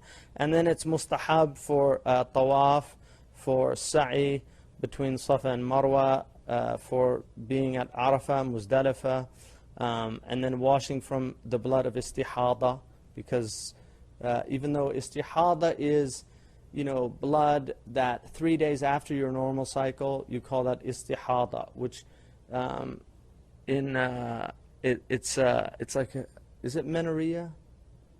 Menorrhea? Istihada? Menorrhea. I mean, menorrhea is the blood that just flows, right? Yeah. It's menorrhea.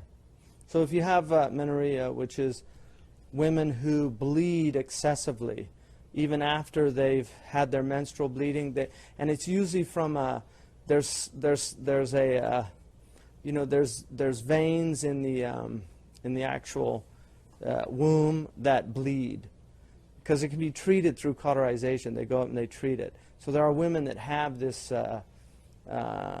medical problem. But now you can treat it, but obviously in these days you couldn't treat them. So women that bleed, if your normal cycle is 5 days, then when you get to 8 days, it becomes istihada.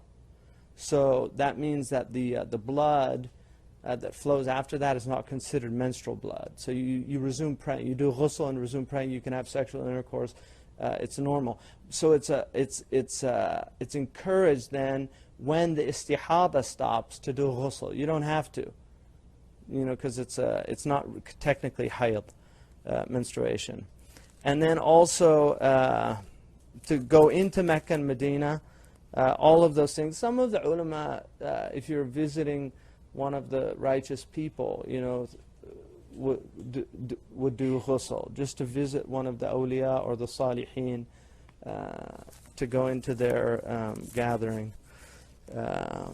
And then the obligations of ghusl are, you have to have an intention at the outset. So again, it's niyyah. And part of the, in the deen, so much of our religion is based إِنَّمَا الْعَمَالُ بِالنِّيَّاتِ. So it's really becoming present to intentionality. If you look, most people in the world don't really do things with intention. Like, if you ask people, why are you doing this? They have loose understandings of why they do things. I mean, people, do things for reasons. But the intention in the deen is so strong. It's such a strong element. Ibn al-Hajj, al-Abdari, who wrote a book called Al-Madkhal, from indication from one of his teachers, Ibn Abi Jamrah, he wrote a 4-volume book, and he did it because his sheikh said that he was saddened by the fact that so many people lost opportunities in their lives because of the absence of intention in their actions. And he said he wished somebody would write a book about rectifying the intentions.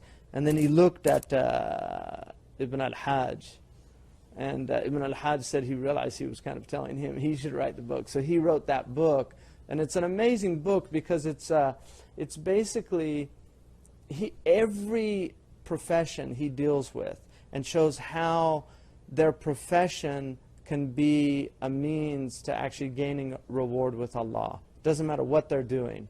There's a Adam Smith argued that that the butcher is really selfish. That's why he's become a butcher to make money. But he said his selfishness benefits the rest of us because he's making money off a social service. So even though he's doing it for selfish reasons, it benefits everybody. Ibn al-Hajj is the exact opposite. He's saying the butcher has an opportunity to be doing his work as an act of worship for God by making his intention to provide halal meat for the Muslims so that they can get energy, so that they can worship Allah subhanahu wa ta'ala. So he actually shows how just your job that is an ordinary job can actually become an opportunity to serve Allah subhanahu wa ta'ala. And that's why intention is so central to our religion. And so in the ghusl, the intention is, Ibn Arabi said about the sexual act, he said that it was on the one hand, he said it was actually a spiritual, I mean, he saw it as a very spiritual thing, because he said it was that desire for unity, like the desire for the opposites to come together, the Jamal and the Jalal, which are the two ways in which Allah reveals himself to the creation. So he saw it as this desire for these two theophanies of God in the world to come together and to unite. But he also saw it as this ultimate state of forgetfulness, so that that people go into such forgetfulness that the ghusl is a way of bringing them back. Because Allah is ghayur. So there was so much pleasure found in other than God, in the mate, that it was, the ghusl was a way of restoring that presence. That's the way, that's the ishara, but that's the way he looked at it. So doing the ghusl, it's a sunnah to do it after the intercourse. If you do not do it, you should at least clean from the the najasa, and then do wudu. You can do wudu. It's not a wudu la yarfa'u al-hadath.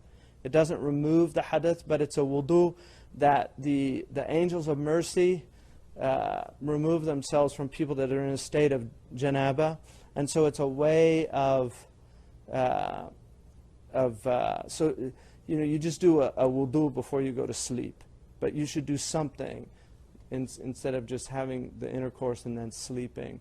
It's better to to have some type of washing. And then the famous story of Abu Huraira, who once was in a state of janaba, and it was from seminal emission in sleep, because he wasn't married at the time, but he saw the Prophet and then he hid, because he was ashamed. And the Prophet noticed that he hid behind a wall. So he saw him later. He said, well, what were you doing? And he said, oh, I was in a state of najaba. I felt ashamed.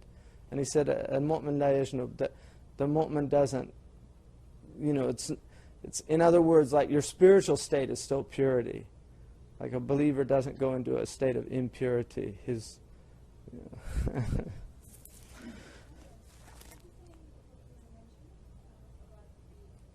It's called Al-Madkhal of Ibn al-Hajj. It's an amazing book. When I've spent a couple years just reading that book all the time. It's one of my favorite books. But he just covers everything. He's like street sweepers. They intend to keep the streets clean of impurities so that people don't get their clothes soiled by impurities. The bookbinder intends to preserve knowledge, and he just shows how everything can be made an act of devotion to God.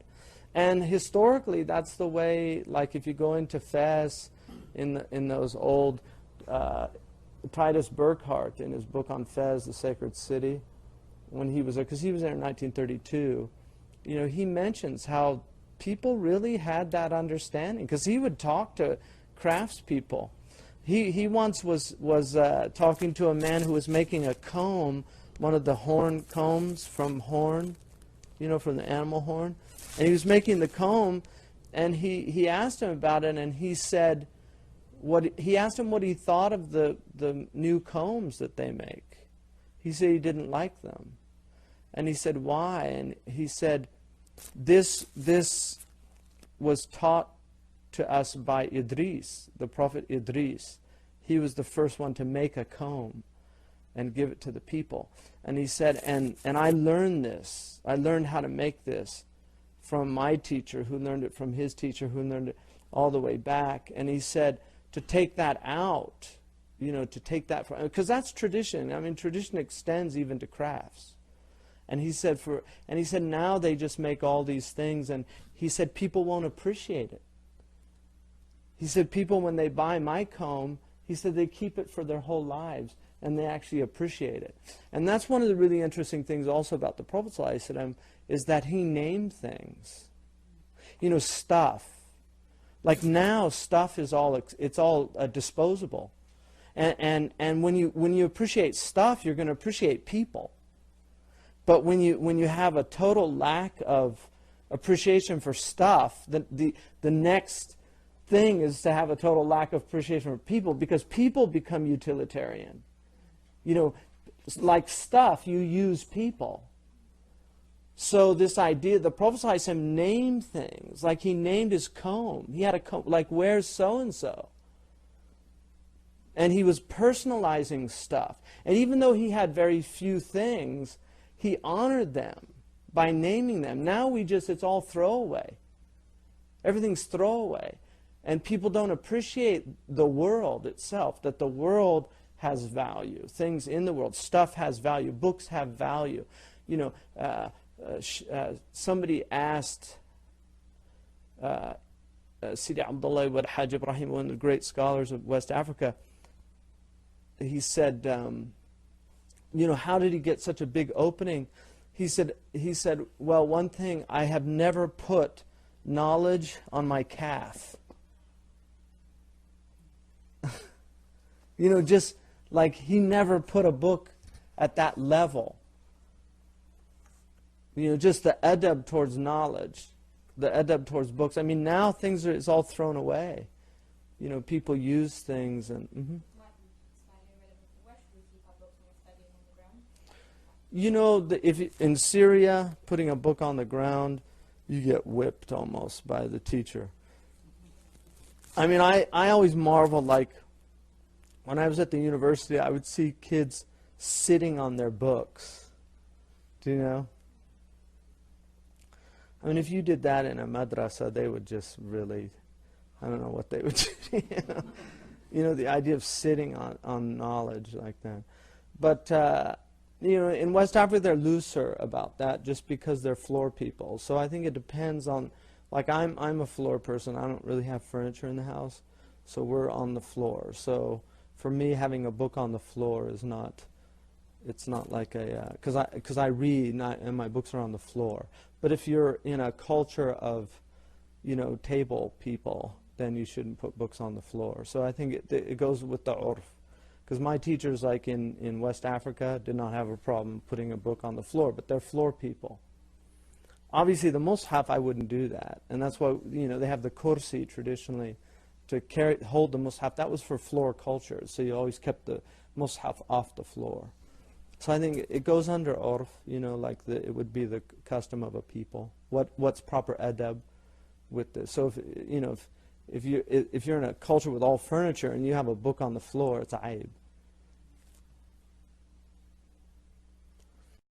So the removal of state of greater ritual impurity, fulfillment of an obligation, in other words, to fulfill the fard, or rendering worship permissible, istibaha. These are just different ways that you can that you bring to mind your intention at the time that you're doing the ghusl.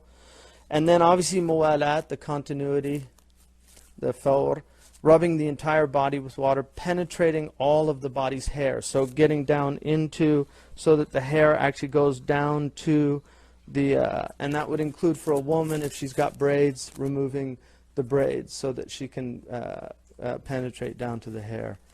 And then making sure to reach all the hidden places like the inguinal folds and between the buttocks, the creases of the knees under the armpits, the folds of the inner thighs, between the buttocks, and inside the navel if you have an innie as opposed to an outie. And then washing what is difficult to reach with a towel or something similar. So for heavy people, people that can't reach their back, or there's people that don't have that flexibility, they can use a towel. If it's if it's really difficult, they can actually, somebody else can help them do that. And then some of the additions that Sidi Khalil mentioned is just washing and rubbing between the toes. That's an obligation, which is the sunan of ghusl. Are rinsing the mouth, wash the hands at the outset, lightly sniff water into the nostrils and blowing it out, and then wipe the outer canals of both ears. So you don't go into the inner canal, but you take water and you put it there so that the whole, and then you wipe inside and just get the outer canal. So you don't try to go into the ear. And then washing then the mandubat begin by washing off all the impurities. So the najasa that came from, the semen and the rutubat al-farj, like the discharge from the woman, you wash that from the thighs or wherever it is, and then saying Bismillah, washing the head 3 times. Commence with the parts washed in wudu with the exception of the feet. You wait for the feet to the last, but you do the parts of the wudu. Conserve water. The Prophet used a sa'a, which is 4 amdad. So the mud is half a liter. All right, so the Prophet could do ghusl then with 2 liters of water, which is not a lot of water. So again, water conservation is good. I mean, people take showers in our culture for to take, just the enjoyment of taking a shower. So, but a lot of water is wasted. Begin from the top down. Wash the right side first. Begin by cleaning the genitals, and avoid touching the genitals thereafter with the inside or the sides of the palms and the fingers. If one happens to touch the genitals, or if anything occurs that nullifies wudu later on in the ghusl, then repeat what had already been completed of wudu, or repeat the entire wudu if one touches the genitals after completing the wudu, and then return to the ghusl. So if you break the wudu during the ghusl, then you do the wudu, or do just what part of the wudu that you had done before. And then Khalil says, and begin washing the head from the forehead, which is the same as in wudu as well. So ghusl is required after. So, the Prophet ﷺ took a ghusl with a pitcher of water in a tub. And he also took ghusl with Aisha radiallahu anha. So you can take a ghusl with your spouse. Aisha said, the Prophet never saw my genitals, I never saw his genitals. And that's adab, that's not for normal, that's permissible to look at the genitals of your spouse. But the Prophet ﷺ, out of the adab, the intense adab and haya, Aisha said that about him, sallallahu alayhi wa sallam. But they did take ghusl together, so it is permissible to do that. And they did not have showers, so this was a washing. And which, where I lived in most places when I was in the Muslim world, there weren't showers. So, but it's similar. And then you wash, you begin by washing your private parts, cleaning that area, do the wudu, except for the feet. Wash the head, make sure that the water penetrates down. And then the ears, the neck all around. And then like the back, so getting your back so that you make sure you rub, because delk, you have to have delk on all parts of your body, and then go down the right side and then the left side, and then that's the ghusl. And then doing the same, once you leave, if you're in a bathroom, then you can do the shahada when you get outside of the bathroom. If you're in an area where the shower is separate from the bathroom, then you can do the dhikr in that. So ghusl is required after menstruation, postpartum bleeding, orgasm in which fluid is ejaculated. So that includes a wet dream, it includes masturbation, anything that you have seminal emission.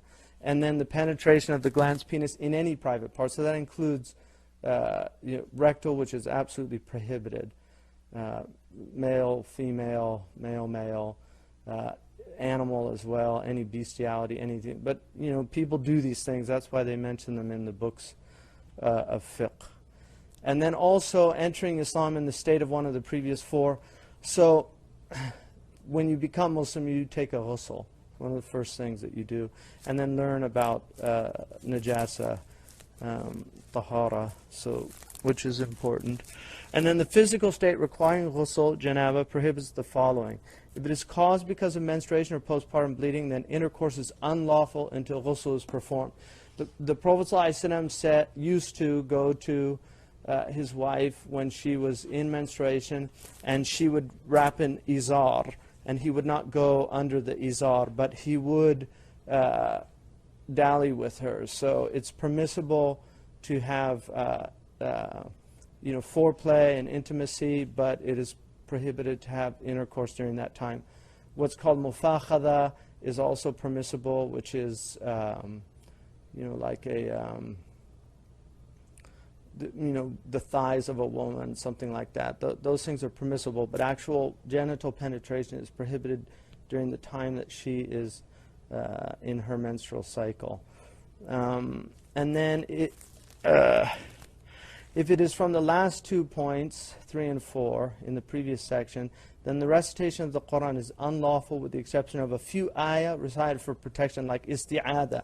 So if it's from the postpartum bleeding, if it's from orgasm or penetration of the glands, then you cannot do any recitation of Quran unless it was like to do isti'adha or something, seeking refuge in Allah, Ayatul Kursi or the three quls. All four prohibit one from entering a masjid. So if you're in a state of janaba, you cannot go into a masjid.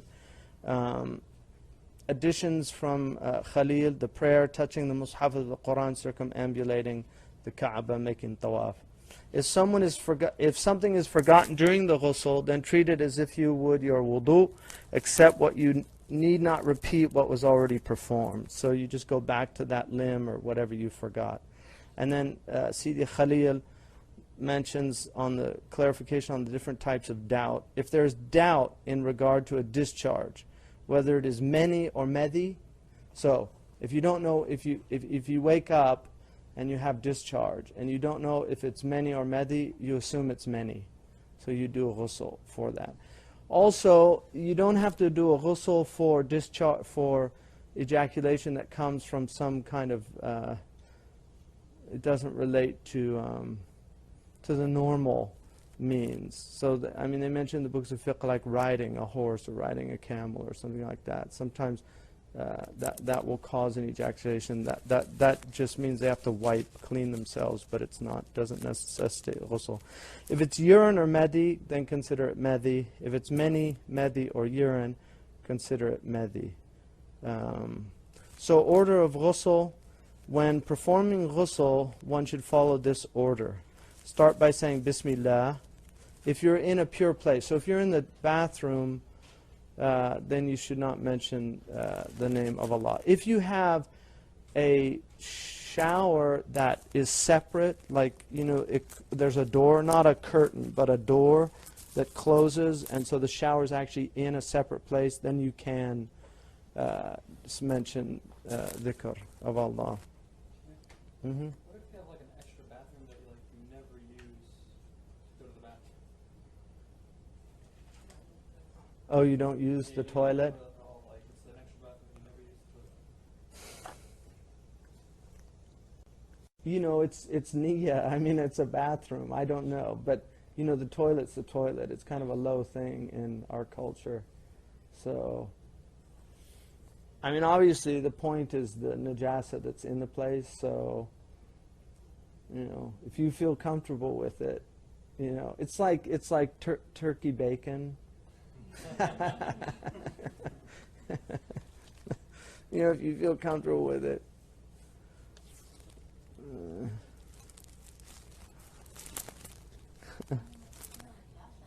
Yeah, if there's no najasa, it's permitted, you know. I mean, I would maybe put something over it or something. I would just, you know.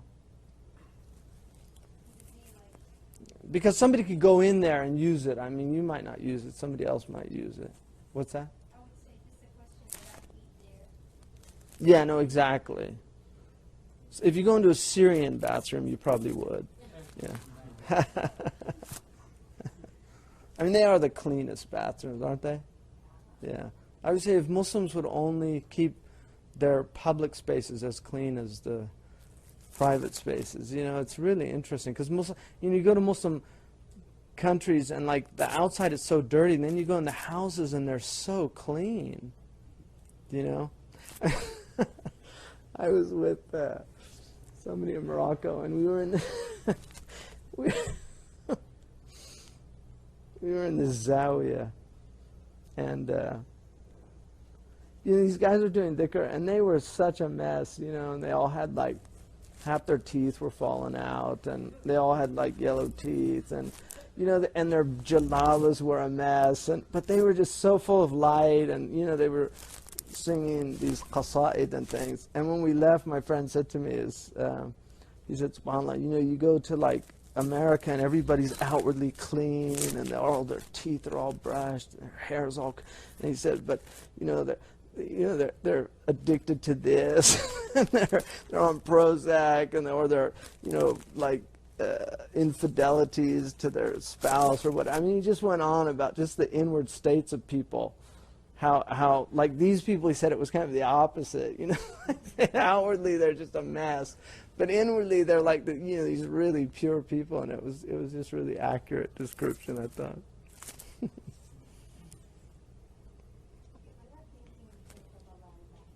What's that? No, I mean, yeah, that's a natural. You're not, the heart is, it's like having the Quran in your heart. You don't guard that. And you can make that niyyah, it's just saying the name. Because it's you're bringing it out. Yeah.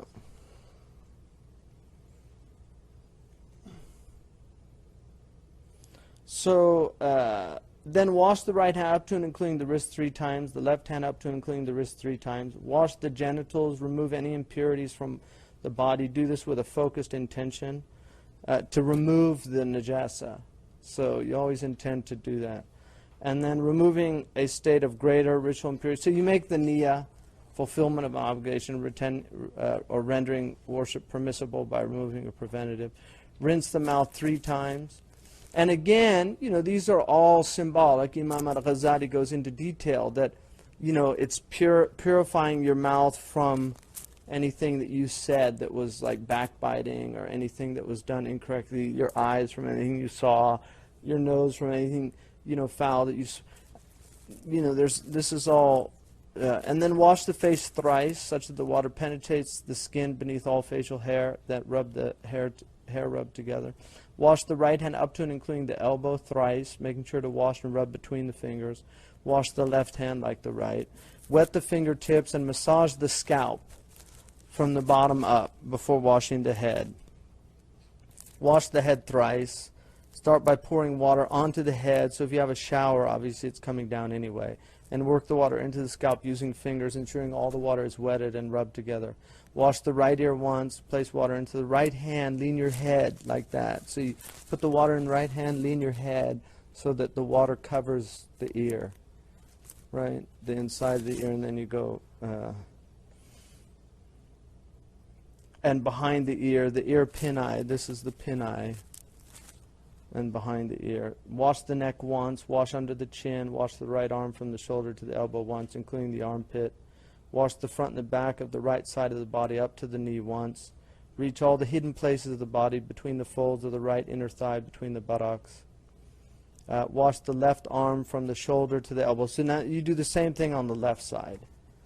And then wash the right, and then finally washing the feet. So you wash the right foot up to and including the ankle, wash between the toes, starting from the little toe moving to the left, and then washing the left foot up to and including the ankle, same way that you did the right foot. So that's pretty much ghusl. I mean, it's straightforward. I wouldn't obsess about it. It's not...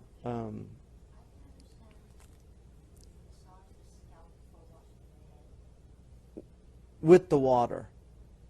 So you get the water and then go in, and then you just wash over it. Yeah, just making sure that the water penetrates. Yeah, so that you get the water in the scalp.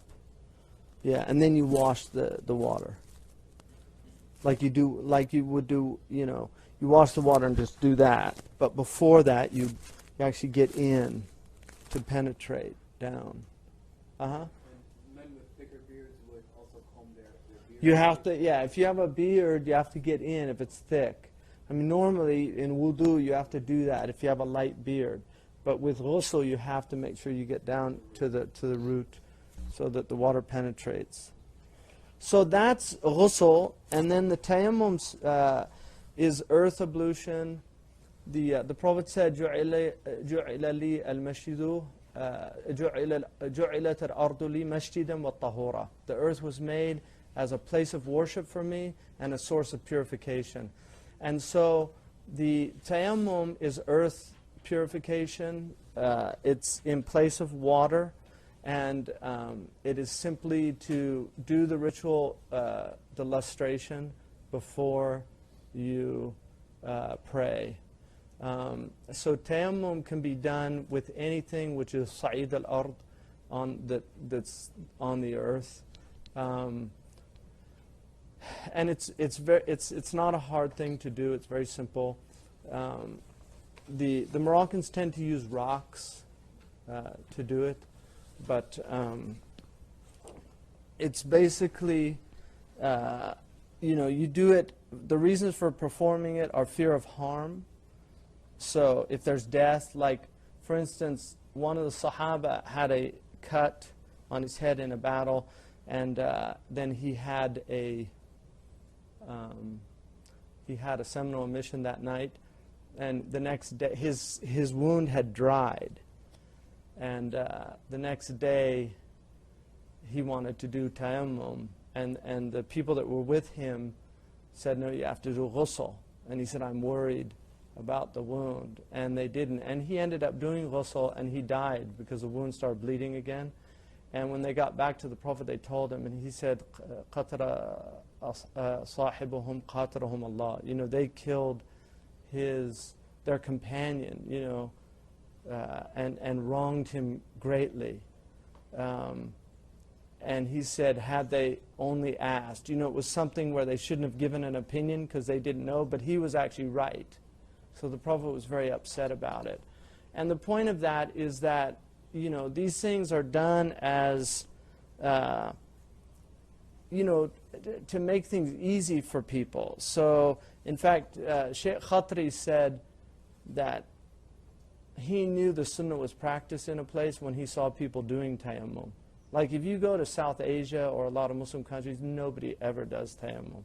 The only place I've ever seen tayammum done is Africa. That's the only place I've ever seen it done. Nobody in Pakistan does tayammum. And that's a sign that they're not following the sunnah. Because it's done for a reason. The tayammum was given for a reason. So if you fear loss of limb, increase of illness, somebody who has the flu or somebody who has a bad cold and they're worried about, you know, it's cold out and they're worried about getting pneumonia or getting from doing the water. Or in the dawn period when it's really cold. Like when I was in North Africa, West Africa, during the winter, you know, we were living in tents out, so it was freezing cold. I mean, I always did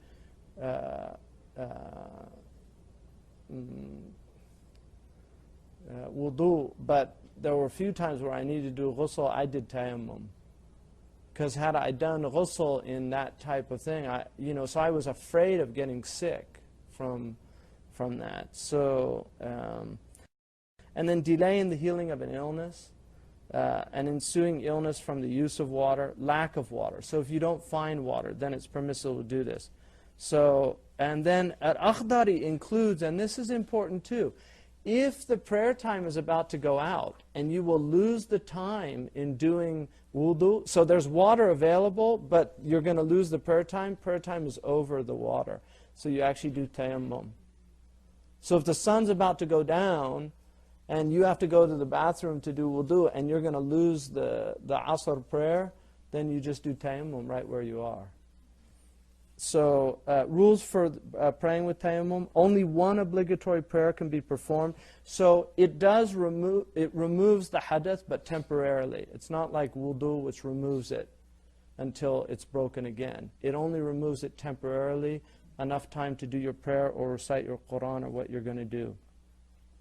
And then the funeral, sunnah, or nafilah prayers can be performed in conjunction with the obligatory prayer, if it is performed immediately after the obligatory prayer. So you don't do it before, you do it after.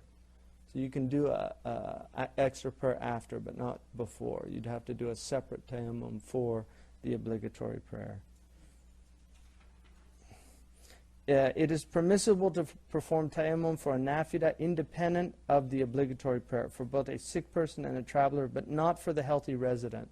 So if you're residing in a place and you're healthy, there's no reason to do tayammum, you don't do it. The healthy resident can perform tayammum from any fard prayer except the Friday congregational prayer, unless he knows he will not find water before the end of the prayer. In such case, one may perform tayammum for the Friday congregational prayer. So,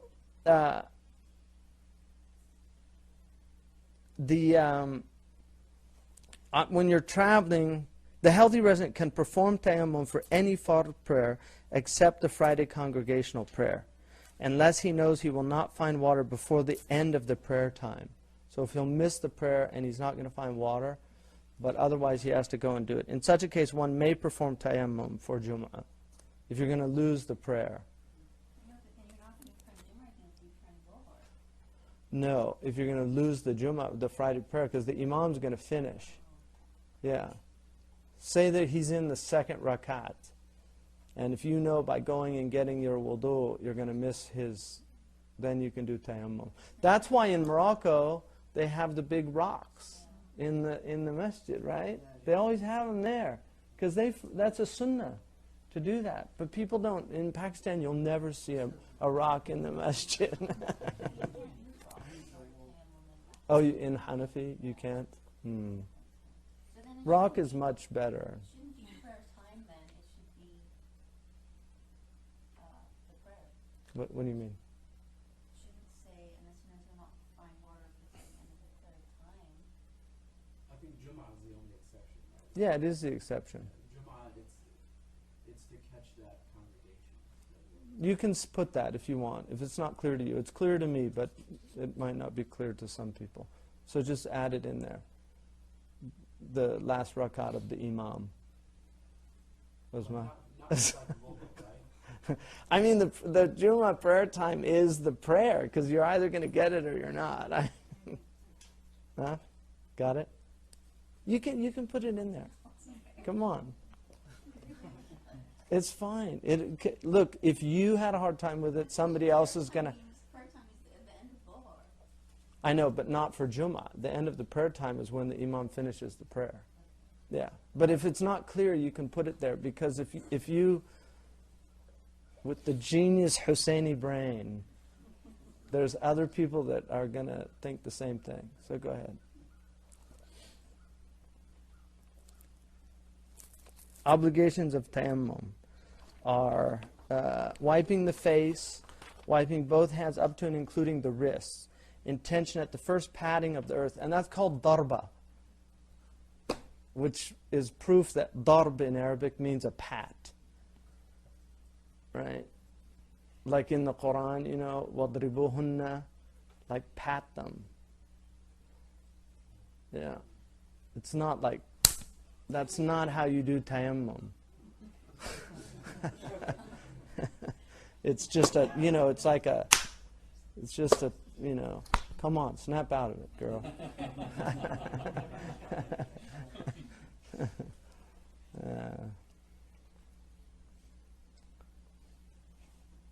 So wiping the face, wiping both hands up to and including the wrists, intention at the first patting of the earth, and is one of the following. An obligatory tayammum, so it's a fard, or rendering worship permissible, istibaha. If one is in need of ghusl, then one must intend rendering worship permissible from the janaba. So if it's from a ghusl you're doing tayammum, you have to have that niyyah in your heart of removing the janaba. If one is in need of wudu, then rendering worship permissible will suffice. So the first patting of the earth is an obligatory one. The second one's the sunnah. Continuity of action, using pure earth, which includes soil, sand, adobe, stone. So like an adobe house that's not glossed over is permissible. You know, if it's not fired adobe, it has to be the raw earth adobe. If it's painted, you can't. Yeah. And then salt marsh, you know, salt marsh, it's like out where there's salt, you know, in a marsh area they have the salt, the white, you know, that white, that's permitted. But not wood, baked plaster, grass, straw, precious stones, gold or silver. So you can't do it on grass, because it has to reach the earth or be from it. So, and then following the tayammum immediately with the prayer. So you shouldn't have a delay between the tayammum and the prayer. And the prayer time having entered, it cannot be performed for a given prayer until the time of that prayer has entered. So it has to be in the prayer time. You don't do it before the tayammum, and then wait till the time comes in. And then Khalil adds, removing any barriers between earth and skin, such as ring, bracelets, and watches. So if you have a ring, you take it off. Whereas in the ghusl, you don't have to take it off. You just move it enough to, right? And in wudu, you just have to turn it. And then the sunan, wiping the arm up to and including the elbow. So the fard is just up to the wrist, sunnah up to the elbow. And then patting the earth a second time for the hands, and then following the sequential order. Its recommended acts are saying Bismillah at the outset, and then the meritorious quality, which is in the footnote, there. Wasfun Hamid. We don't have the... in the absence of water, performing tayammum. So, in the absence of water, performing the tayammum at the end of the prayer time if one hopes to find water before then. So that's called the raji. So if you're a raji, if you think you're probably going to get water, you should wait till the last prayer time. The middle of the prayer time, if one wavers between finding water or not. The ulama differentiate between what's called dhan, shak, and waham. Dhan is shak is where doubt, where it's completely equal. Whether something's going to happen or not happen, it's balanced. So if you're in doubt, you just don't know. So you think, maybe I will, maybe I won't. Then you wait till the middle. That's what he's saying there, if you're in the state of doubt. If you're in a state of dhan, the scale is that you'll probably find water, you wait till the end time. If you're in the state of waham, which is you don't think you'll find it, then you do it at the beginning of the prayer time. What lengths are you expected to go to find water? They say, yeah, that's a good point. They say, walking like a mile. It's reasonable.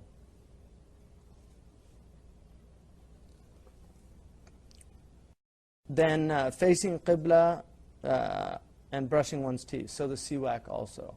That's Khalil adds that. So you face Qibla, and then also additions from Khalil. The following are discouraged acts of tayammum. Excessiveness, like hitting the earth hard, or like rubbing the soil in there. It's a ritual. There's, you have to really see it as a ritual. It's in place of wudu to create a kind of, just a psychological state that prepares you for getting into the prayer. So there shouldn't be any ghulu. And then repetition, you shouldn't do it like 3 times like you do wudu. Well, wudu 3 times must be good, so let's do it 3 times. And then speaking during tayammum other than resemblance. And then it's nullified by that which nullifies wudu, the availability of purifying water before one prays and there's enough time to perform the water ritual or catch the prayer on time. If water is found after performing the prayer but before its time elapses, in this case, it is recommended for one to perform wudu and repeat that prayer in the time of one's state when performing tayammum was one of the following. Fearful of a bandit, so if you're afraid of being robbed or something like that. Hopeful of finding water, but nevertheless proceeds to pray during the beginning of the time, even though one is expected to wait until the end of the time. Or a chronically ill person who lacked an assistant to fetch water. So if water is found after performing the prayer, but before the time elapses, it is recommended for one to perform wudu and repeat the prayer in the time if one's state when performing tayammum was one of the following. So those are the reasons that it would be, you should repeat the prayer. And then if a significant time elapses after the performance of tayammum with no devotional action that requires ritual purification having been performed, a significant amount of time is the length of time it takes for the limbs of wudu to dry if they were wet in the moderate weather. Its order is saying Bismillah from an intention in the heart while patting the pure earth using one of the following: obligatory tayammum, rendering worship permissible, and then rendering worship from greater ritual impurity, janaba if it was. Patting the pure earth with the hands, wiping the face once, starting with the hairline down to the bottom of the chin, patting the pure earth a second time, wiping the arm. So I'll just show you. If this was earth, you face the Qibla, and then you just make a tap, and then you take off the ring. You make a tap, and then you do that to get the dust off, all right? So you tap like that, and then you start up here, and then come like that, all right? So that's the face. And then one time, and then tap, and then go down like that to the elbow, and then up like that, and then in between the, and then down like that, and then like that. Ashhadu an la ilaha illallah, ashhadu Muhammad Rasulullah. So that's tayammum. If you do it with a rock, what's that? Oh, yeah, that. Then you just cover the hand with the rock. That's kind of a small rock, but you could do it with that. So you just cover the hand with the rock like that. You don't do a tap. And then same thing. Okay, and then the second time. So, and the Prophet ﷺ, he said that, the earth was made a source of purification for my ummah. So it's just, this is earth purification as opposed to water. Bismillah ar-Rahman ar-Rahim wa sallallahu ala sayyidina Muhammad wa ala alihi wa sahbihi wa sallam tasleema. The prayer times are divided into two types. What's called mukhtar and the other is called daruri. The mukhtar prayer time is a convenience time. It's the time that you're given to decide for yourself when to pray. Obviously the best time to pray during the mukhtar is the early period, with the exception of dhuhr. Malik delays dhuhr because, and the reason he did that is that the Khawarij were obsessed with like praying exactly when the zawal came. So he didn't like that zealotry, and his madhab delays it.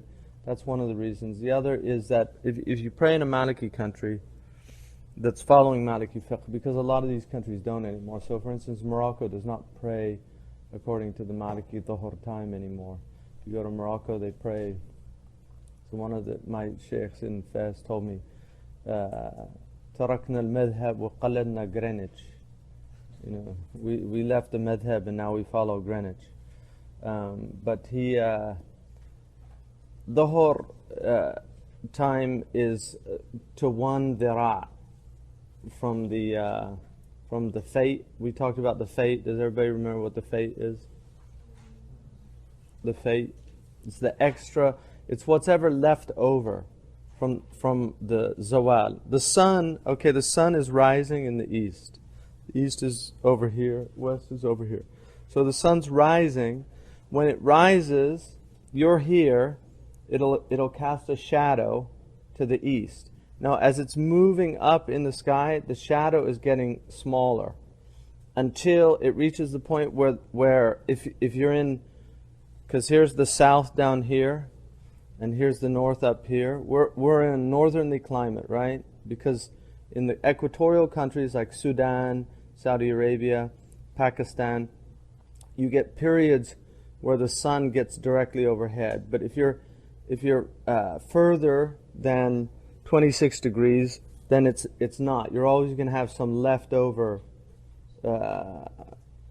because the sun's just not overhead. If you're in a really northerly climate, you're going to get a lot of shadow. So as the sun's coming up, the shadow's getting smaller and smaller. At the point that the sun is literally right over your head, I mean, it might be to the south, or if you're in Australia, it'll be to the north. But it's 90 degrees in terms of the dome of the earth. All right, you have a dome, and 180 degrees is the plane that we're on, because the circle is 360 degrees. So when it hits the 90 degree, that point is called istiwa. That's waqt al-istiwa. And the Arabs describe it as istawat ash-shamsu fi kabd as-sama. The sun is sitting in the liver of the sky, the middle of the sky, kabad. It's the middle, like the liver's in the middle of the body. Kabad as-sama. So the sun appears to sit there. The Arabs actually thought that it stopped because the shadow stops. But now we know it doesn't. And I mean, the ulama knew, because Ibn Arafah centuries ago said it only appears to stop. So it's not like the ulama didn't know that. All right, but the simple Arabs thought that it stopped. So they call that istiwa, sitting, because it looked like the sun just sat there. And during that point,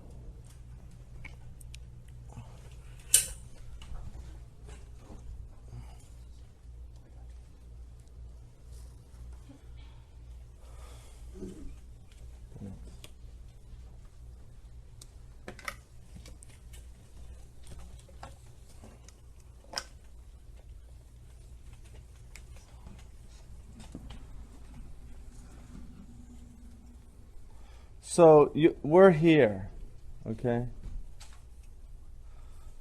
East, west, south, north. So when the sun rises here, all right, it moves up till it reaches 90 degrees here. This is 0 degrees, this is 180. And then obviously during the nighttime it's down here. So like I said, your shadow from here, because of the angle, right, your shadow is going to be cast. But as the sun's moving up, the shadow is getting shorter and shorter and shorter. And then when the shadow hits here at 90 degrees, that extra leftover is called fate. All right? It's called fate. That's the leftover shadow. That is what you will, once in Malik's madhab, you're supposed to see a discernible increase. So there's your fate, that little shadow there. Right now it's 2.5 feet because we measured it. And it's going to stay 2.5 feet for 2 weeks or something. Once you start seeing a discernible move, now you're moving back towards the east. First the shadow was moving to the west, then it moves towards the east, so it begins to move this way. So by the time the shadow gets to the Fay and then your height, the 7 feet for an average person, that's Asr, according to Malik. Abu Hanifa goes from there to twice. Right? Twice your height. So it would be up to 14, 15, 16 and a half feet would be Asr for Abu Hanifa, according to one of the opinions. I mean, there's 2 opinions in his madhab. So now, to show you the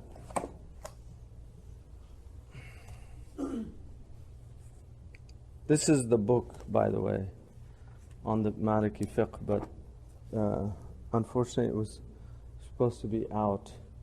I was hoping to actually have it for this thing, but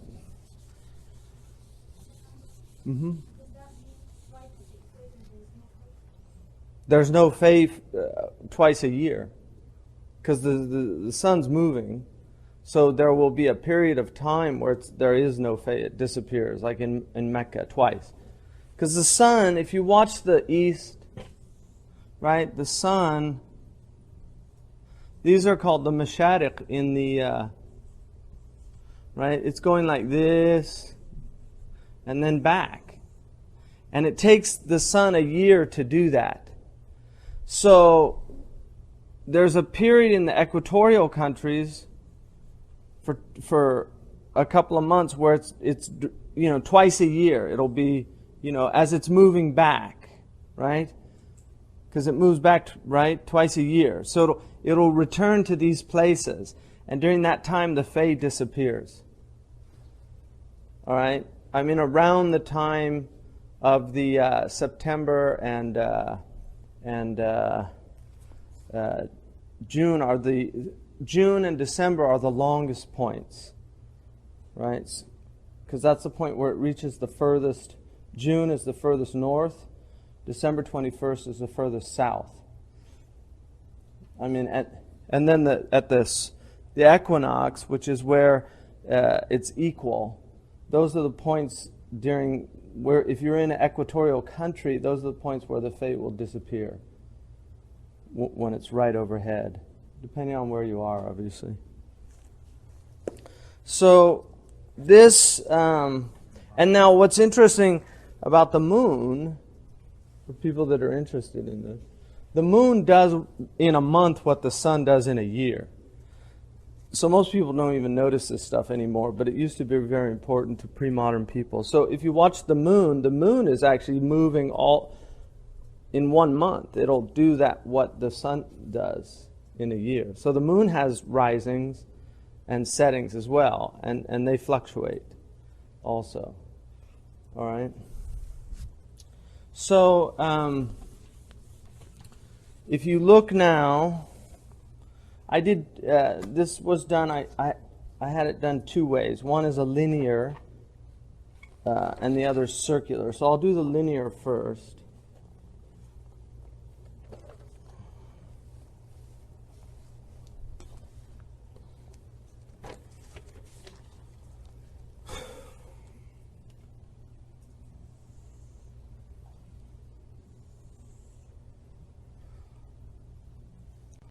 So, this period here is Fajr. Now, the sun, when it reaches 18 according to some, 15 according to others, and there is a difference. 3 degrees is about 12 minutes. So, each degree in this 360 degree circle, each degree is about 4 minutes. There's a lag time every day, which is why we get calendrical problems. When you try to make solar calendars, you get problems. Lunar calendars, you don't get a problem because you're following the moon, and so it's going to change every month, right? But when the sun, when you fix it, because the sun actually takes 23 hours and 56 minutes to go all the way around, and this is, it's average, on average. You get that 4-minute lag time. So as that adds up, by the time you've got 4 years, there's a whole day, right? So you get your leap year. But anyway, 15, 18 degrees. Most of the programs you have here are on 18 degrees. And obviously it changes too on where you are on the earth because of the angles. I mean, this is all geometry. So for people that vaguely remember some of that stuff back in high school. Now, the 18 degrees is where the sun is 18 degrees below the horizon, is when you first start seeing the light. Yeah. But the more cautious view is 15 degrees. There's something called Fajr al-Kadhib, which is the lying Fajr, which it appears, you'll see a light. It's a phenomenon. And you'll see a light, again, people are just cut off from this. Artificial light removes this. When I was out in the Sahara, you see it every morning. If you're, they're very connected to all these signs. There's no, they know what day it is without calendars. Because of the stars that are on the horizon. Certain stars show up on certain days. This works every year. Mm-hmm. Does it vary throughout the year?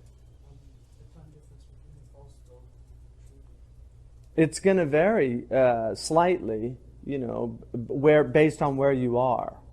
But it doesn't vary in terms of your location. Right? It's just going to vary because the sun's the same. It's just moving like that. So Fajr changes. The time of Fajr changes, but the actual phenomenon is based on the degree of where the sun is.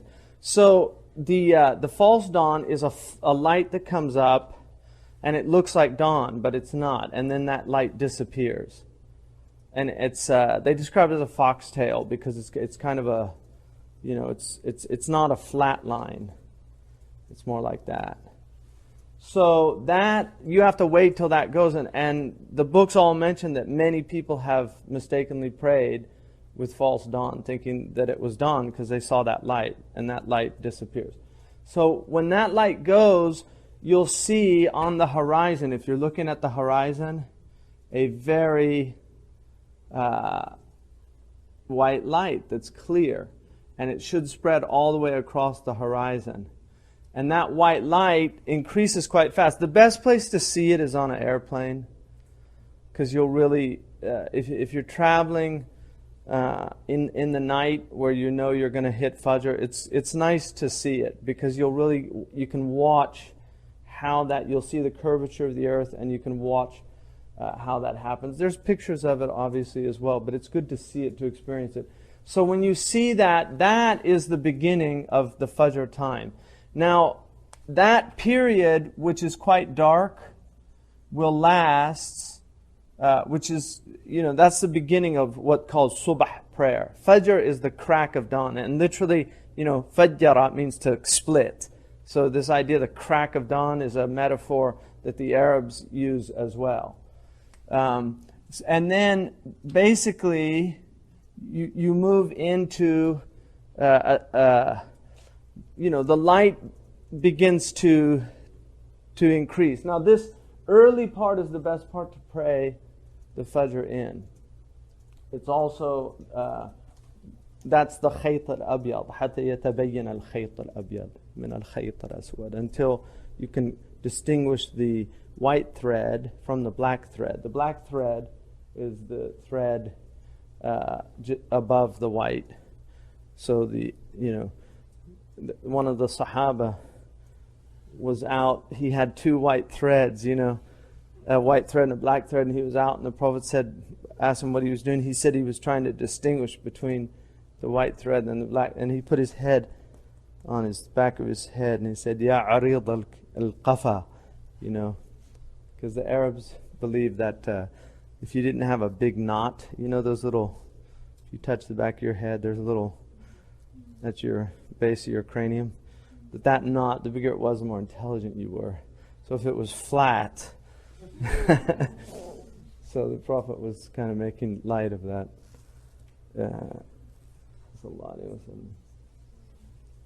It's like dummy. Come on, dummy.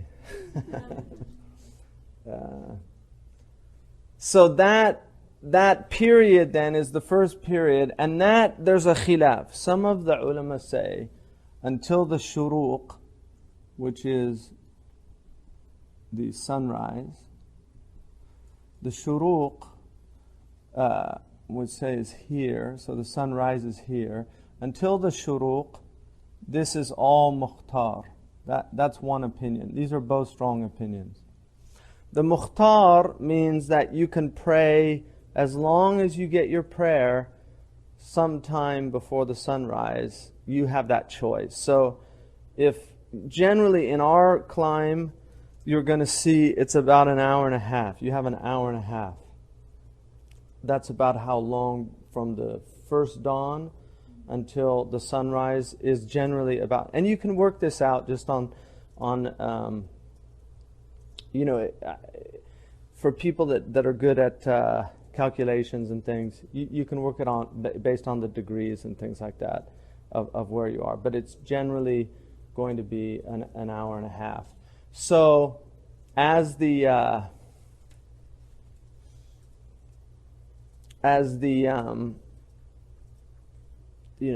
sun's moving up and the light becomes discernible, that's the second opinion, that the discernible light, which is the isfar, yusfiru, when things begin to be, so you can clearly distinguish things. So if you see people, you can make out their faces. Mm-hmm. What degree is that? I mean, that's going to be, it's probably going to be, it's usually like maybe 25, 30 minutes into the Fajr, The actual degree. Yeah, I don't know when the actual degree is. Called civil twilight? It's really interesting. You have to be careful with the astronomical terms. They do say civil twilight, but civil twilight is before the isfar. Twilight, these are all old terms when people actually could see these things. You have dawn, and then twilight is both ends of the day. The twilight is that light that starts showing up. And it gets to the point where it's civil twilight, which is where, that's about the time we're praying here. At about 5, it's more like the civil twilight. The isfar is a little after that, to where things are really discernible, but it's not. You've still probably got about 20 minutes before the sun rises. That's around the time when the street lamps come on and you have to put headlights. Yeah, no, exactly, and exactly, yeah. So, and then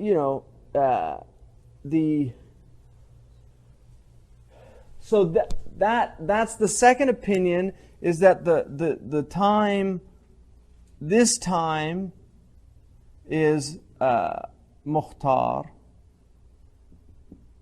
and then this time is daruri. Daruri is the time where you have to pray. If you don't, it's sinful. Alright? So if you leave your prayer into the daruri time, it's sinful. And then the third opinion, which is the strongest opinion that most Malikis follow, is it's all daruri. The Fajr is not really a mukhtar time. That you should pray it as soon as you wake. If the Fajr is in, you should pray it within the time it takes. If it's at the masjid, you go to the masjid, or the time it takes to do wudu, to do your 2 rakats of raghiba, which we'll get into when we get into the nawafil, and then pray that time. So those are the opinions about, the mukhtar, the daruri of Fajr. When would you say that is there a time that would be Makruh. makruh to pray? Like right close to sunrise, like 5 minutes before sunrise. Well, like I said, there's difference of opinions. One opinion is it's haram to delay that up till then. That you should be praying in that first time. If you wake up late, you should pray immediately. The prayer times are all dependent upon your niyyah. Like if you're lazy about it and you're just kind of waiting around, the Prophet ﷺ mentioned that hypocrites were people that waited till, وَإِذَا قَامُوا إِلَى الصَّلَاةِ قَامُوا كُسَالًا. When they get up to pray, they're lazy about it. In the tafsirs, they say they wait until the last time and then they get up, which is not necessarily a complete hypocrite. You have to remember, hypocrisy is a continuum. So the complete hypocrites don't even believe in Islam. These type hypocrites are people that they do believe in Islam. Like they don't want to lose the prayer time, but they have a nifaq in their faith. Their faith is just not... Because if somebody was there, they wouldn't be doing that. Right?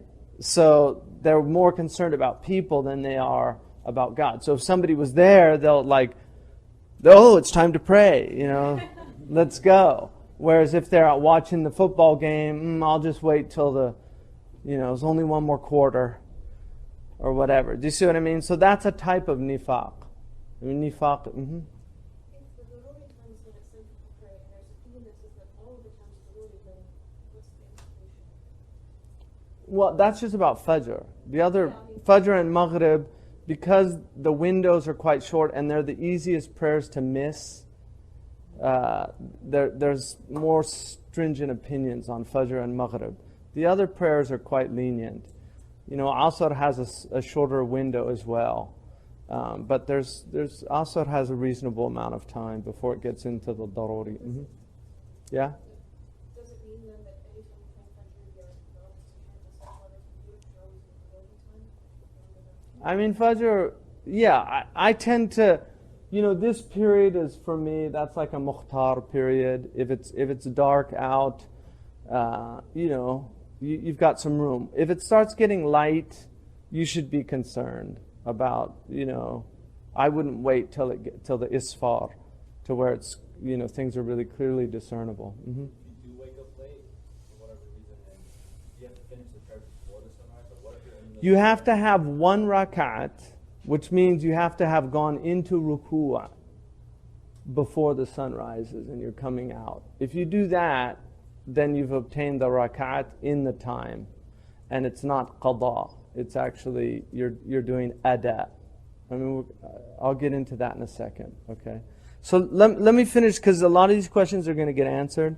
So let me just get through this section. Now, sunrise obviously is a period, in the Hanafi madhab, you don't pray during the sunrise. In Maliki, if you owe the prayer, you pray. Because the illah for not praying at sunrise is sun worshippers, and it's just not around anymore.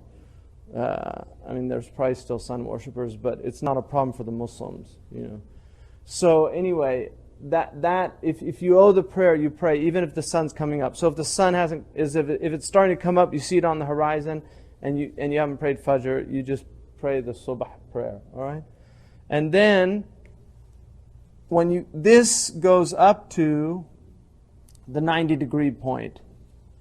And now, at the time the Fay comes, right, which, like I said, according to Ibn Arafah, it's 1 degree, which is approximately 4 minutes from the 90 degrees. So that's quite quick, 1 degree.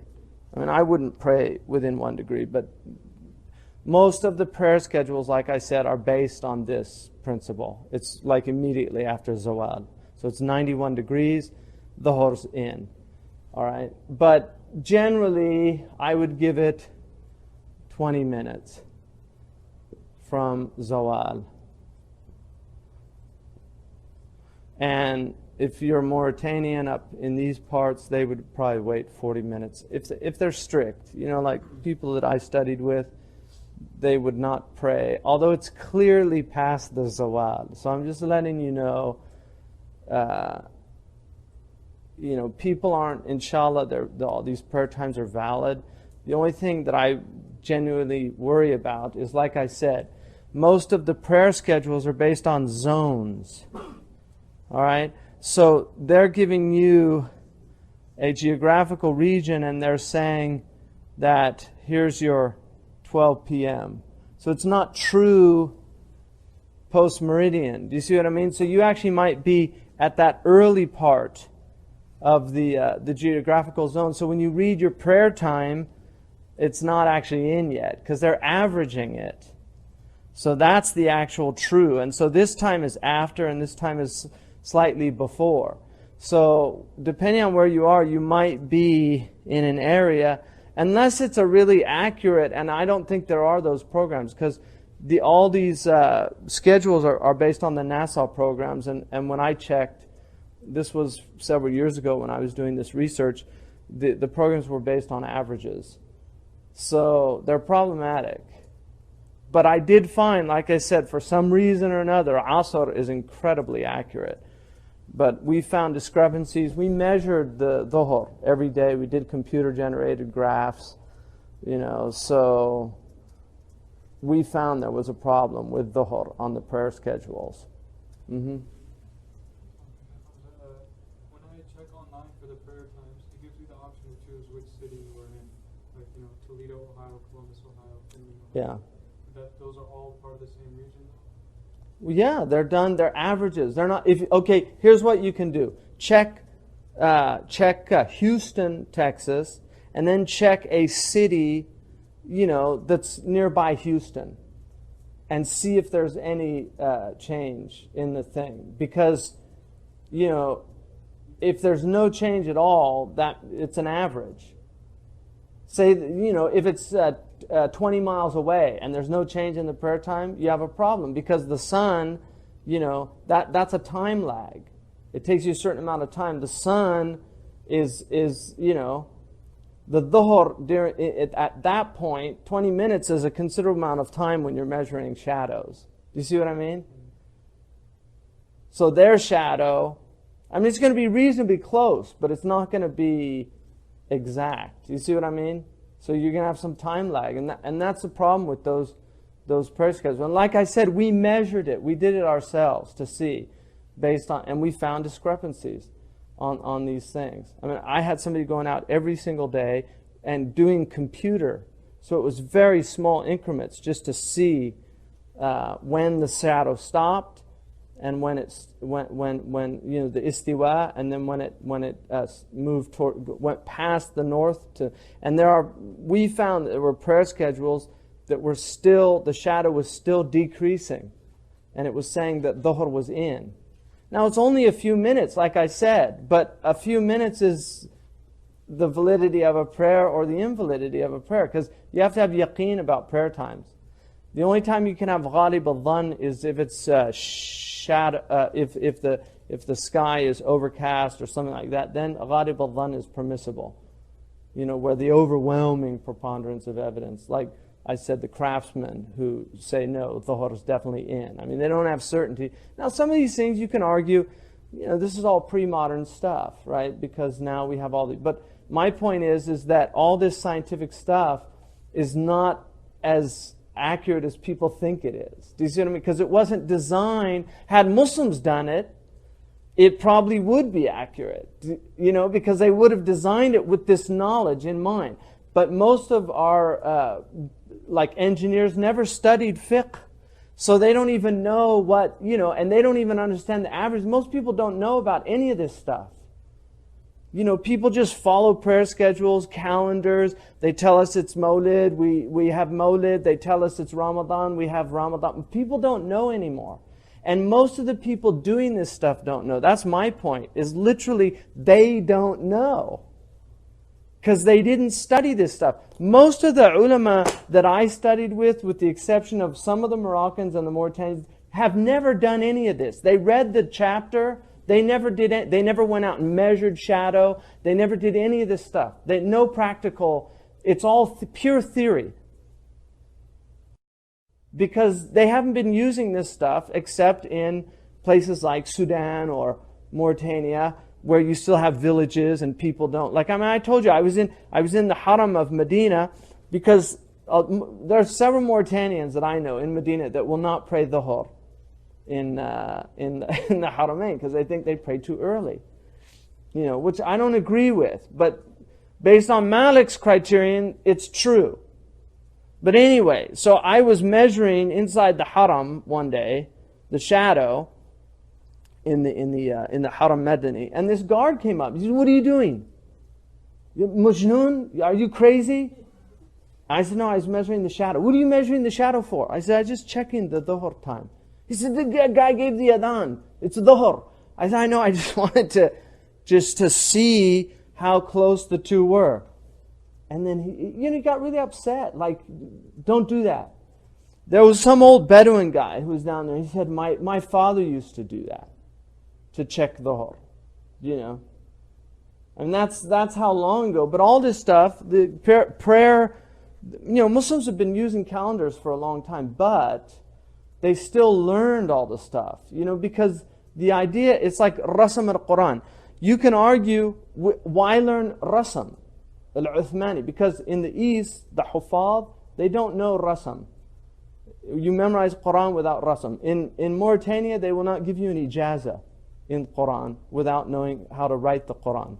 That's one of the criterion of a Hafiz, is that if all the mushafs disappeared on the planet, you could write it. Now, you can say, we don't need that, because now we've got millions. King Fahd printed millions of Qurans. They're everywhere. There's not going to be a problem. Well, when people were brought from West Africa to America as slaves, there were people that knew how to write the Quran, even though they were stripped of everything. So you could end up in Guantanamo Bay or something in an orange suit, and they don't give you a Quran. But if somebody was a Hafiz, they could write the whole Quran out with the Rasam al-Uthmani. So that could happen.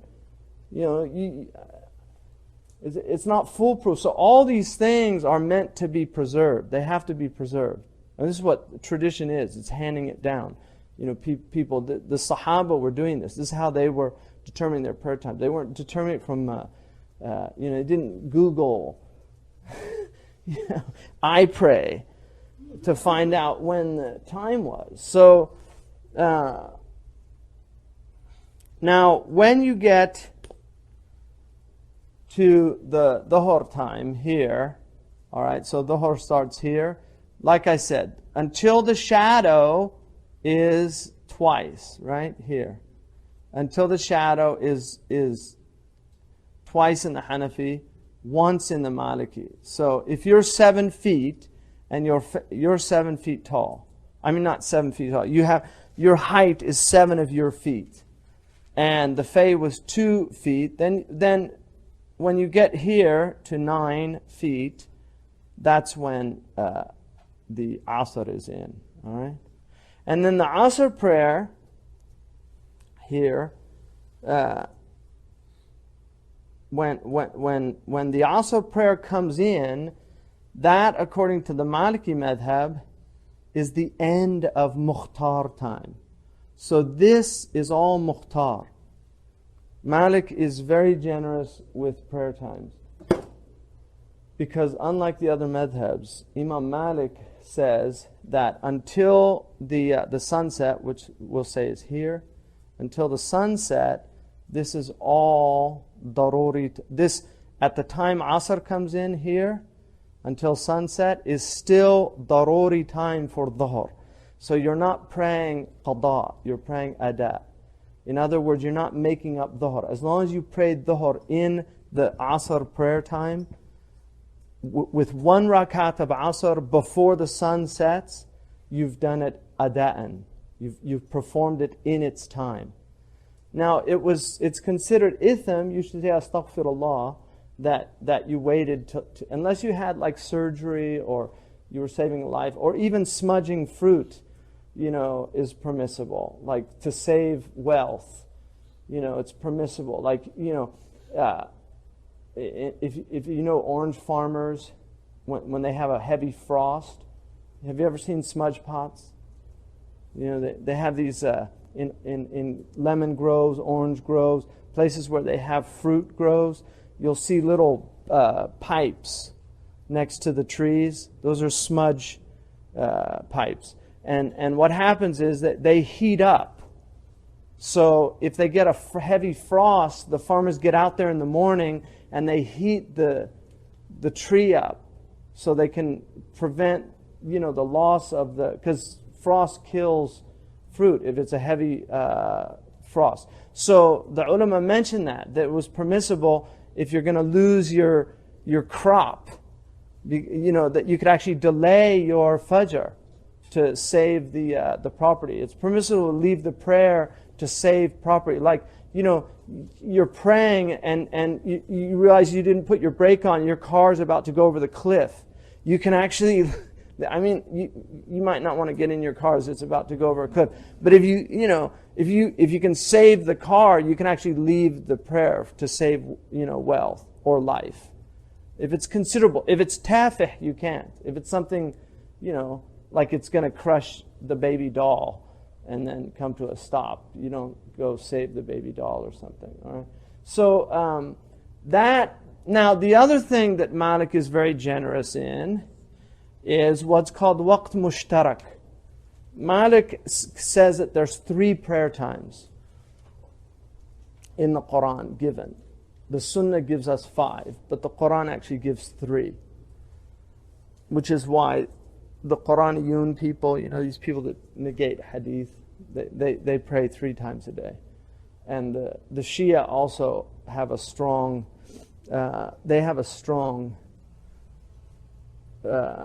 opinion that you can pray just those 3 times. Imam Malik said, because the Quran says to pray at ila duruk al-shams. The duruk al-shams is the mail of the shams, the movement of the sun, which is dhuhr and asr, right? Wa ghasaq al-layl is the time when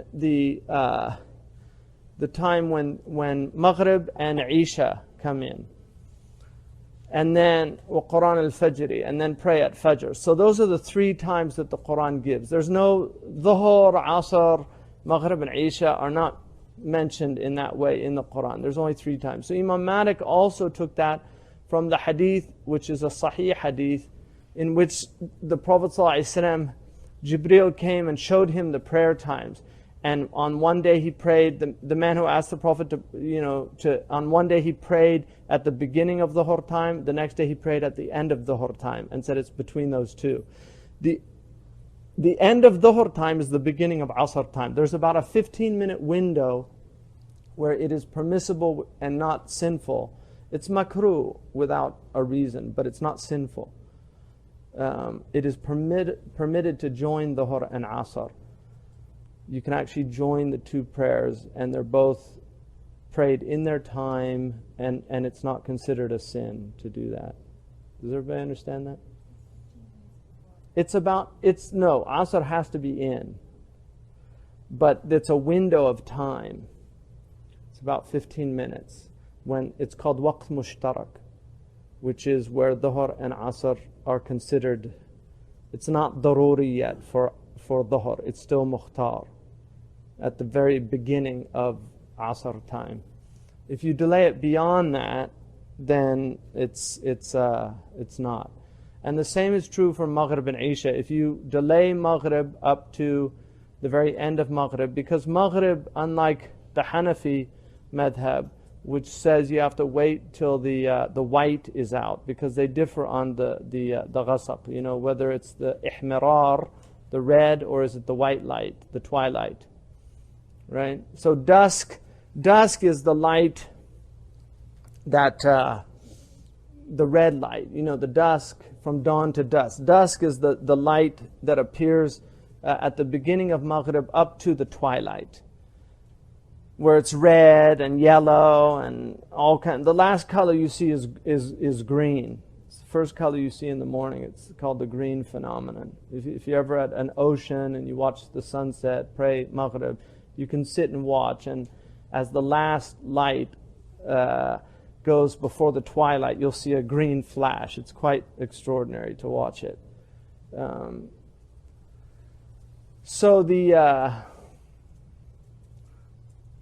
Any questions about any of those? Mm-hmm. So the muhtar time for dhuhr Mm-hmm. is 15 minutes. I'm just saying it back so I know if I'm wrong. 15 minutes after the asr comes in, it's still muhtar time. I mean, I wouldn't fix it at 15 minutes. It's just around that. It's enough time to pray dhuhr at the beginning of asr time, and then pray asr. So you've got that period. An average prayer is going to take you maybe, 8 minutes. If you have to do wudu and then you go pray, it takes about 8 minutes. So the two prayers, there's that time at the beginning of asr, right? Or the very end of dhuhr, right before asr begins, so that you pray dhuhr, your 4 rakats, and then asr comes in and you pray asr. You can actually join them. Do you see? That's the point. And that period is a shared period of dhuhr and asr. They can be combined, and it's makruh. It's not haram. Karahiyya is, I wouldn't belittle karahiyya. It's not like a light thing. Oh, it's just makruh. But it is important to remember, it's not sinful. Makruh is not sinful. You haven't done anything wrong. Does that give the time from this time frame that it's a daruri time for dhuhr, or is it It's moving into daruri. It's still mukhtar. If you delay it to that point, you're in the mukhtar time. That's my point. If you delay it beyond that, it's daruri. And because the window is so narrow, it's just something you don't want to do unless there's a real reason to do it. I wouldn't, like Shaykh Abdullah bin Bayya said, there's certain people that have jobs that it's very difficult to pray dhuhr and asr. And so he said it's a rukhsa, to do that. However, I was a critical care nurse working in, an intensive care unit. And I prayed, I had the 3 to 11 shift. So I had asr, maghrib, and isha. And I always prayed them on time. So, and I think that's about as intense a job as you're going to get with, so I just don't buy it when people tell me, I have this job and I can't. It's usually they're ashamed and it's hard for them to openly pray or something like that. It's like the guy in the janitor's room who goes and prays, and when the janitor opens up, he starts doing the push-ups.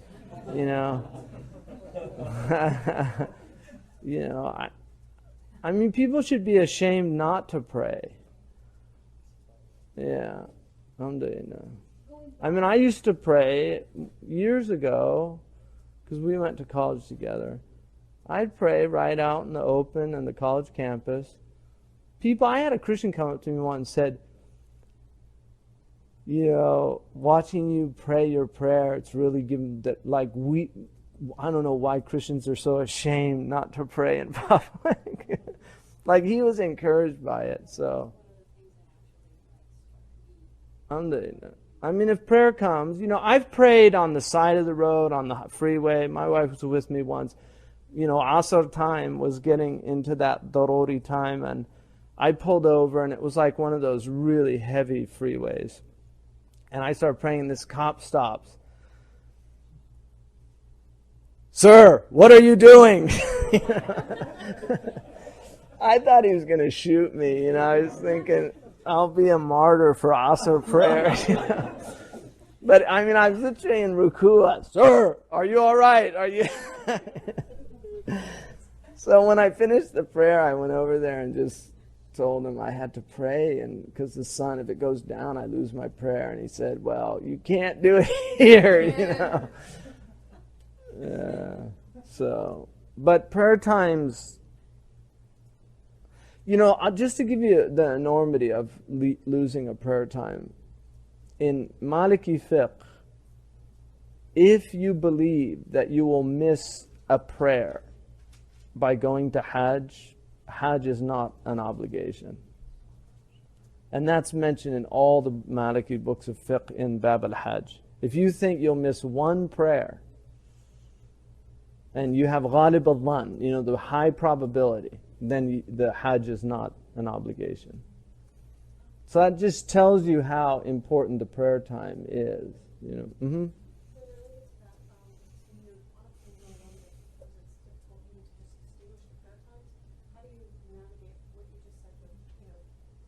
Airplanes.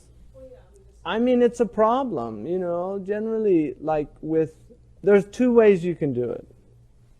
You can do it based on the hadith about the prayer time. The Prophet ﷺ said towards the end of time, a week would be like a day, and a day would be like an hour. And the Prophet ﷺ said, how should we pray? Should we pray in the normal time? He said, فَقْدُرُوا لَهُ, you know, estimate it.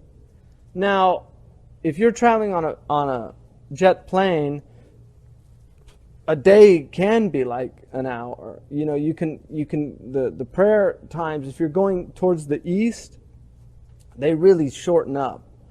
So there's two ways that you can do it. One is to do it based on your point of departure and pray the times of the points of departure, right?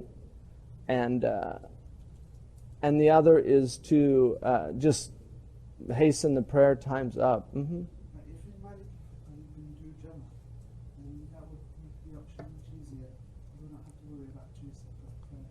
Well, I mean, I'll give you an example. If you're going over the Great Circle route over the north, Isha, you know, Fajr just comes it comes so fast. And you can lose it really quick because the sun rises also. So unless you're really hyper vigilant, like I've missed Fajr, because I've done that flight many times. Unless you're really hyper vigilant, you can do it. So it's a problem. That's all I'm saying. I mean, I have arrived at Heathrow. You know, it gets in about 7 in the morning, that flight. And, you know, it's hard to pray sometimes because you fall asleep and then you wake up and you're preparing to land, you know. So, you know, prayers make it a problem. You know, I'd like to see travel going back to trains and boats. It's a more civilized way of traveling. Mm-hmm. Going back to Fajr and Subh, I don't understand, when is the Subh? Is it after the Shuru, and is it equivalent to a qada of Fajr? No, Subh. Fajr is the phenomenon, the break of dawn. Subh is the morning. The Fajr prayer is what we call Raghiba. It's higher than a Sunnah, lower than Mu'akkada in Maliki. He's the only Imam that has Raghiba. It's not Sunnah Mu'akkada, but it's not a Nafila either. It's higher. And that's the two prayers that you pray once the first light has shown up in dawn. That's called Fajr prayer. But we also, Urfan, just conventionally, we call the Subh prayer Fajr prayer. Have you prayed Fajr? And they mean the Fard. In technical vocabulary, it's not really accurate. It's like calling the Nafila Sunnah. It's the same thing. But these are just, Ammat al-Nas, general people use these terms differently from the way the Fuqaha use them. So Subh prayer is the Fard prayer in the morning before the sun rises. If the disk has shown up on the horizon, then the Subh time is now gone. And you have to pray qada.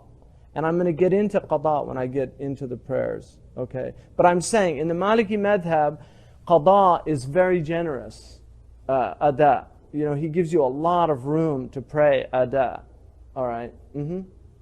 Anything else? Somebody had a question? Yeah. Just to clarify the first thing, if I'm leaving from Newark to Dubai, should I just pray according to Newark's time using the Newark clock? What I do generally, if I'm worried about it, is I do it that way, and then I make up the prayers later. Yeah, just ihtiyatan. Yeah, if I think I'm going to miss it, I pray the prayer according to the time I left.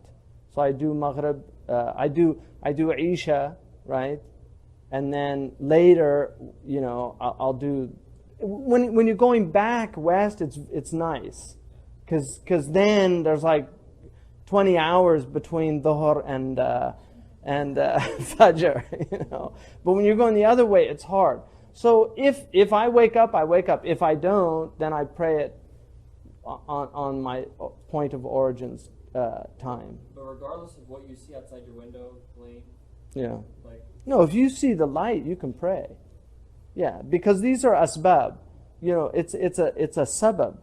Once you see that Fajr light, it's Fajr. It doesn't matter if it took an hour to get that between Isha and Fajr. Yeah, it's a sabab to enter into the prayer. Yeah. Plane time is the only problem that I found. It definitely creates a problem. You know.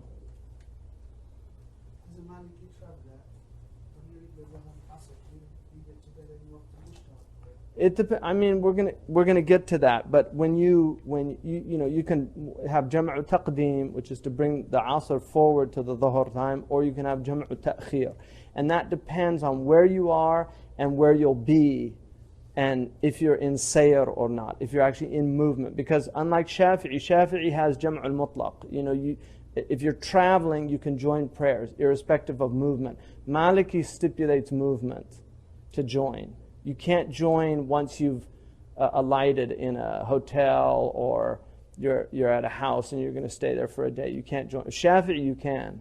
Maliki you can't. Maliki stipulates that you're actually in movement. That the bringing the prayer forward or delaying it is a rukhsa due to the difficulty of movement. Now you can do waqt mushtarak though, if you wanted. If you're staying at somebody's house, if you want. And now with the iPray and stuff, you can get the times accurately, and you've got your watch. You can do that. You know, I mean, Shaykh Abdullah bin Bayya is more lenient on that because of modern travel. That it's, you know, it's actually harder in a lot of ways than earlier travel. I've done both because I've done pre-modern travel. When I was in West Africa, I traveled pre-modern. I walked, you know, 45 miles, I've rode camel, you know, I mean, I did traditional traveling, so I know the difference. And I actually think in a lot of ways the modern travel is more, you know, it's just harder. I think it's actually harder on your body in some ways. Uh-huh. Uh-huh.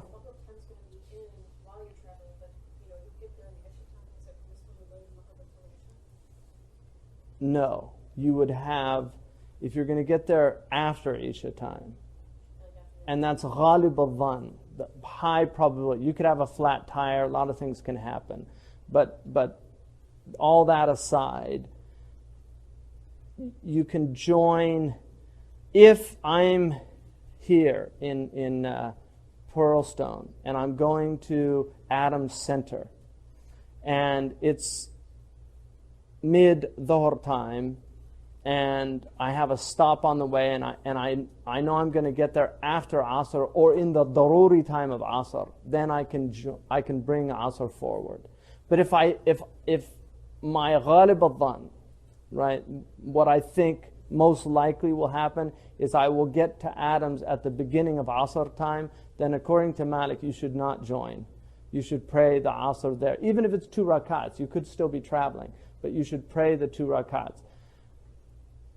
My experience with modern travel, I tend to incline towards Shaykh Abdullah bin Bay's position. If you're in that, the Shafi'i madhab rukhsa is, it's definitely tatabbu' rukhsa, but my experience is it's easy to miss your prayers. We don't have masajid everywhere. There's just a lot of variables, and so I tend to be more personally lenient on that position. And I know a lot of Hanafis that do that as well, because in the end they're valid opinions, and the most important thing is that you pray on time and validly. But anything else? So now let me just do from Maghrib, all right, until Fajr. Okay, so here's Maghrib, and here's Fajr. So Asr is all Mukhtar time in the beginning? No, Asr is Mukhtar time until what's called the Isfirar. Isfirar is again a problematic term, all right, because it depends a lot on your location. In certain areas, all right, the isfirar is late afternoon yellowing, a change that occurs in the sunlight's hue, in which a noted yellowing occurs on the earth and on the walls of buildings. However, these are not uniform criteria as hues change. So, you can tell in the afternoon. There's a beautiful Emily Dickinson poem about that slant of light in the late afternoon. There's a change in light. And people that are sensitive to this are photographers, because photographers know the apertures. Most people just are oblivious to a lot of these natural phenomena that are happening. But Ibn Abi Zayd says that if you're looking straight ahead and you can see the orb of the sun, then the daruri time of Asr has come in. But that's based on him living in Tunisia. That's not going to be the case. If you're in Alaska, you're always going to see the orb of the sun. Right? So, criterion differ about this. But generally, the time of Asr is, it's like, what's Asr now, right now? It comes in at 6, and Maghrib's at 8:40. So you've got about 2 hours and 40 minutes, all right? The daruri time of Asr is going to be after about an hour and 40 minutes. Okay, so that's early. Yeah, and then so 5:07. So you've got 3 hours, right, and 40 minutes until Maghrib. Is that right? 8:20. So 3 hours and 20 minutes, approximately, right? So that's about right. So it's usually, it'll be like an hour and a half into Maghrib, because that's about right. You usually get around 3 hours with Asr. You get around 3 hours with Dhuhr. And so there's a lot of time. That time is a generous time. I leave the Asr prayer here. I'm a Hanafi, so maybe Asr time hasn't entered yet. So does that make it problematic? No, because the Hanafi have two opinions that are both strong. The Hanafis have an opinion that it begins at the same time as the Both Abu Yusuf and Muhammad and Imam Tahawi are with Mithlay. Yeah, Mithla. Yeah, exactly. It's a strong opinion. So they're both valid opinions. So Rahma, people always use a case against the madhab. How many people have heard the argument that it got so bad they had 4 mihrabs at the Kaaba? How many have heard that argument? That is a complete lie and a slander of this ummah. It really bothers me that they put that out there. Anyway. They only had 1 mihrab in Medina. Only one. Same people, same rulers, everything. The reason they had 4 mihrab was to honor the madhabs. And because the prayer times are different, so it allowed people to come to the Kaaba and they could catch the prayer. And I'll give you an example. I was in Al-Ahsa where they have all 4 madhabs. And they have families that follow the madhab. So like the Mubarak family is a Maliki family in Al-Ahsa. This is in eastern Saudi Arabia. And then you have like the Arfaj family is a Shafi'i family. The Mullah family is a Hanafi family. I mean, these are whole clans. They're not like families like we think. This is like hundreds of people. And so one morning we woke up a little late to go to pray the Fajr prayer. And I was in the house of the Dogan family. And they're Shafi'i. And they have a masjid right outside. But anyway, we got up late. I was with Shaykh Abdullah al-Qadi. So they said, let's go to the Hanafi masjid, because they haven't prayed yet. So we went and we prayed Fajr in Jama'ah, in the masjid, in the Hanafi masjid, and it was such a rahmah, you know, and nobody was like, oh, we can't pray with the Hanafis, a'udhu billah, you know. I mean, it's just a slander against the ummah, you know, to say that somehow that they had those 4 mihrab because there was ta'assub. They were all friends, they were all people that respected and knew each other. The ulama all knew each other, you know. It was pre-microphone too. You know, seriously. I mean, there wasn't microphone, so you used to have a musammi', which is the person who would, the imam would say Allahu Akbar, and then about 10 rows down, the musammi' would say Allahu Akbar, and then 10 more down. So it goes. So people. That's how they did it pre-microphone. Yeah, that's what I was saying. It's the isfirar time is relative. Even the shadows are going to be relative to where you are. So, Maghrib, once Maghrib comes in, and astronomical Maghrib is when the sun is halfway down. So if you look in the newspapers and it says sunset, that's what they mean. So you can't follow. You have to give it a couple of minutes from the newspapers. And then you have up to the Shafaq al-Ahmar when it disappears, right? Which is, it's a reddening in the sky. So when that disappears, the twilight begins. And the twilight's going to last for a period of time, depending on where you are. In England, the twilight will last until Fajr if you're in extremely northerly climates in England. And so these poor Hanafi people are stuck up there. You know, they can't break their fast until Fajr, and by the time they can break their fast, they have to start the fast for the next day. So they lose a lot of weight during Ramadan. Yeah, they just drop dead. So that period here, most Malikis say that it's daruri. It's not mukhtar. Some say up to the shafaq is mukhtar. And then Malik says all the way up to right before Fajr, in which you can pray 1 rakat of Isha, is the daruri of Maghrib. So Maghrib prayer in the Maliki madhab goes all the way up to right before Fajr, unlike the other madhabs. So if you...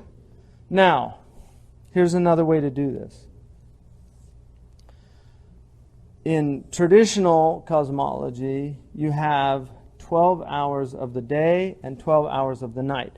So you know how they talk about the last third of the night, right? The best time to get up. This is based on the hours of the night. Sa'at al-layl wa sa'at al-nahar. In the Arabic language, there are 12 hours of night, 12 hours of day. But time in this cosmology is relative. So the hours change. Sometimes the hour is a half an hour of our modern time. All right? The times don't change in classical Islamic understanding. There were always 12 hours of the day and 12 hours of the night, but they change in their time. All right? So, for instance, if sunset is at 6 a.m., sunrise, and Maghrib is at 6 p.m., that is an equinox. Night and day are equal. Equinox. Equal night to day. All right? When you get to the solstice, you're going to have the most extreme. So summer solstice, longest day. Winter solstice, shortest day. But the 12 hours of the night and the 12 hours of the day in our system have not changed. So if you have, this would mean, when you say, for instance, that you should pray the Isha prayer should be prayed by the first third of the night. So you divide the 12 hours, so 4 hours is going to be a third. So the night is divided into these thirds, right? So this is 4 hours, this is 4 hours, and this is 4 hours. Got it? And those are your thirds of the night. So when they talk about the last third of the night, which is a blessed time, it means the last 4 hours. But they're not 4 hours that are 60 minutes. They're 4 hours. That's why the Salaf said, Ashita Rabi' al-Mu'min.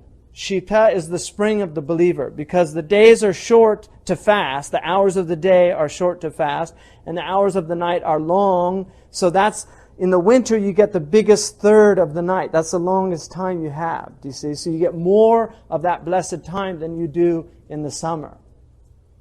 You following this? I always get confused. What's that? The night starts at Maghrib.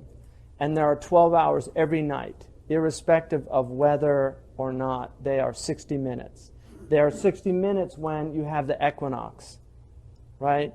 In September and March. September 21st, March 21st, they're 60 minutes. So you just take the... I'm going to show you how to do it. Yeah. So here, Isha then goes up to the first third of the night after the Shafaq is gone. So if the Shafaq will usually take about an hour and 20 minutes, something like that. Like right now, what time is Maghrib is at 8:20. What time does Isha come in? Okay, so that's an hour and 10, 8:20, huh? It's an hour and 40 minutes, right? No, an hour and 32 minutes. Okay, so that's about right. I mean, if you live in this area, like what does anybody know what degree this is? The latitude. I'm in 38. You should know your degree. It's a useful thing to know. Yeah. No, it's not. We'd be in Canada. But anyway, it's probably, I think it's probably maybe 30, it's around 39 probably, somewhere around there. Yeah, 39. Okay. I mean, it's useful to know this stuff. Like I can work it out. Yeah, there. Okay. So it's useful to know these things because you can work out important things. All right. So, here we're 39 degrees. So what that means is that the Isha is generally going to be about an hour and a half between Maghrib and Isha. All right? That means that the Shafaq takes an hour and a half. So here's your hour and a half gets out. And then Isha comes in at that point. So here it comes in at what time? 9:52. Okay? So this is 8:20. Okay, so that was 1 hour and 32 minutes. Now, what's going to be then, what time is Fajr here? 4:37. Okay, 4:37. So, okay, so from 8:20 to 4:37, so how many hours is that? It's 8 hours and 17 minutes. 8 hours, and let's round it off to 8 hours and 20 minutes. So 8 hours and 20 minutes, divide that by 4.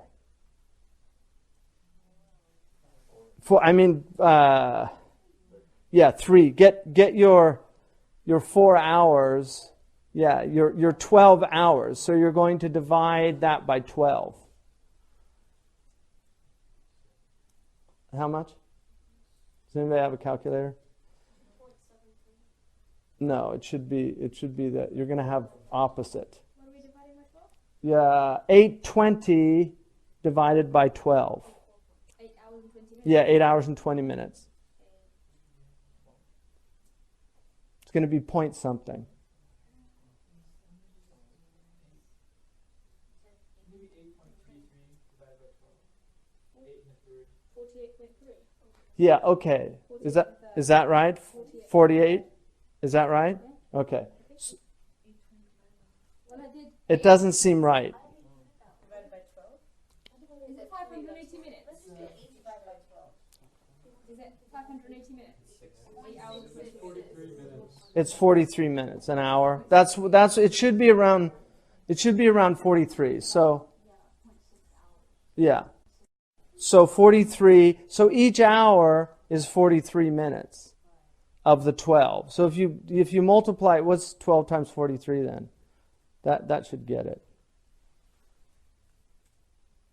516. It's minutes. Yes, and then so you add the two together and you should get, That's 500 minutes, and we got 516, so we're just a little bit off. okay. Yeah, divided by 6 is 8.6, which is 8. There's an easier way to do this. My mentation's a little slow right now. So you got the point. It's about 43 minutes. So if you want to find out, then, each one of these is 4, right? 4 hours, but each hour is 43 minutes. Do you got it? Yeah. It's interesting, huh? We should call them units instead of hours. Well, no, they are sa'a though. They're hours. They're not units. They're sa'a. 60-minute hours that's just an arbitrary, it's just an arbitrary thing. It's actually the opposite. Like the original. This makes more sense. Exactly. And that's why hour in Arabic it can mean a moment. Like qama min sa'atihi. He got up immediately. So the sa'a, the hour, is a relative term. That's the whole point of all this.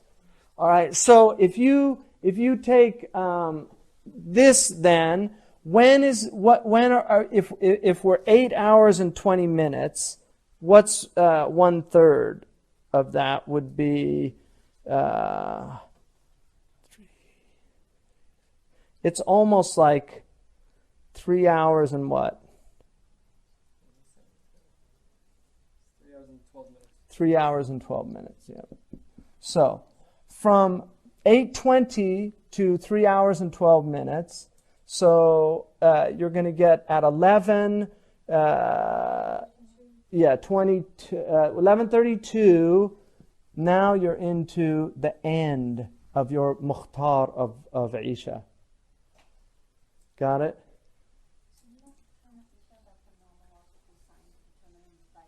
No, you do determine the beginning by the phenomenological sign, but the time that the daruri comes out is done by the third. All right. So, and there's an opinion the first half, so that would be at 4 hours and 10 minutes. That's the second opinion, which would mean from 8:20. So you'd go up already into 12:20, right? Like that. So you could do, it just depends on which method you're using, okay? But the first third is generally the dominant opinion. So does everybody follow that? So from 9:52 to 8:32 is your mukhtar time of Isha.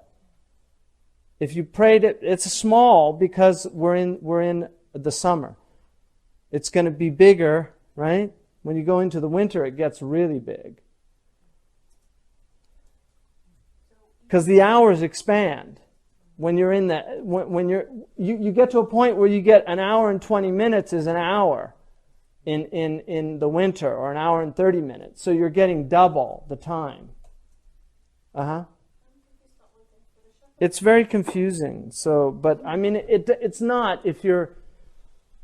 There's a simpler way to do this, you know, and but anyway, but most of you, I think, got it. If you didn't, you know. Uh huh. Is for the shafaq, I thought it was when the red disappears. And so I thought that time would be shorter than what we're like with the Isha. I thought the Isha came in earlier than when the full twilight disappears. It does. So it's more like 45 minutes. No. I mean, not exactly, but No, the shafaq takes a while to go. When does what's the sign for Isha coming in? The end of the red. So the end of the shafaq. Yeah. Now that might be following the twilight, and that might be the problem. Do you see? They might not be doing that. That might be Hanafi, because most of these things have been done by Hanafis. Yeah. So that's true. That's a good point.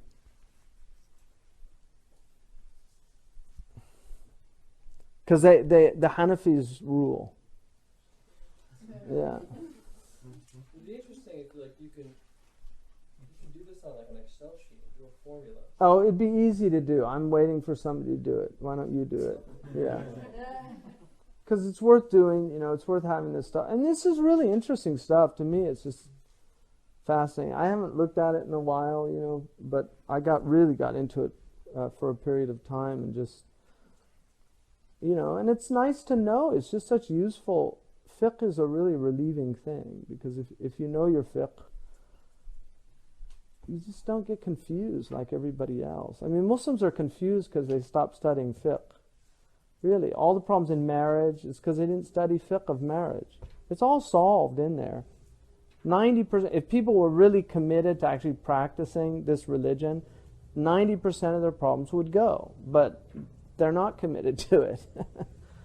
I mean, there's very clear things about, like in fiqh, about male and female, and to be honest with you, most of it sides on the female side. So it's not like, I mean, there are certain things that are definitely male-centric, but there are a lot of the family rulings are on the side of the women. It's really like the men are the ones that are the losers on many of the situations, which I think might be the reason why the men stopped teaching the women fiqh, you know, because it's like it could get really difficult. Cook your own dinner, honey. So, anyway, there you go. So that's it. So if you want to know that for here, this period is going to be the last 3 hours before. So now, if the Fajr is, you know, if it's at 6 o'clock, then obviously it's going to be 6 p.m., 6 p.m. You get those 4 hours, all right, from that time that you start. So 2 in the morning till 6 is going to be that time when there's more blessing. It gets shorter, like I said, in the summer it's shorter because you're only getting 43 minutes out of your hour. And then in the winter you're getting like an hour and 20 minutes, so it gets longer. That's why it's a very blessed time for people that are into ibadah. For that reason, it's short fasting and long at night. All right? So that's pretty much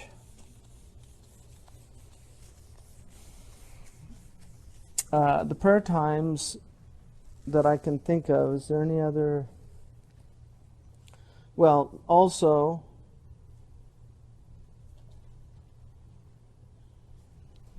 let me do the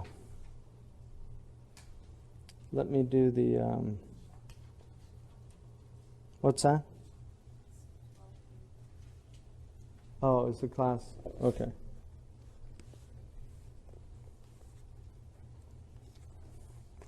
We have a time in North America where during the summer. What's that? Is that Kabad as-sama. We don't, like in the Hanafi, the istiwa. No, I mean at night time during the summer. Do you have a time where the shafaq abiyad just remains for like all night? So then. Not here. But there are places where that's true. If you're in an extremely southerly or northerly climate, you'll get the red glow for a long, long time because the sun's so low on the horizon. This is it's called The Helping Guide. Soon to be available at your Romy bookstore. Yeah. It's alhamdulillah. It's pretty much got all the ibadat in it. It has a lot of nice charts, and so yeah, no, it's a lot. I mean, this is all somebody would need for ibadat to do the 5 pillars, and then it's got a few other things in there that are useful. Well, I mean, I'm trying to just have things that are like the Tahawiyya. That took a long time, but if you go through it, you'll find that there aren't mistakes in there, and it's a critical Arabic edition. The language, it just takes time to do something well, and then so I'm not going to say, because this should have been out. I thought it was going to be out a while ago, but it hasn't. So I'd just rather, inshallah, when it gets done, it gets done. We're trying to do it. You all can beat up Uzma too, because she's part of the project. But we're trying, because the Malikis, we don't have any real texts yet in English, which is unfortunate. Even our texts in Arabic are terrible. Really, the Shafi'i madhab and the Shafi'i and the Hanafi madhab are much better served than the Maliki. Shafi'i because of the Syrians, and the Hanafis because there's so many of them. So it's just like you have a lot of Hanafi people doing Hanafi stuff. Mm-hmm. Things on commerce and marriage and the helping guide, or it's mostly not? This is all ibadat. Yeah. I mean, that's, this is a series, we're trying to do that. Like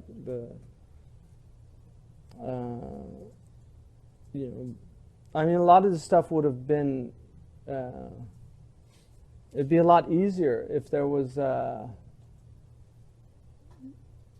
support from and not, I mean, there's a lot of small support, but you need institutions.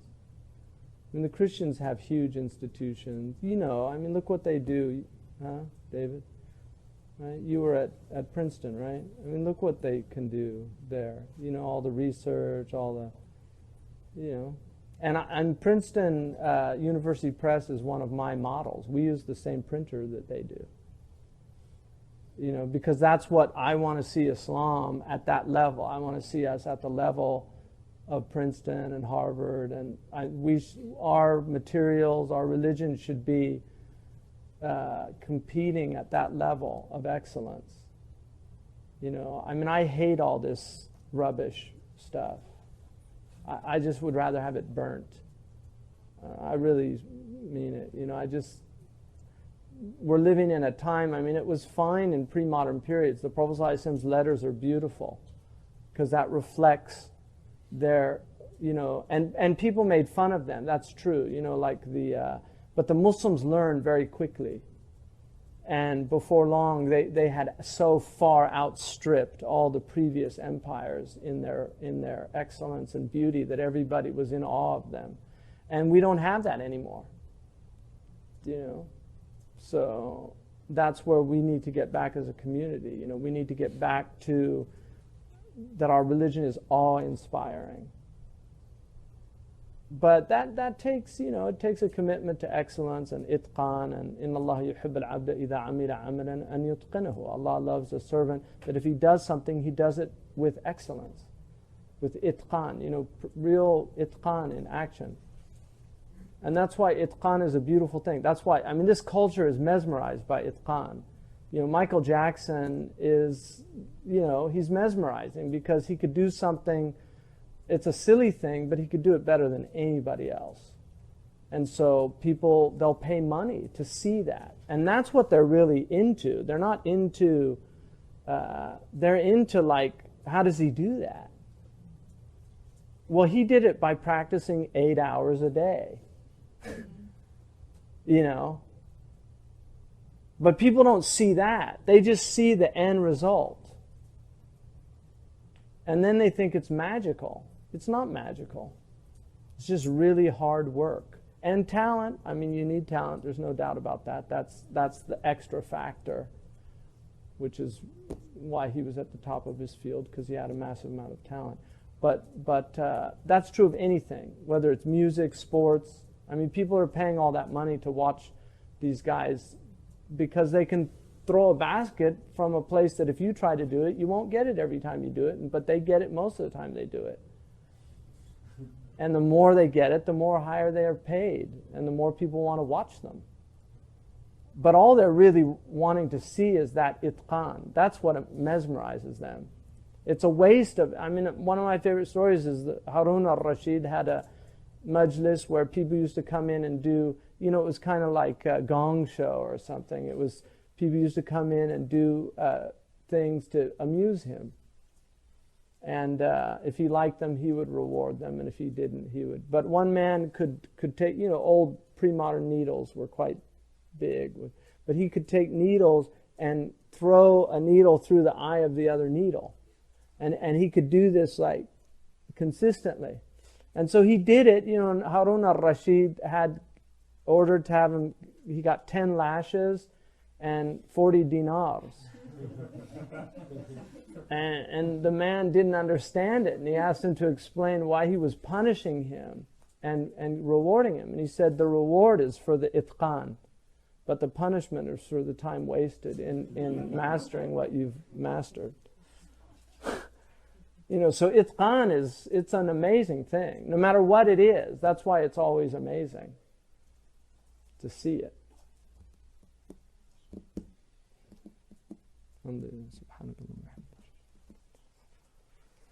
All right, Maliki people.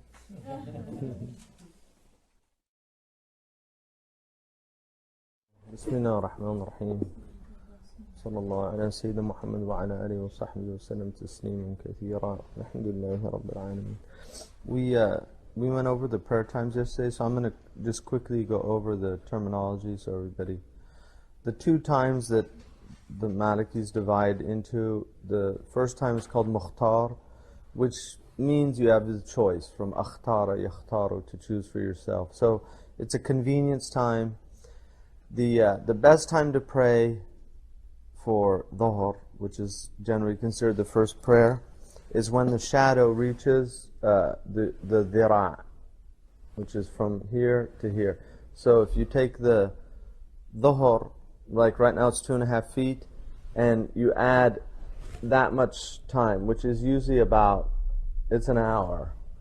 So generally the Malikis delay Dhuhr, which is why if you live in if you live in Mauritania, they don't pray Dhuhr till about 2:30 on average, even though it comes in at about maybe like 1 o'clock. So they delay it, which is nice because the time from Fajr until Dhuhr is time for work, and so it kind of frees you from the obligations of prayer to be doing what you're doing, so it's uninterrupted work. Sorry, what was the name? Dhira' is from your elbow to the tip of your thumb. I thought that, as well as waiting for a discernible, noticeable difference in the length of the shadow, they also practice the ibrad as well. The ibrad also, good point. Yeah, ibrad is mandub as well, which is to let that midday period, which is the hottest period, to cool off. So that's a good point, because the ibrad is mentioned in the books. We just don't, that's not really much of an issue in, you know, I mean, if you're in an equatorial country like Sudan, you go out at 12:30 and, you know, you have a heat stroke by the time you get to the masjid. So that's the point of just letting people let it cool off. And then the daruri time is for Dhuhr begins at Asr time. So once Asr's come in, given a short window of the mushtarak time, the shared time, once Asr comes in, you're now in daruri time of Dhuhr. So if you don't pray, if you delay Dhuhr until Asr, it's sinful. Unless you're doing mushtarak, which is to pray the two at the waqt mushtarak. But if you delay it, it's sinful, and then you should say astaghfirullah, make tawbah for that, feel remorse.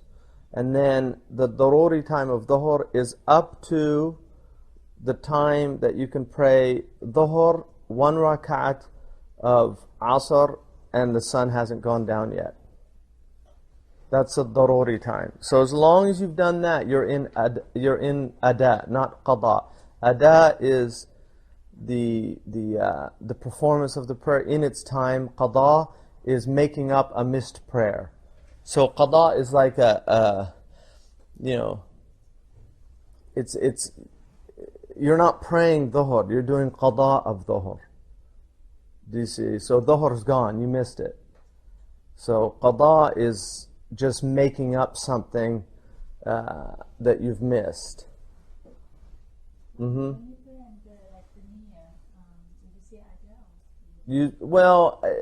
It's a good question. If you say, it's better to distinguish between them, but as long as you make, if you're doubtful, then you make ada. So for instance, if you get up for Fajr and it's Isfar time, but you don't know, has the sun actually come up, you can pray it ada'an and you get the prayer's valid. If you don't know. If you know, then you should distinguish between the niyyah. So you should say dhuhr qada'an in your heart, that you're making it up. Alright? If you didn't, it's valid as long as the prayer's valid. You wouldn't have to make it up again. I know, and you're doing it, you should make the niyyah of qada, not ada. But if you did, the prayer's valid, you don't have to make it up. Do you see what I mean? Yeah. And the door would be missed completely after sunset? Is that? It'll be missed completely after the time that you cannot pray 1 rakat. So even if you prayed dhuhr before the sun went down, but by the time you're done with dhuhr, you don't have enough time to do 1 rakat of asr, it wasn't dhuhr, it was qada. Because you're out of the time. The time includes enough time to pray asr. And then also Malikis have tartib, unlike the other madhabs. You have to pray the prayers in their proper order. So you can't pray asr first and then dhuhr. Or if you come into a masjid, they're praying asr, and you, like Shafi'is, you can pray with them and then pray dhuhr. You can't do that. In Maliki, you have to pray according to the niyyah of the imam and in the order of the prayer. Unless you owe 5 or more prayers, and then you can do it like that. But we'll deal with that when we get to the prayers that you owe. So if you walk into a masjid and you don't know what the jama'ah, you should just have prayer to pray. Yeah, if it's like you don't know. First of all, in Malik's madhab, there shouldn't be more than 1 jama'ah in a masjid. Like the idea. He says you should go in and pray separately. You shouldn't actually make a second jama'ah.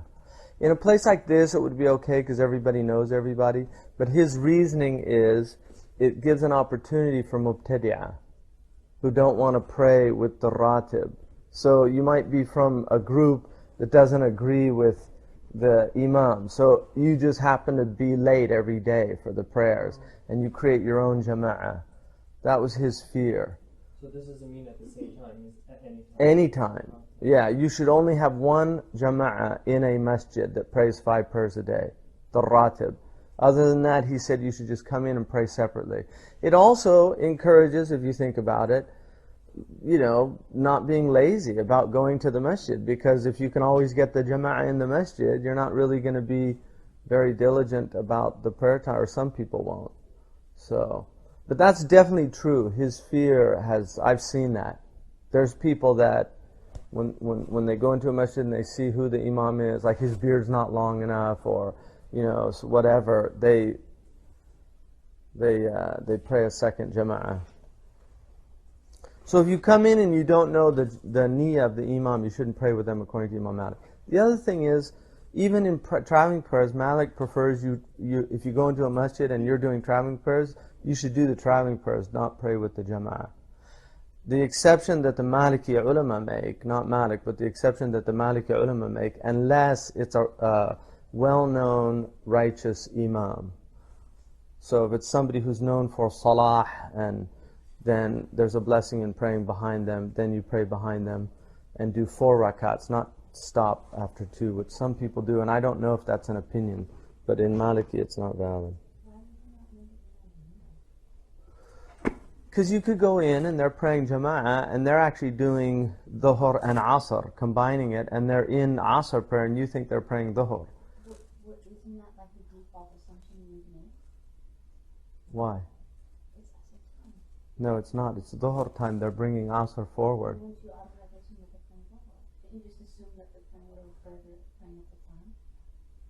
Not if there's a second jama'ah. You see what I mean? If it's the ratib jama'ah, yeah, then if you're there at dhuhr time. I'm talking about other jama'ahs, which people will go in. You know it's not the regular jama'ah. Because the imam prays up front in the mihrab. You know, it's makruh to pray in the mihrab other than the ratib. But people don't know that. You know, but generally, I mean, the jama'ah prayer, you generally know, and there's usually a little prayer time like thing up there, dhuhr 1:15, asr 3:20. So you could just look and check your clock.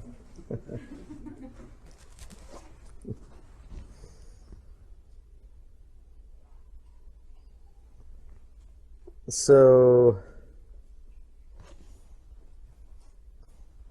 and then the asr time comes in when you have the fay, which is what? Residual shadow from the waqt al-istiwa, the istiwa time, which is 90-degree angle. So the sun comes up, goes up, when it reaches 90-degree angle, I mean, it might be in the southern hemisphere, but in the relationship to the 2 horizons, 180 degrees, it's midpoint. So maybe it's down here, and so you have a residual shadow, the fay, which is along what's left over. And that is facing initially due north, always, due north. So if you have a compass, you can see. If the shadow's decreasing, you're still in the pre-meridian time, anti-meridian. If it's increasing, you're in the post-meridian. All right? So you can check with a stick or with your feet, however you want to check. So once that begins to move, dhuhr's in. It keeps moving, moving, moving, until it reaches whatever you're measuring with, the height of what you're measuring with. So if it's a stick that's 5 feet, when the shadow reaches 5 feet plus whatever the fay was, the residual, then that's asr time. It's now the daruri of dhuhr time. That will continue on until right before sunset. But the daruri of asr is when there's a discernible change in the coloring, the coloring of, you know, the quality of the, it's called isfirar, which means yellowing. There, you can see it. There's a change. If you look on buildings, you'll see a change in the. It's not that brilliant brightness that doesn't have any hue. It's a change. So, I mean, I would, you know, in our climbs, as long as it's like an hour before sunset, hour and a half before sunset, you should be okay. But once you're getting close to sunset, it's bad. You don't want to do that, and it's a sign of nifaq. The Prophet ﷺ said also. The hadith that says when you delay until the sun is bayna qarnay shaytan. Yeah. What does that mean? You know, there's a hadith that says shaitan, that the sun goes down between the 2 horns of shaitan. There's a very interesting phenomenon in the Sahara Desert, which I've tried to find it, but there's a National Geographic that has it. If somebody finds it for me, I'd appreciate it. There's a phenomenon in the middle of the Saharan Desert, which is it's a horn phenomenon. It's amazing. because these two horns fill like the whole sky just as the sun's going down. And you can only see it in one area in the Sahara. It's two horns of light. They're fire. It looks just like fire. It's amazing. It's in National Geographic. Years ago. And I couldn't, I went through all these National Geographics looking for it, you know. Because it's one of those images you never forget. It's like, where is it? But there's a phenomenon. It's an astronomical phenomenon according to them. It's like an optical illusion. But it is amazing because they really are two horns that just go up. But the Prophet ﷺ said, you know, the sun goes down between the two horns of shaitan. It'd be worth finding that picture because it's kind of a, you know, it is a sign, yeah. I don't know. You know, just the whole, I don't know. I've also noticed that in basically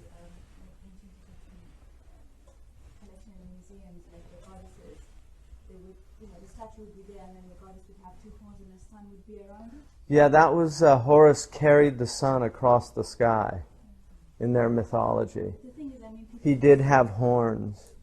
Yeah. used to worship those statues. So. Yeah.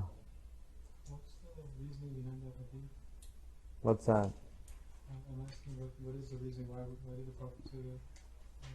It's about praying when the sun is going down. Okay. Yeah. I have a question really. Uh-huh. So is it true during Maghrib it's like a bad time to be outside and You know, I mean, I would encourage kids to come in, you know, at dusk.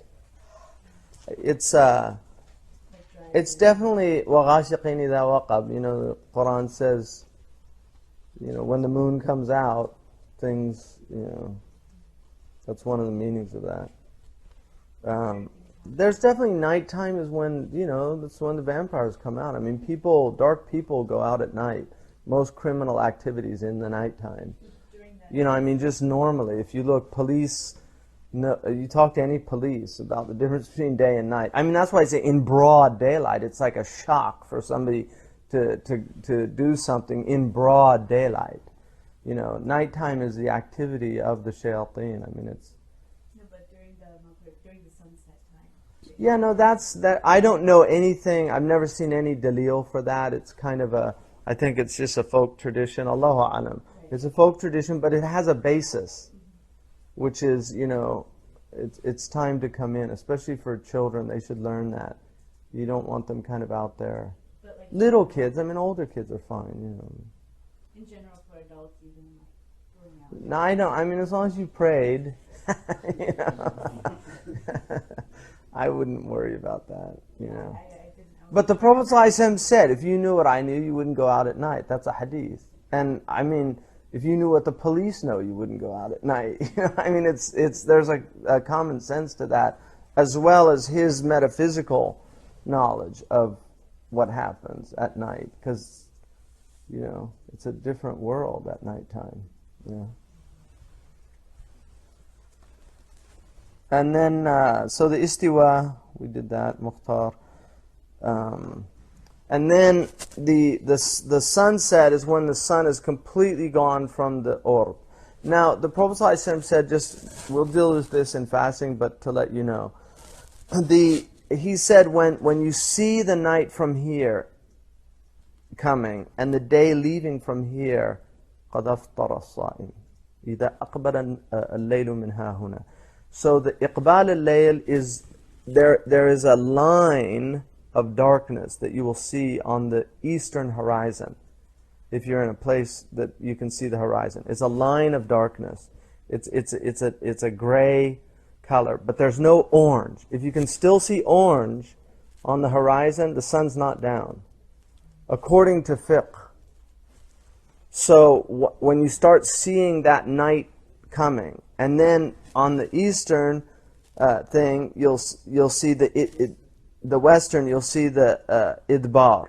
So you have iqbal and idbar. The idbar is that, you know, the coloring that comes. Once the sun's gone down, you start seeing that sunset coloring. So there's actually, those are the two discernible phenomena. The eastern phenomena, which is the graying of the horizon, and then the western. And it's very discernible. And the thing about prayer times, you have to have yaqeen. You should not go into prayer times with what's called ghalib al-dhan unless you have a real reason for it. But it's better to delay your prayer to get certainty than to pray it before. You actually get a reward for delaying it. That's like Ramadan. You know, it's people that want to hasten Ramadan. It's like you get a reward. If you're uncertain, you get a reward for delaying it, you know. How does that work with Fajr? Because sometimes it's already so bright in the sky that it's really hard to see like the new light that's coming from Fajr. Like Fajr's supposed to come in at like 4:30, but like, I don't know. You can't see it here. And that's why with the prayer times, if it's here, you know, I would give it some time, like 15, 20 minutes. It should be fine. I wouldn't do it right at the time, though. You're not getting to balloon or anything then, are you? No. If you wait until like half an hour. Not to get certainty. It would be okay to It's you get a reward for that. Yeah.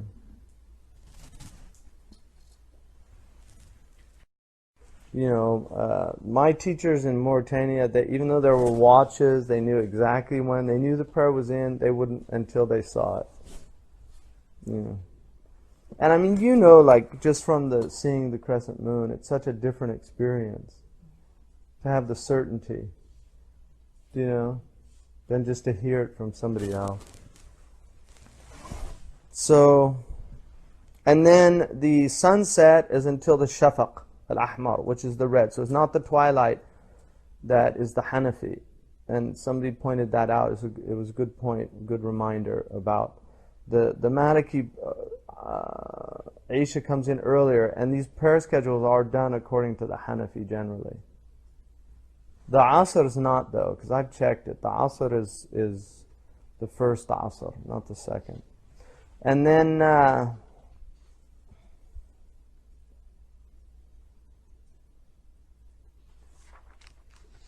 then so generally the Maghrib is all daruri. That's the way you should look at Maghrib. You should do it quickly. The Isha is to the first third of the night from Maghrib. So that 4-hour period in an equinox from Maghrib. So if Maghrib's at 6, right, up to 10.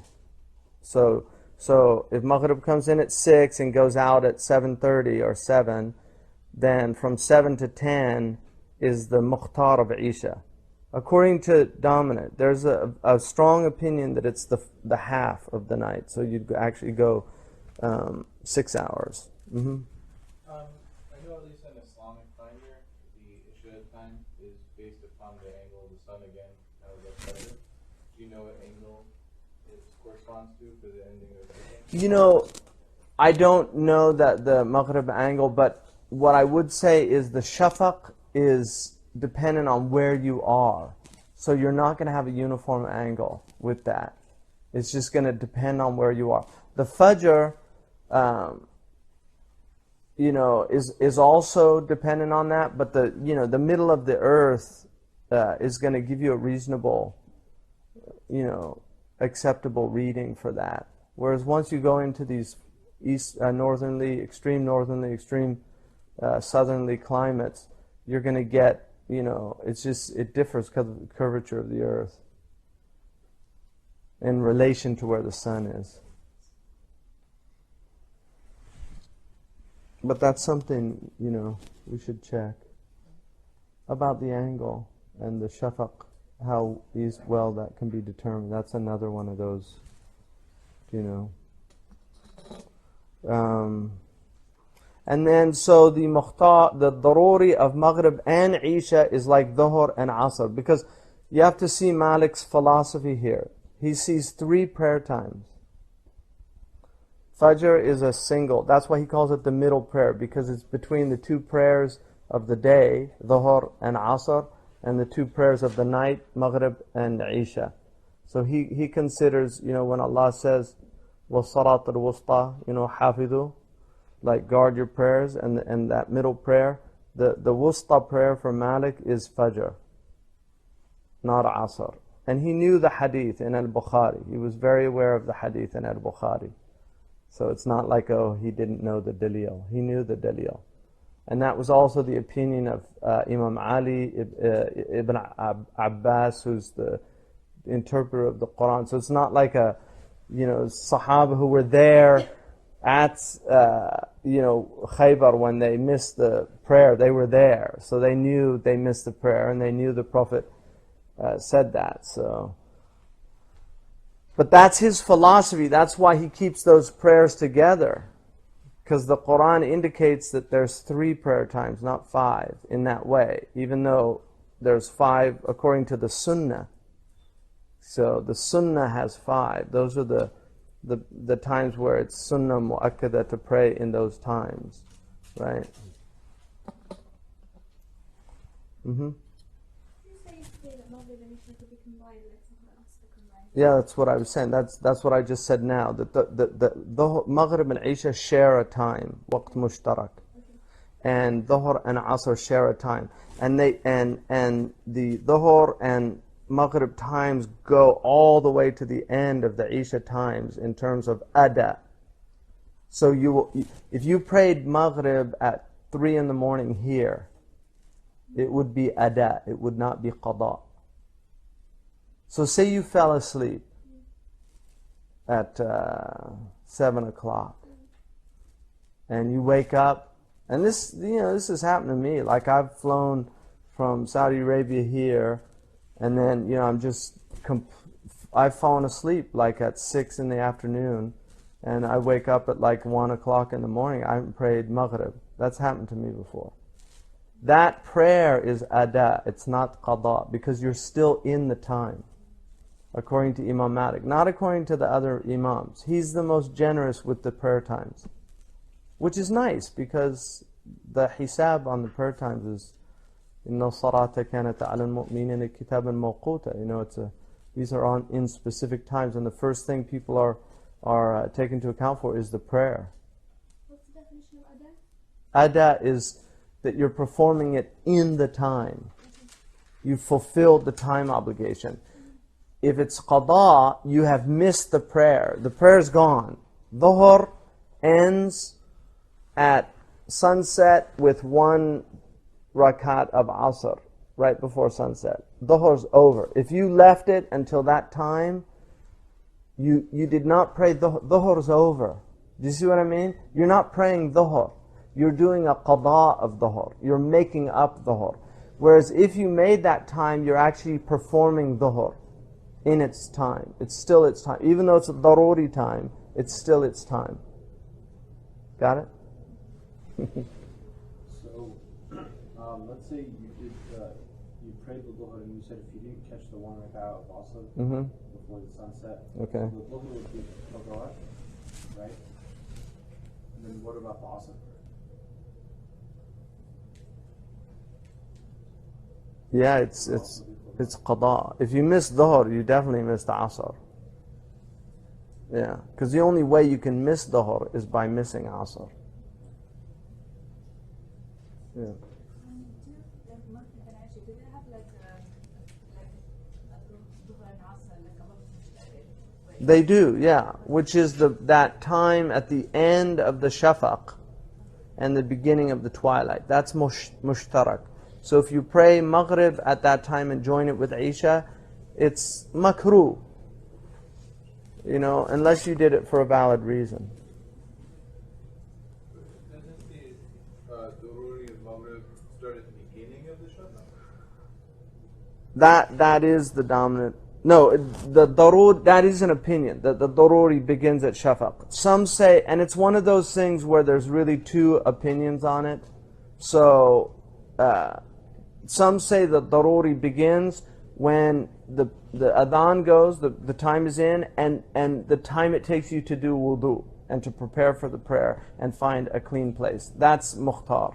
There's no mukhtar. You have that time, and then it's daruri. And then some say no, the mukhtar is up to the shafaq. So as long as you prayed it within the shafaq, you're in the convenience time of Maghrib. So you have that time. Unless you're breaking your fast. And then it's the time, I mean, not to have a meal, like that is a bid'ah, to do what people do now, which is where they pretty much have their meal before Maghrib, and then they pray. The sunnah is to have the dates and the water, and that's enough. You know, ذهب الظمأ, my thirst is gone. وابتلت العروق, and my veins have been quenched, you know, with the sugar. So then you pray. But people now, they have like a meal and hadir, and that's okay. I mean, to have something light, you know, it's just not having the big meal where you know, I mean, if you have soup, like some cultures, they have deen, you know, the different cultures do different things. They have sweets, whatever. That's fine, but it should be a light thing. It shouldn't be you shouldn't be having the meal. You should break the fast, pray, and then eat, like that. Is that because it's sunnah? Is that because the time of Maghrib is over? That's because the time, the fasting only extends the time to break the fast. Okay, but if, say for example, if your car was about to fall off the cliff, and then you have to go and save your car, then you could, and then you have to pray during the Waqt al-Mushtarak. Is that's okay? That's fine. Or a surgeon who's performing surgery, and it's time. I mean, he's got more. He's got a lot more leeway. If it's saving life, you know, inqadh al-haya, then you have the leeway. Okay. Yeah. So.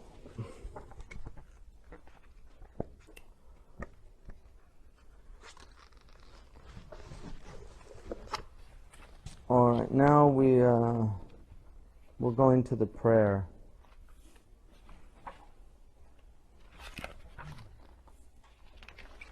So the book of prayer. Salah in Arabic comes from, there's different debates about the root of it, but one of the meanings is to burn up. Because the prayer burns up sins. You know, say yasla, you know, like in the Quran it uses yasla, to burn or roast. Sanuslihi saqar, you know. So and then it's related also to connection, It's your connection with Allah subhanahu wa ta'ala. Salah is obviously different from dua, although salah contains dua. Prayer, because in English we use prayer. I mean, they used to have orations, you know, orations. That was an older English word. I mean, there was a lot more. Older English has a lot, very specific terms. A lot of that's been lost. So in Arabic, you know, prayer is specifically referring to that, although it does mean dua in the Quran. It can mean dua in the Quran, yeah.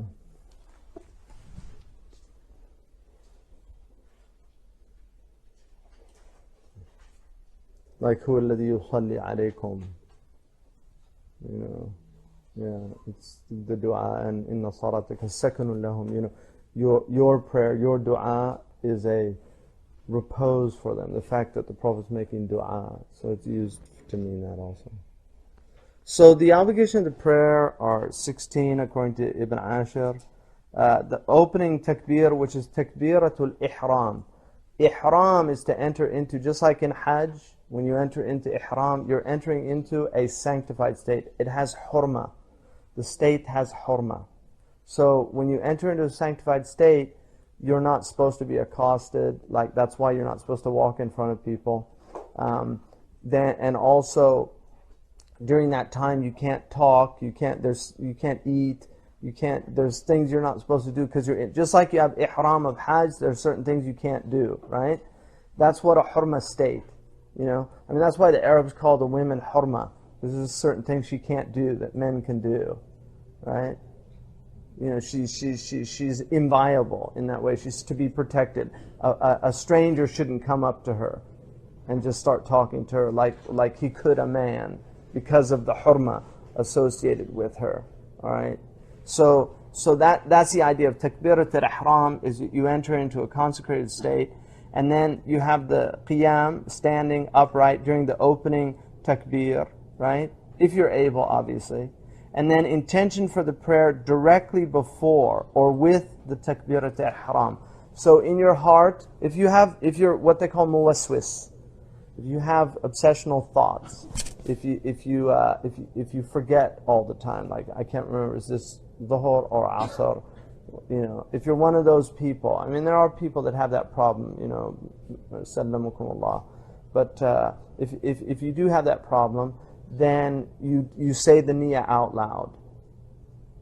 Salat al-dhuhr, 4 rak'at, you know, fard, whatever, praying, and ada'an.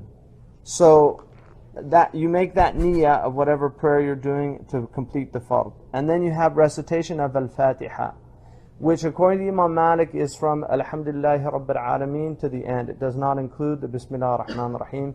And when we get to the makruhat of the prayer, the ta'awudh and the Bismillah, the Basmala are makruh according to Imam Malik. The Malikis go Allahu Akbar, Alhamdulillahi Rabbil Alameen. So there's no iftitah, there's no opening prayer. It's just directly into the iftitah. No. But you say Ameen, but it's not in the Fatiha. And then reciting while standing. And then, so that those 5 relate to your standing position. And then you go into the ruku', which is bowing. Raka' means to break the back. Raka'tuhu, you know, so ruku' is your, you know, the bowing of the back. And then ruku' also, when you do the, you know, the takbirat al-ihram is, I mean, if you did it like that, Allahu Akbar, it's, you know, to bring your hands is a sunnah. But if you bring them up to the hadw al-mankibain, you know, some of them have the ear, like the Hanafis have the ear. Malik is hadw al-mankibain, so it's in parallel with the shoulders. And then when you say Allahu Akbar, and then they go down, and then according to Sahih al-Bukhari, حتى تسكن الجوارح إلى مواضعها, until everything goes to its natural resting place. That's in Sahih al-Bukhari. So the hands go to their natural resting place. And I'll get in the dalils for the Maliki for leaving the hands aside, which are very strong. They're not weak dalils at all. They're very strong dalils. It's not necessary. Like the Khawarij don't do it. You know, the Khawarij, the Ibadiyya and the Khawarij did not do that. They just did. And they left their hands at their side. And the Prophet praised their prayer. He praised the outward form of their prayer. So if you just came in and you said Allahu Akbar, it's valid to go into that. But this is a sunnah to do that. Allahu Akbar. Some of them say it's an ishara of putting the world behind you. You know, just Allahu Akbar, like everything other than God, I'm putting it behind me. What's that? No, because you go up first. Yeah, that you're putting everything behind you. Yeah, no, it's like that. Allahu Akbar. Yeah. Yeah, both ways.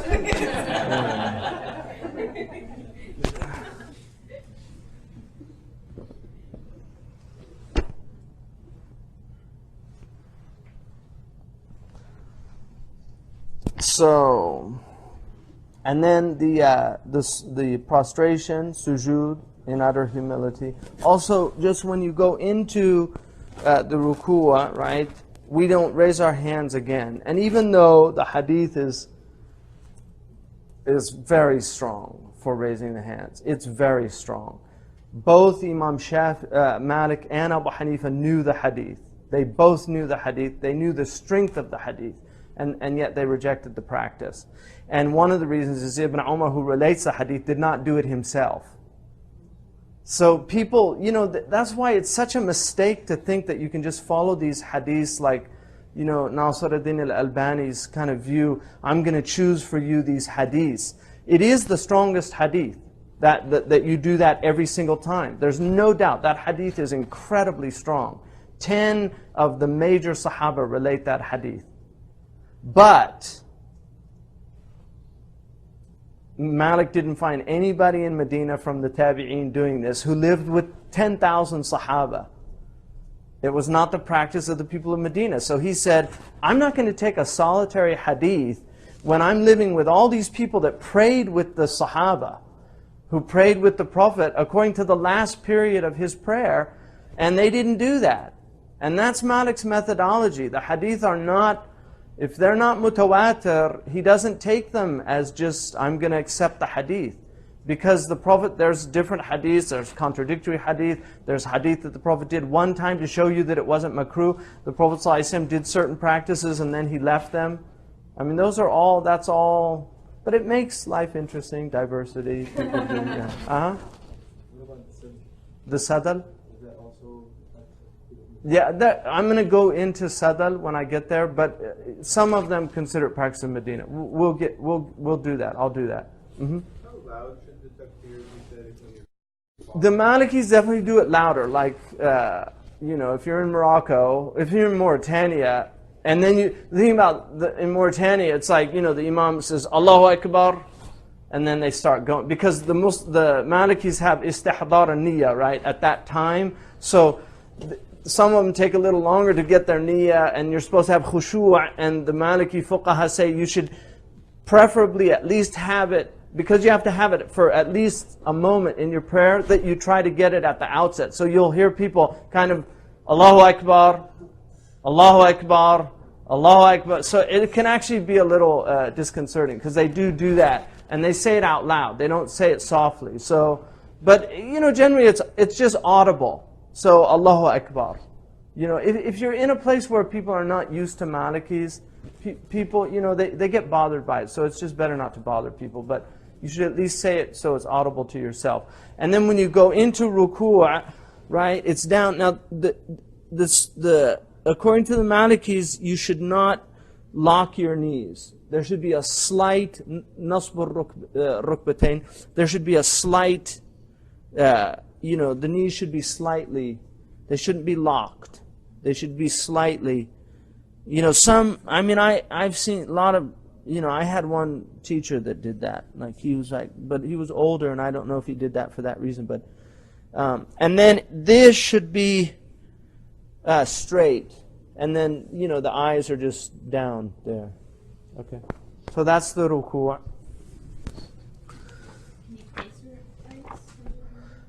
Yeah, he mentions that. We'll get to that. So a lot of these questions will be answered as we go through this. And then rising from prostration to the sitting position, saying the final salam once to exit the prayer. So it's pronounced Assalamu alaikum. The Maliks have a slight turning to the right, Assalamu alaikum, and that's it, one time. And I'll get to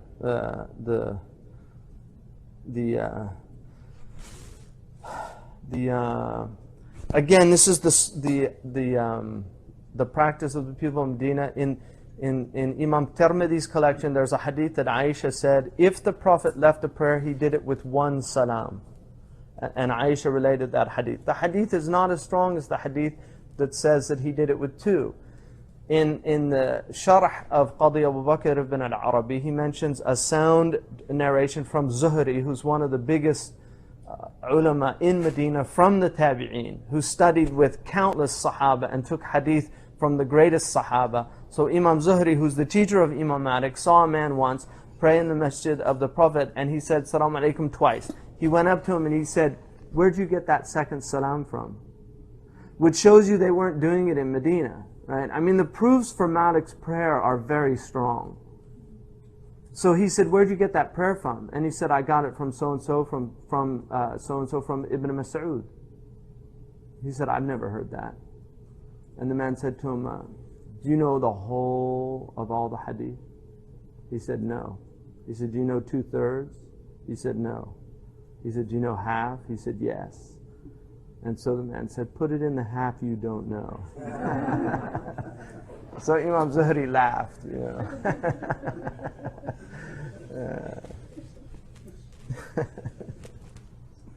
But the truth is, Zuhri's proof is stronger according to the Malikis. Because even though Ibn Mas'ud relates that hadith, are you going to disregard the inherited practice of all of these people for a solitary hadith? That's, you see, you have to understand the way Malik's thinking. And it's not his thinking. This is the school of the people of Medina. He's just the spokesman for the school who becomes the dominant spokesman. This is not his opinion. Mm-hmm.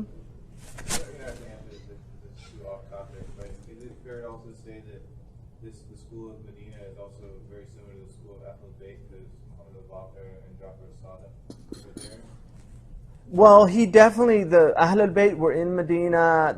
Imam Malik lived under the Muhammad Nafs al-Zakiyah's revolution for 18 months. He never took bay'ah with him, but he lived under his authority. And so there were a lot of the Ahl al-Bayt there. And the Imam Malik relates hadith from Ja'far al-Sadiq, who's pretty much the faqih of the Ahl al-Bayt. And you know, he had immense love and respect for the Ahl al-Bayt. I mean, he forgave the governor Ja'far when he had him beaten publicly. He forgave him just because he said that he was from the family of the Prophet. He said every time the man raised the whip to beat him, he said, Allahumma ghfir Ja'far, you know, may Allah forgive Ja'far for doing this. So, and then sitting for the final salam, the performance of these acts in proper sequence of the foundations, standing fully erect, maintaining composure at points of stillness throughout the prayer. So that is a fard, what's called tuma'nina. Tuma'nina means you have to come to a stillness. You can't, like you'll see a lot of people do this in their prayers. They go like this and then they go that. They just do the ruku' and they come. There's no point of tuma'nina. You have to have tuma'nina. It doesn't, there's no specific time. I mean, the sunnah is to say 3 times what you say in those positions. There's no specific time, but if you go down into ruku', there has to be sakina. So if you go down, you know, Allahu Akbar, there has to be that stillness. If there's not, then you've missed a fard from that. And that's why the man who prayed, and the Prophet, he came back, he said, صَلِّ فَإِنَّكَ لَمْ تُصَلِّ عِيدَ الصَّلَاةِ فَإِنَّكَ لَمْ تُصَلِّ. Go repeat your prayer because you didn't pray. He was praying too fast. And then following the imam in both the takbir of consecration and the final salam. So you cannot go before the imam with the takbirah, and you can't leave the prayer before the imam. If you do, the prayer is invalid. Mm-hmm. What if by mistake you said salam before the imam says salam? Yeah, then your prayer is valid. You just wait till he says salam and then you say salam. If you do it, I mean, there should be some lag time. You should not do it, but it's valid as long as you do not precede the imam. And you know, in the Hanbali madhab, both salams are wajib. So, khuruj min al-khilaf mustahab. It's good to get out of a khilaf like that. Whenever you have a fard type khilaf, it's better to. So, if you're praying with the imam, you should wait till he says the second salam. You shouldn't go. And the Malikis, he only says 1 salam. But if you're praying in a place where they do say the 2, because if he's Hanbali, as far as he's concerned, his prayer is invalid without that second salam. That's the khuruj, not the first salam. The second gets him out of the prayer. So if you go out before he does, according to his niyyah, you know, even though it's technically correct in the Maliki, you know, there's a problem. So it's better to wait till the second imam goes out. If the imam says assalamu alaikum, you wait. Because the Hanbali, like in the haram, those imams believe that they're getting out with the second salam, not with the first. So if you go out with the first one, technically he's still in his prayer and you're out. So your prayer's really invalid. So it's just better to wait till he finishes. If he's Hanafi, they're out with the first. The second's a sunnah. And same with the Shafi'i. But in the Hanbali, the second is wajib. And then making the intention to follow the imam if you're led. So if you're a imam, you do not have to make the intention to be imam unless it's Jumu'ah or like janazah. There are certain prayers. I think he covers those later. But so if you're a ma'mum, if you're following, you should make the intention of following, because your prayer is actually the prayer of the imams. That's why it's encouraged to put the best people forward for the imama. Mm-hmm.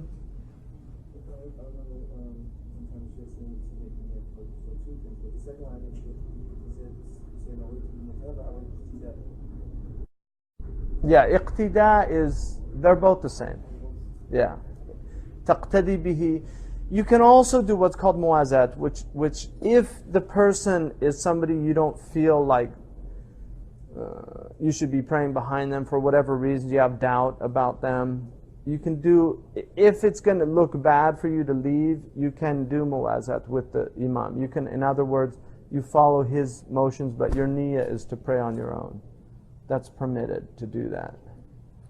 It's kind of like a tuqya, but it's really for ta'lif al-qulub, so you don't upset people. And why didn't you pray behind the imam? You know, well, he didn't have a beard and I didn't feel comfortable with his. Because that's a valid reason not to pray, according to the Malikis. You know, if the imam doesn't have a beard. I mean, there's an opinion. Nowadays, I personally would not follow that, because there's so many people without beards. But during the time they were writing these books, to not have a beard was like, you were pretty much a bad person. You know, really, I mean, that was true. Whereas now it's not true anymore. It's just like women that don't wear hijab.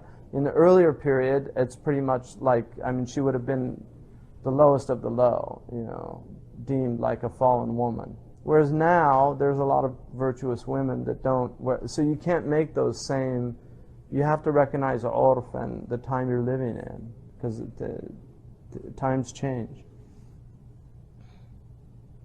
And then, or of leading others as their imam in the fear prayer. So if you're doing salat al-khawf, joining prayers due to rain, because it's permissible to join them due to rain in the masjid, so people don't have to, you know, trudge through the mud. The Jumu'ah prayer, or replacing a departing imam during the prayer. So if you do an istikhlaf, then you should make the niyyah of taking over the prayer. So, imama.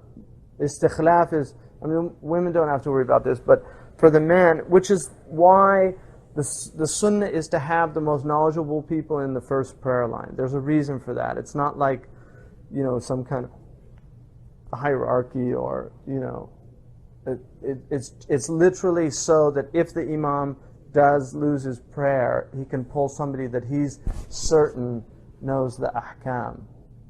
Like in Kitab al-Hamqa wal-Mughaffalin, the you know, the imam lost his wudu, and he looked back and he saw a really pious looking man, so he pulled him front and he said, Astaghfirullah, I only lead the prayer if I'm in wudu. So you want knowledgeable people. At least he was knowledgeable enough to know that you should be in wudu if you're going to lead the prayer.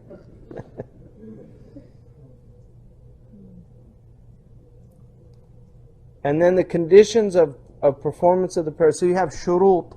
These are the shurut that precede the prayer. So facing the qibla is a shart. You have to face the qibla. Now in Maliki, I mentioned this, the qibla is a jiha. It's not a, Ain al-Kaaba. It's a jiha. So, a jiha is like this.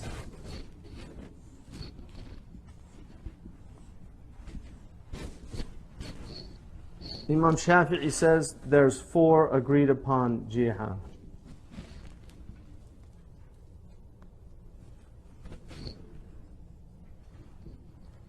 So if you're praying, right, if you're here and you're in the west, okay, according to the Malikis, if you're in the west, in a northern hemisphere, you find the North Star and you put the North Star to your left ear, and that's Qibla, according to the Malikis. It's as simple as that. So the basic direction from the US is just east. You know, the Shafi'is have Ayn al-Kaaba. Not all of them, because Imam al-Ghazali rejected that position in the Ihya. He said it's not reasonable. Imam Sha'rani says it's the position of the Arifin, because people of Ma'rifah actually see the Kaaba in front of them. And that's why they have Ayn al-Kaaba. Now, I can honestly say, and this is a true story, I was in England, we were praying with Shaykh Abdullah bin Bay, and he said, which way is Qibla? And I said, I'm pretty sure it's this way. And so we started the prayer, and then in the prayer, he turned like this. So we all turned with him. And then later somebody came and we checked with the compass, and it was the way he was praying. So I've seen that with my... And I know also there was some people saying about the Qibla in Mauritania, Murabbit Hajj's Qibla. Some people came to pray, and they didn't agree with his Qibla. Because in Mauritania, if you don't agree with the Qibla, you have to pray the way you think is right. So somebody asked him about that, and he said, Alhamdulillah, araha, you know, like, praise be to Allah, I can see the Kaaba. So that's, I mean, I'm not making those stories up. There's a famous story that I heard from a Libyan about this Libyan man who was like, nobody took him seriously, you know, and he was, he used to come to the prayer, and everybody would like, you know, do their prayer, Allahu Akbar, and then like halfway through the first rakat, you know, he would do his Allahu Akbar, like way after everybody else had gone in. So these guys got fed up with him, and they said, why do you always wait like till the imam's almost done with the... He said, MashaAllah, you people are so much better than me. You get the Kaaba in front of you right away. It takes me a while before I can see it. So,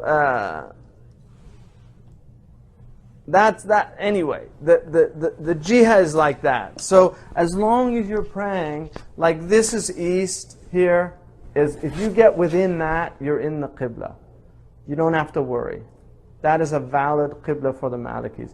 According to one Maliki opinion, as long as you're in 180 degrees, you're on the right hemisphere, it's valid. That's a valid opinion.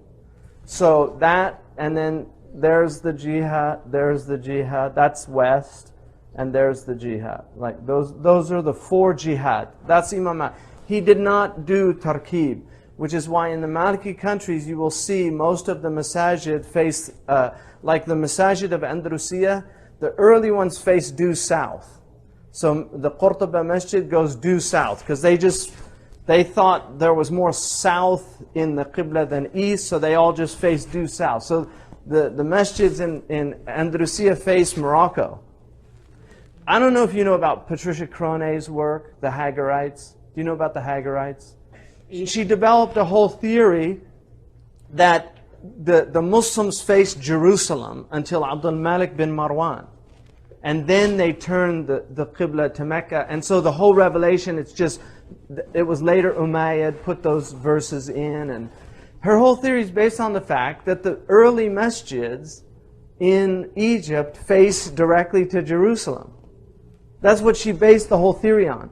But it's the ignorance of the tradition, because these people never studied real tradition. They study these khutut al-arida, the Arabs call it, the broad strokes of Islam. But they don't go deep into the tradition. They don't study the text. They don't study with real ulama. And so they start, they make all these assumptions that they have no knowledge about and create these ridiculous theories that end up getting put into magazines like Atlantic Monthly, and people read these and actually take them seriously. It's the same with the so-called Qur'ans that were found in Yemen, right? Do you remember that? These Qur'ans that were different from the Qur'an that we read today. Nobody in the history of Islam has ever denied variant readings. Ever. None of the ulama denied variant readings. There's readings that differ from the Uthmani Quran. Ibn Mas'ud read with tafsir. So he has verses that are completely different from the other verses of the Quran. That he had a reading, Ibn Mas'ud. It's a shadda reading, but it's his reading. So he doesn't say kasuf al-mansuf. He says kasuf al-manfuz instead of ka'ihn al-manfuz. Because when he went to Iraq, Ihan is a Qurayshi word which means dyed wool. The Iraqis didn't have that word. The Arabs in Iraq didn't have that word, so he said it just means suf. So he used to say kasuf and manfuj. So those readings are there, so you're going to find variant readings, but it's utterly absurd, this idea that we don't somehow know what the Quran is, and oh, the Muslims are going to be shocked when they find out there were variant readings. I mean, what Muslim, I don't know any Muslim that studied basic, right? Yes, you studied Quran. Didn't they tell you about all the variant readings and the shad and, right?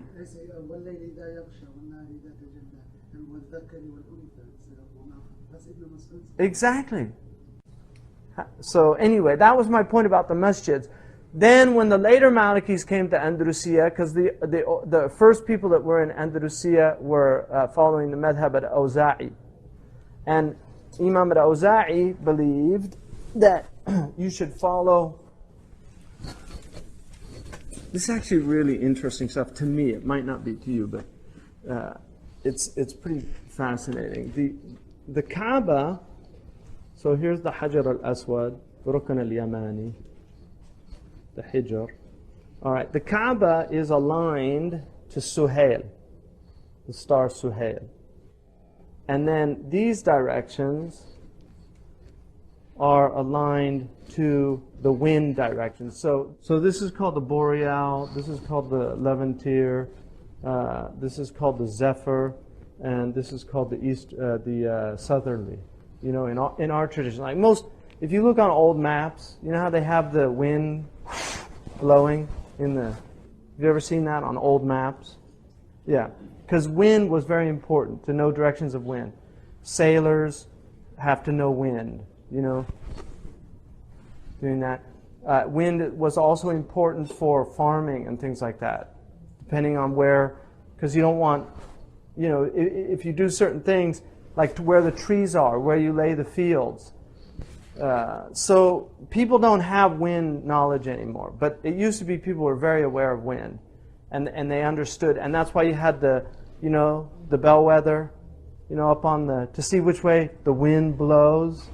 Right? People used to be aware of all that. They're not anymore. Now it's just wind. The Kaaba is actually aligned to the winds, the four winds. And the wind system is one of the most interesting things on the planet because it is a proof of design. If you look at how the wind is working globally, and that's one of the things about what's happening now is these wind systems are being disrupted. So because of the imbalance on the planet. And so there's a relationship. Now what's interesting about this, because this is about harmony, right? What's interesting about Suhail, right, this star here, Suhail, which is also called Canopus. If you look up Canopus, you can Google it. There's a section on NASA, because Canopus is to satellite positioning what the North Star is to terrestrial navigation. It's called the North Star of the heavens. So all of the NASA, when they do space travel, it's all based on Canopus. It was very interesting, you know, that the celestial North Star, they actually say that this is the North Star of the heavens. And the fact that the Kaaba is aligned to the North Star of the celestial realm, because this is the most stable star. It's the closest star to our solar system that is stable, you know, from alignment point. So all the satellites that are circling the Earth are aligned to Canopus. So this communication that's going up into the heavens is based on the alignment with Canopus, and that's how Sayyidina Ibrahim aligned it, according to Ibn Abbas, to the rising of Canopus on the southern horizon. Ibn Arabi actually said in the Futuhat that when Canopus disappears from the horizon of Spain, Islam will leave Spain. And the procession, that occurred in 1492. So you can actually look that up. And he said that a few hundred years before that, 400 years before that event. Isn't that like astrology? Say something like that? Well, Yeah, exactly. I mean, astrology is not... Fakhruddin al-Razi, a lot of the ulama, they had tawaqquf about celestial signs. Just leave it. But there's no doubt that there's a correlation. We know where all the positioning of the stars were when the Prophet was born, and they all had to do with Sa'ada. Sa'ad al-Mas'ud, Sa'ad al-Sa'ud was in the horizon, Sa'ad al-Dhabih was in the top of the heaven, and Sa'ud was on the... So all the stars that relate to happiness were positioned on the day he was born, in the three positions, because you have the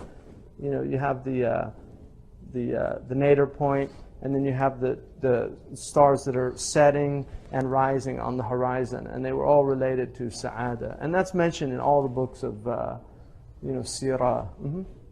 So if our Qibla is to the east, and we have the 45 degrees in either direction, or even the 180 degrees, is there no benefit in even trying to figure out what, like, the exact, like, oh, it's 48 degrees? Imam Malik considered it a bid'ah, because he said none of the Sahaba did that. And he said none of them brought an engineer. I mean, they actually mentioned that none of them brought a mathematician, and they could have worked this stuff out. None of the early masjids were built, which is why most of them have incorrect qibla. If you start going into the masjids with a GPS, it has created a massive fitna in the Muslim world. In Mauritania, if you pray the way we pray in America, in Mauritania, you'd be facing Algeria, because that's the Great Circle from Mauritania. If you tell Mauritanians to face Algeria, they'll tell you you're insane. So these are, I mean, the northeast qibla is, it's an engineering issue, and they consider it, loxodromic. This is a loxodromic route. All right. A loxodromic route follows a compass direction. So if you set out from here to Mecca on a compass direction, which would be basically east-southeast, I mean, you could work it out exactly what it is. If you stay on your compass point, if somebody watched you from space, they would see you going like this. But you would get to the point. You see, you won't end up in South Africa. You know that argument? You're praying to South Africa? That's only if you're praying by the Great Circle. But if you're praying loxodromically, which is the jiha, it's the compass direction. And that was the direction that the early community understood, was the compass direction. Now, if you pray the Great Circle, which is a constantly shifting line, so there's no compass direction with Great Circle. When they say the Great Circle is northeast, it's not true, because that compass bearing is constantly shifting. In the 19th century, steamliners did not use Great Circle because they didn't have the types of tools that we have today, and they felt safer going the loxodromic route, even though it took them longer, and they knew how to do the Great Circle, but it was too easy to go off course with the Great Circle route. So they didn't do it. With modern technology, it's easy to do it, because you've got the GPS, the global positioning system. So the debate of this, I mean, most people, it's not a debate anymore. It's like, and I don't even make it an issue, trust me, because it's just a fitna. But we used to pray towards the east, east-southeast. That was the qibla of the Americans, Muslims, including the slaves that came here from Africa. And we know that because of the way they're buried. And up till the 1970s, that's the way everybody. And then somebody wrote an article. He was an engineer, and he said it's quicker to go over the North Pole to get to Mecca, which is the way airplanes fly. So that, the rest is history. There were a lot of fitnas. There were a lot of fighting in masjids. So they created this fitna, and now they say, oh, don't bring it up because you'll make a fitna. Well, gee, what did you guys do back in the 70s? So there were masjids that split. People don't know this history in America.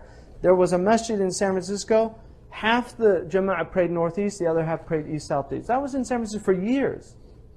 They had two separate Jummahs.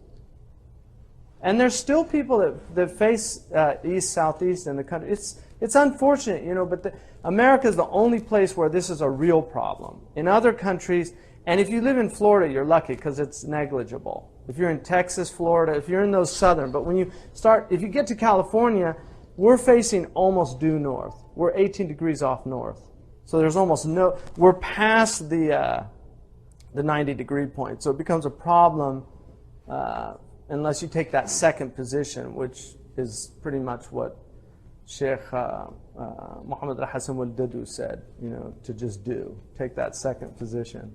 Anyway, this is a madhab khilaf, you know, and it's I had somebody do, who's a PhD from Stanford in engineering. He did a study for me because I was just find out which way's the qibla. Is it loxodromic or great circle? And Uzma knows him, Ismail, Yusuf Ismail. He wrote a paper, which I have. I never published it because, you know, I just didn't want to. But he came to the conclusion that it's a hayyar. He was just bewildered by it. Because he said each one has its proofs, you know, to do it. And they're both valid ways of determining direction. And they're still used. Both of them are used. Like geographers use loxodromic routes, which is why maps are based on, you know, those directions. You know, they're not based on great circle. Pilots, and I've asked several pilots, which way is Mecca? I've asked several pilots. In fact, I was actually, the FBI came to my house after 9/11 because I'd asked that question.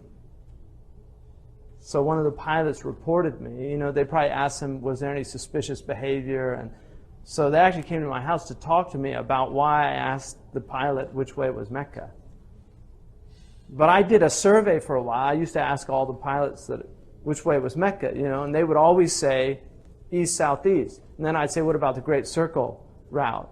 And they would say, you know, if you want a direction, then I would go east, southeast. But if you want to get there quicker, you know, that's the way you'd go. But it's not. You're going to be, you know, constantly shifting your direction. So most of the pilots I talked to, you know, a Saudi pilot told me, you know, he just said, that's crazy. Now I'll tell you something really interesting about this country. The Jews in this country build their synagogues to Jerusalem. You know which way they face? East, southeast. And I asked a Jew about that, and he said, well, we've got this fanatic group that claims it's over the North Pole, but we just consider that a little obsessional. I mean, that's literally what he told me, that it was just like anal retentive, to use Freudian terms. You know, it's that thing of worshiping science. But anyway, don't make this an issue, because it's not an issue with me. You know, I'm sorry that it was never really discussed at a high level. It was just everybody makes the assumption. Azhar gave a fatwa that it's north east. There were two dissenting ulama on that fatwa, so that's kind of not mentioned, that there were ulama that weren't convinced by it. Do you know? Sheikh Abdullah bin Bayya is not convinced by it. He studied both sides of the argument. He prefers that it's a simpler, because the Sharia is ummiyah. It's a simple Sharia. It's not complicated. There's nothing in our Sharia that necessitates learning higher mathematics. Nothing. And the only way you could determine the Qibla by great circle is by having a very serious level of knowledge. Because there's no way you could do that without knowing how to, you know, it's basically, I mean, it's spherical trigonometry, but it's really done with calculus. I mean, those are the logarithms that are used now. So,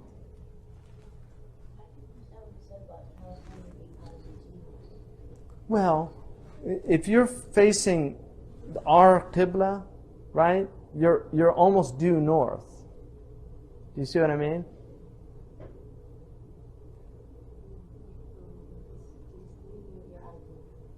Because the jiha is only 90 degrees. And you're almost out. You're not out of it, but it's so close to north that you're far more north than you are east. But don't you No, you determine it based on where you are in relation to the Kaaba. So if you're in the west, it's east. If you're in the north, it's south. If you're in the south, it's north. If you're in the east, it's west. That's Qibla. So if you're facing almost due north, if you and I prayed in the same room and you're praying the Qibla of north, you're going to be facing that direction, I'm going to be facing this direction. That's a huge difference. That's not like in Florida, you're going to be here and I'm going to be here. It's very slight. Even here, it's not going to be as much. But no, it will. Because this is probably about 17 degrees off north from here. Anyway, the Prophet ﷺ said, Man salla qiblatana, whoever faces our qibla. Qibla is to Mecca, we all agree on that. How we get to Mecca, you're going to take Great Circle or Loxodromic. They'll both get you there.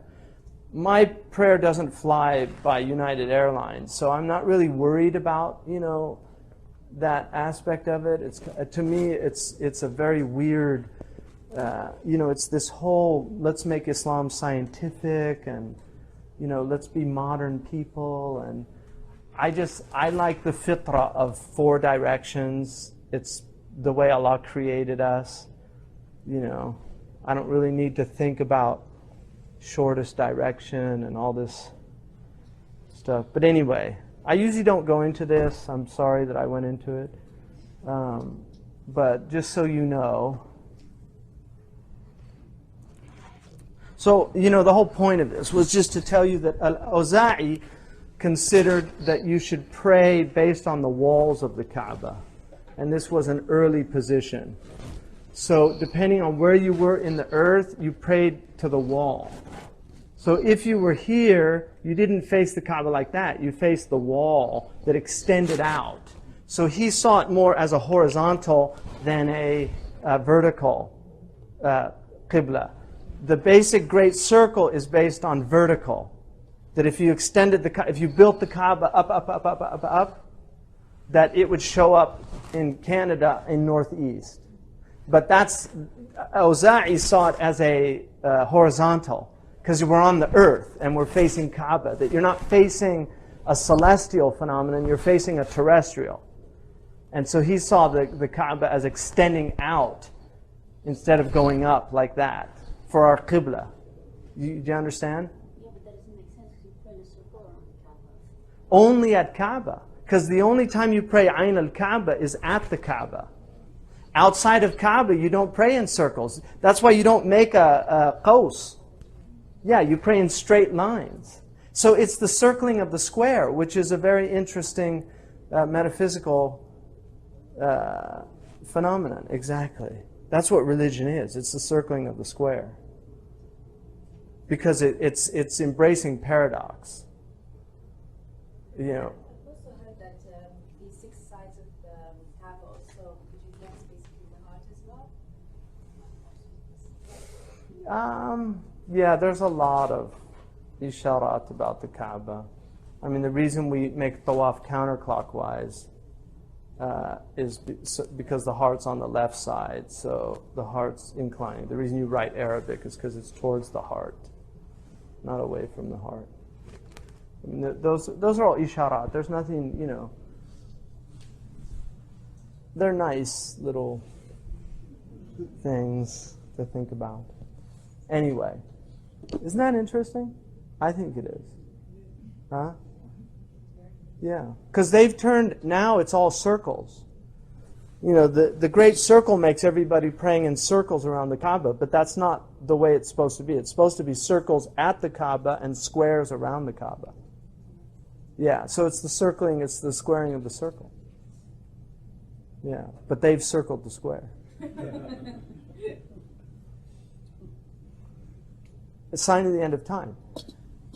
Engineer, according to Ibn Sirin, in his dream book, if you see an engineer in a dream, he said it means the end of the world.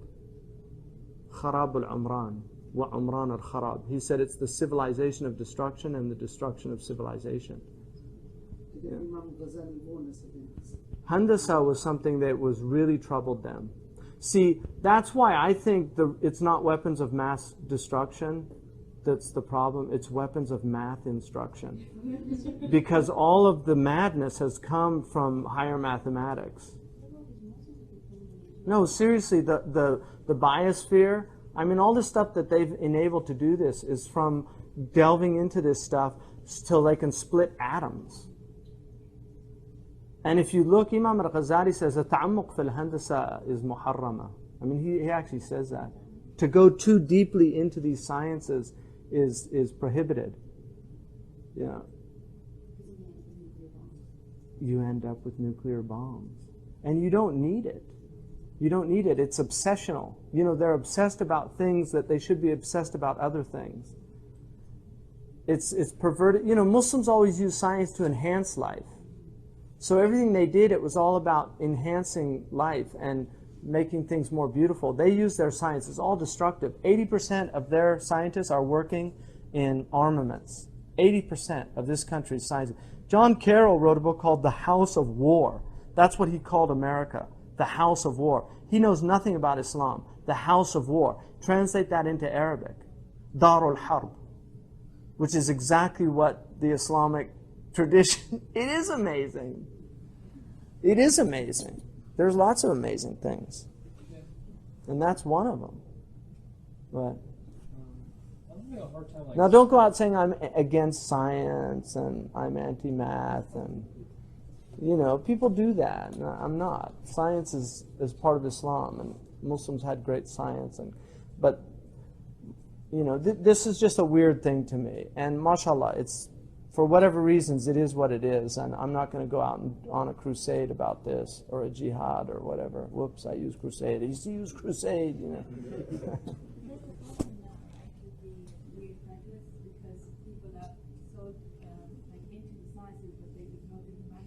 Right.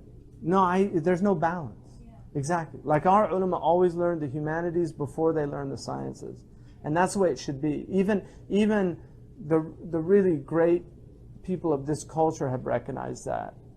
That's why they have liberal arts. Like Lewis, you know, Lives of a Cell, the biologist, his undergraduate was in literature. And he said everybody who does science has to do humanities as a prerequisite. Because he said their science will be inhumane if they don't.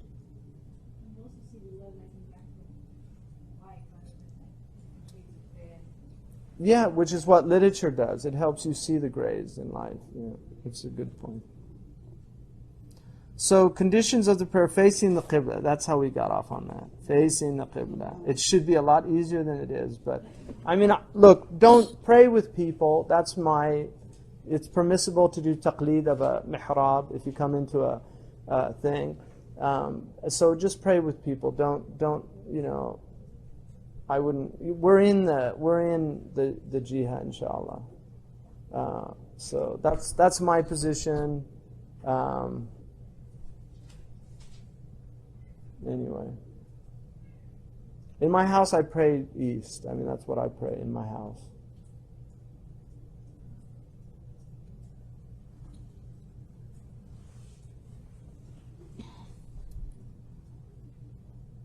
I mean, there's even a book about Islam in America called Facing East. They should have changed it and say Facing North. And then everybody would scratch their heads. Isn't Mecca in the east? Well, Great Circle. Oh, what's Great Circle?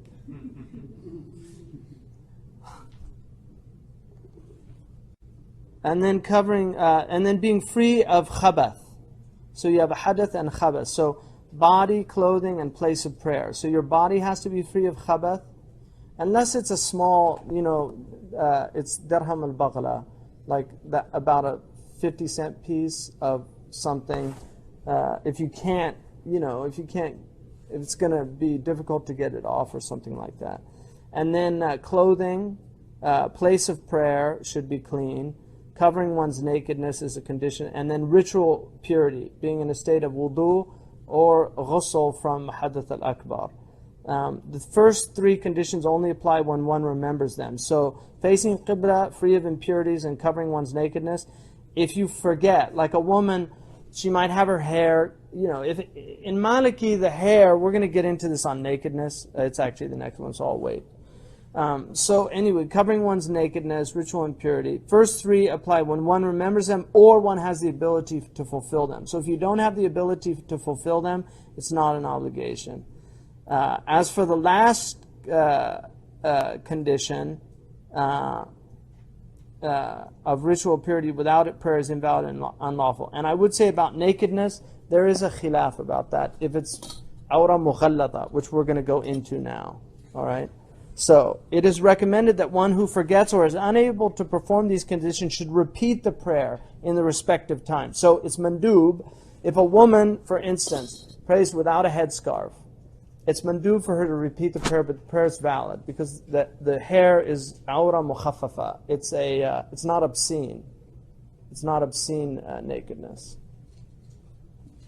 It's light. If she forgets, she's supposed to cover her head. If she doesn't, it's still valid. Even if she didn't forget, it's still valid.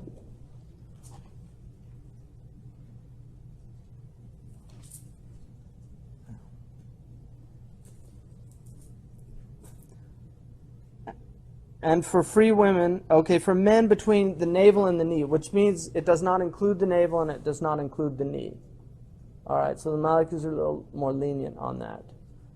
So that's why, in Syria when they go swimming, they say, "Ala madhab al-Imam Malik." We're going to go on Imam Malik's madhab because you can wear the shorts.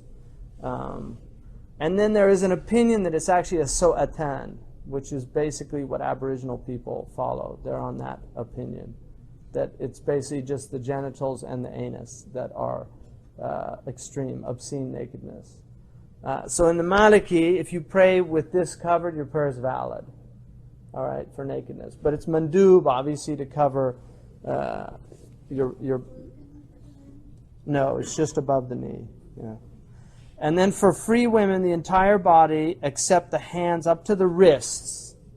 So the hand is not naked. The face, according to Imam Malik, which is the area of wudu, that you do wudu in. And then the bottom of the feet. So the top of the feet in Malik's madhab are considered to be awra, unlike Abu Hanifa radiyallahu anhu, that, and I would say it depends on the woman's feet.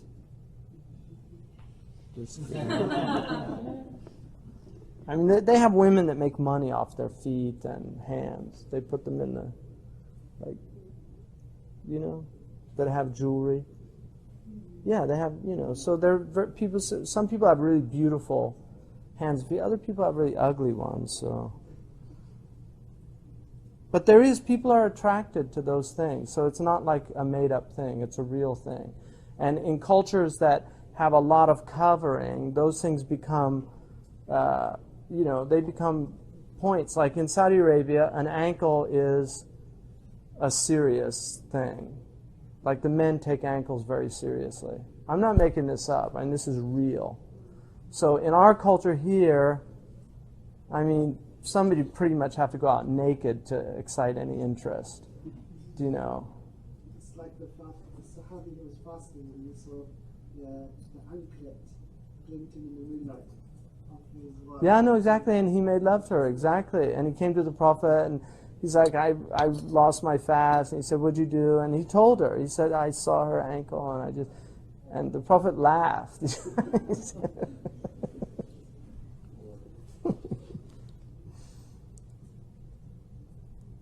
And then he told him to fast 2 months. He said, Ya Rasul, I couldn't even make it through the Ramadan. So he told him to feed the people. And then in the case of the chest or the hair being exposed during an obligatory prayer or one of the limbs, then it is recommended to repeat as long as the time for the prayer is still in and is permissible to pray if she did not repeat the prayer. So for a woman, the awra mukhaffafa, which is the awra, the nakedness that is light, is everything but the hands, the bottoms of the feet, so she goes into, so she can cover her, my wife usually puts the carpet over her feet. So, It just depends on what you do. But the bottom is not nakedness. So if you, and then your face. But the awra mughallada is just below the breasts to the knee, right? So if she exposes any of that, she doesn't have to repeat the prayer. If she repeats it, it's mandub for her to do that, all right? If she doesn't, though, the prayer is valid.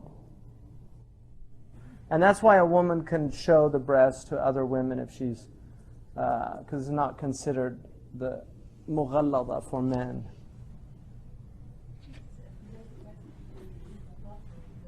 The below the knee, yeah. Uh-huh. Isn't there an exception if there's any shahwa involved between the two?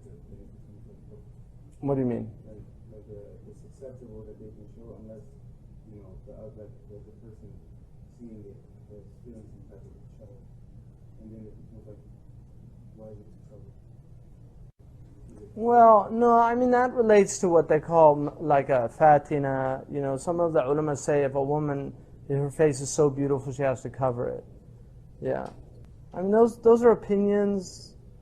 The applicability of them I find really difficult because women differ and people are attracted to different things. I mean the ulama have these kind of. That's one of the things that I just find really hard to see where it becomes applicable.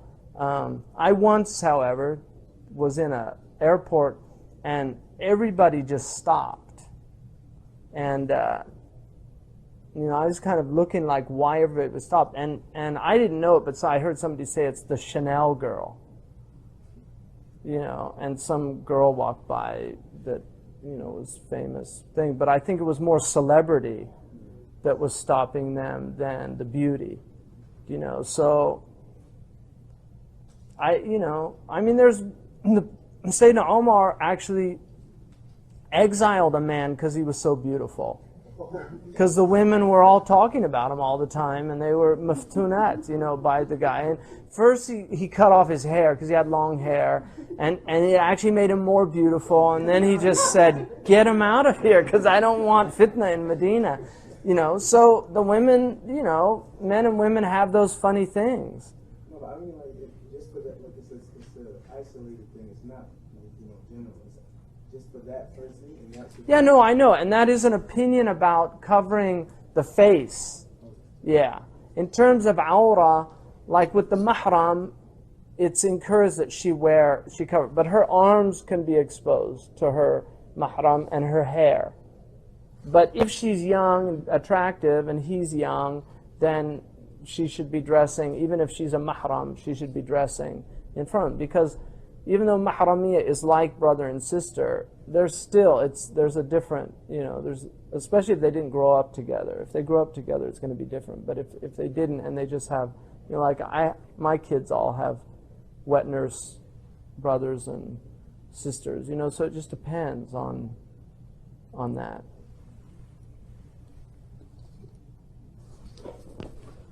And then the conditions of its obligation are being free of menstrual or lochial blood, known by either gypsum-like secretion. So that it's kind of a whitish. Women know that that when the period ends, right? Mm-hmm. Sorry, going back to is there a part of body then that if it becomes exposed, you do have to repeat the prayer? Only if it's mughallada. If it was the obscene, then it should be repeated. It has to be repeated. If it was mukhaffafa, it doesn't need to be. So if the hair came out, her scarf fell back, something like that, it doesn't have to be. But it's mandub to do it. Mandub means you get a reward for doing it. There's no sin in not doing it. And then dryness. So a woman does not make up the days of missed prayer due to blood. And then the entrance of prayer time. So those are the conditions of its obligation, right? So you have, shurut al-ada, and then shurut al-wujub. So the entrance is shart wujub. Once the prayer time comes in, you're obliged to find. So we're at the stress sunan, inshallah. Subhanakallahumma wa bihamdika ashhadu an la ilaha illa anta astaghfiruka wa atubu ilayk.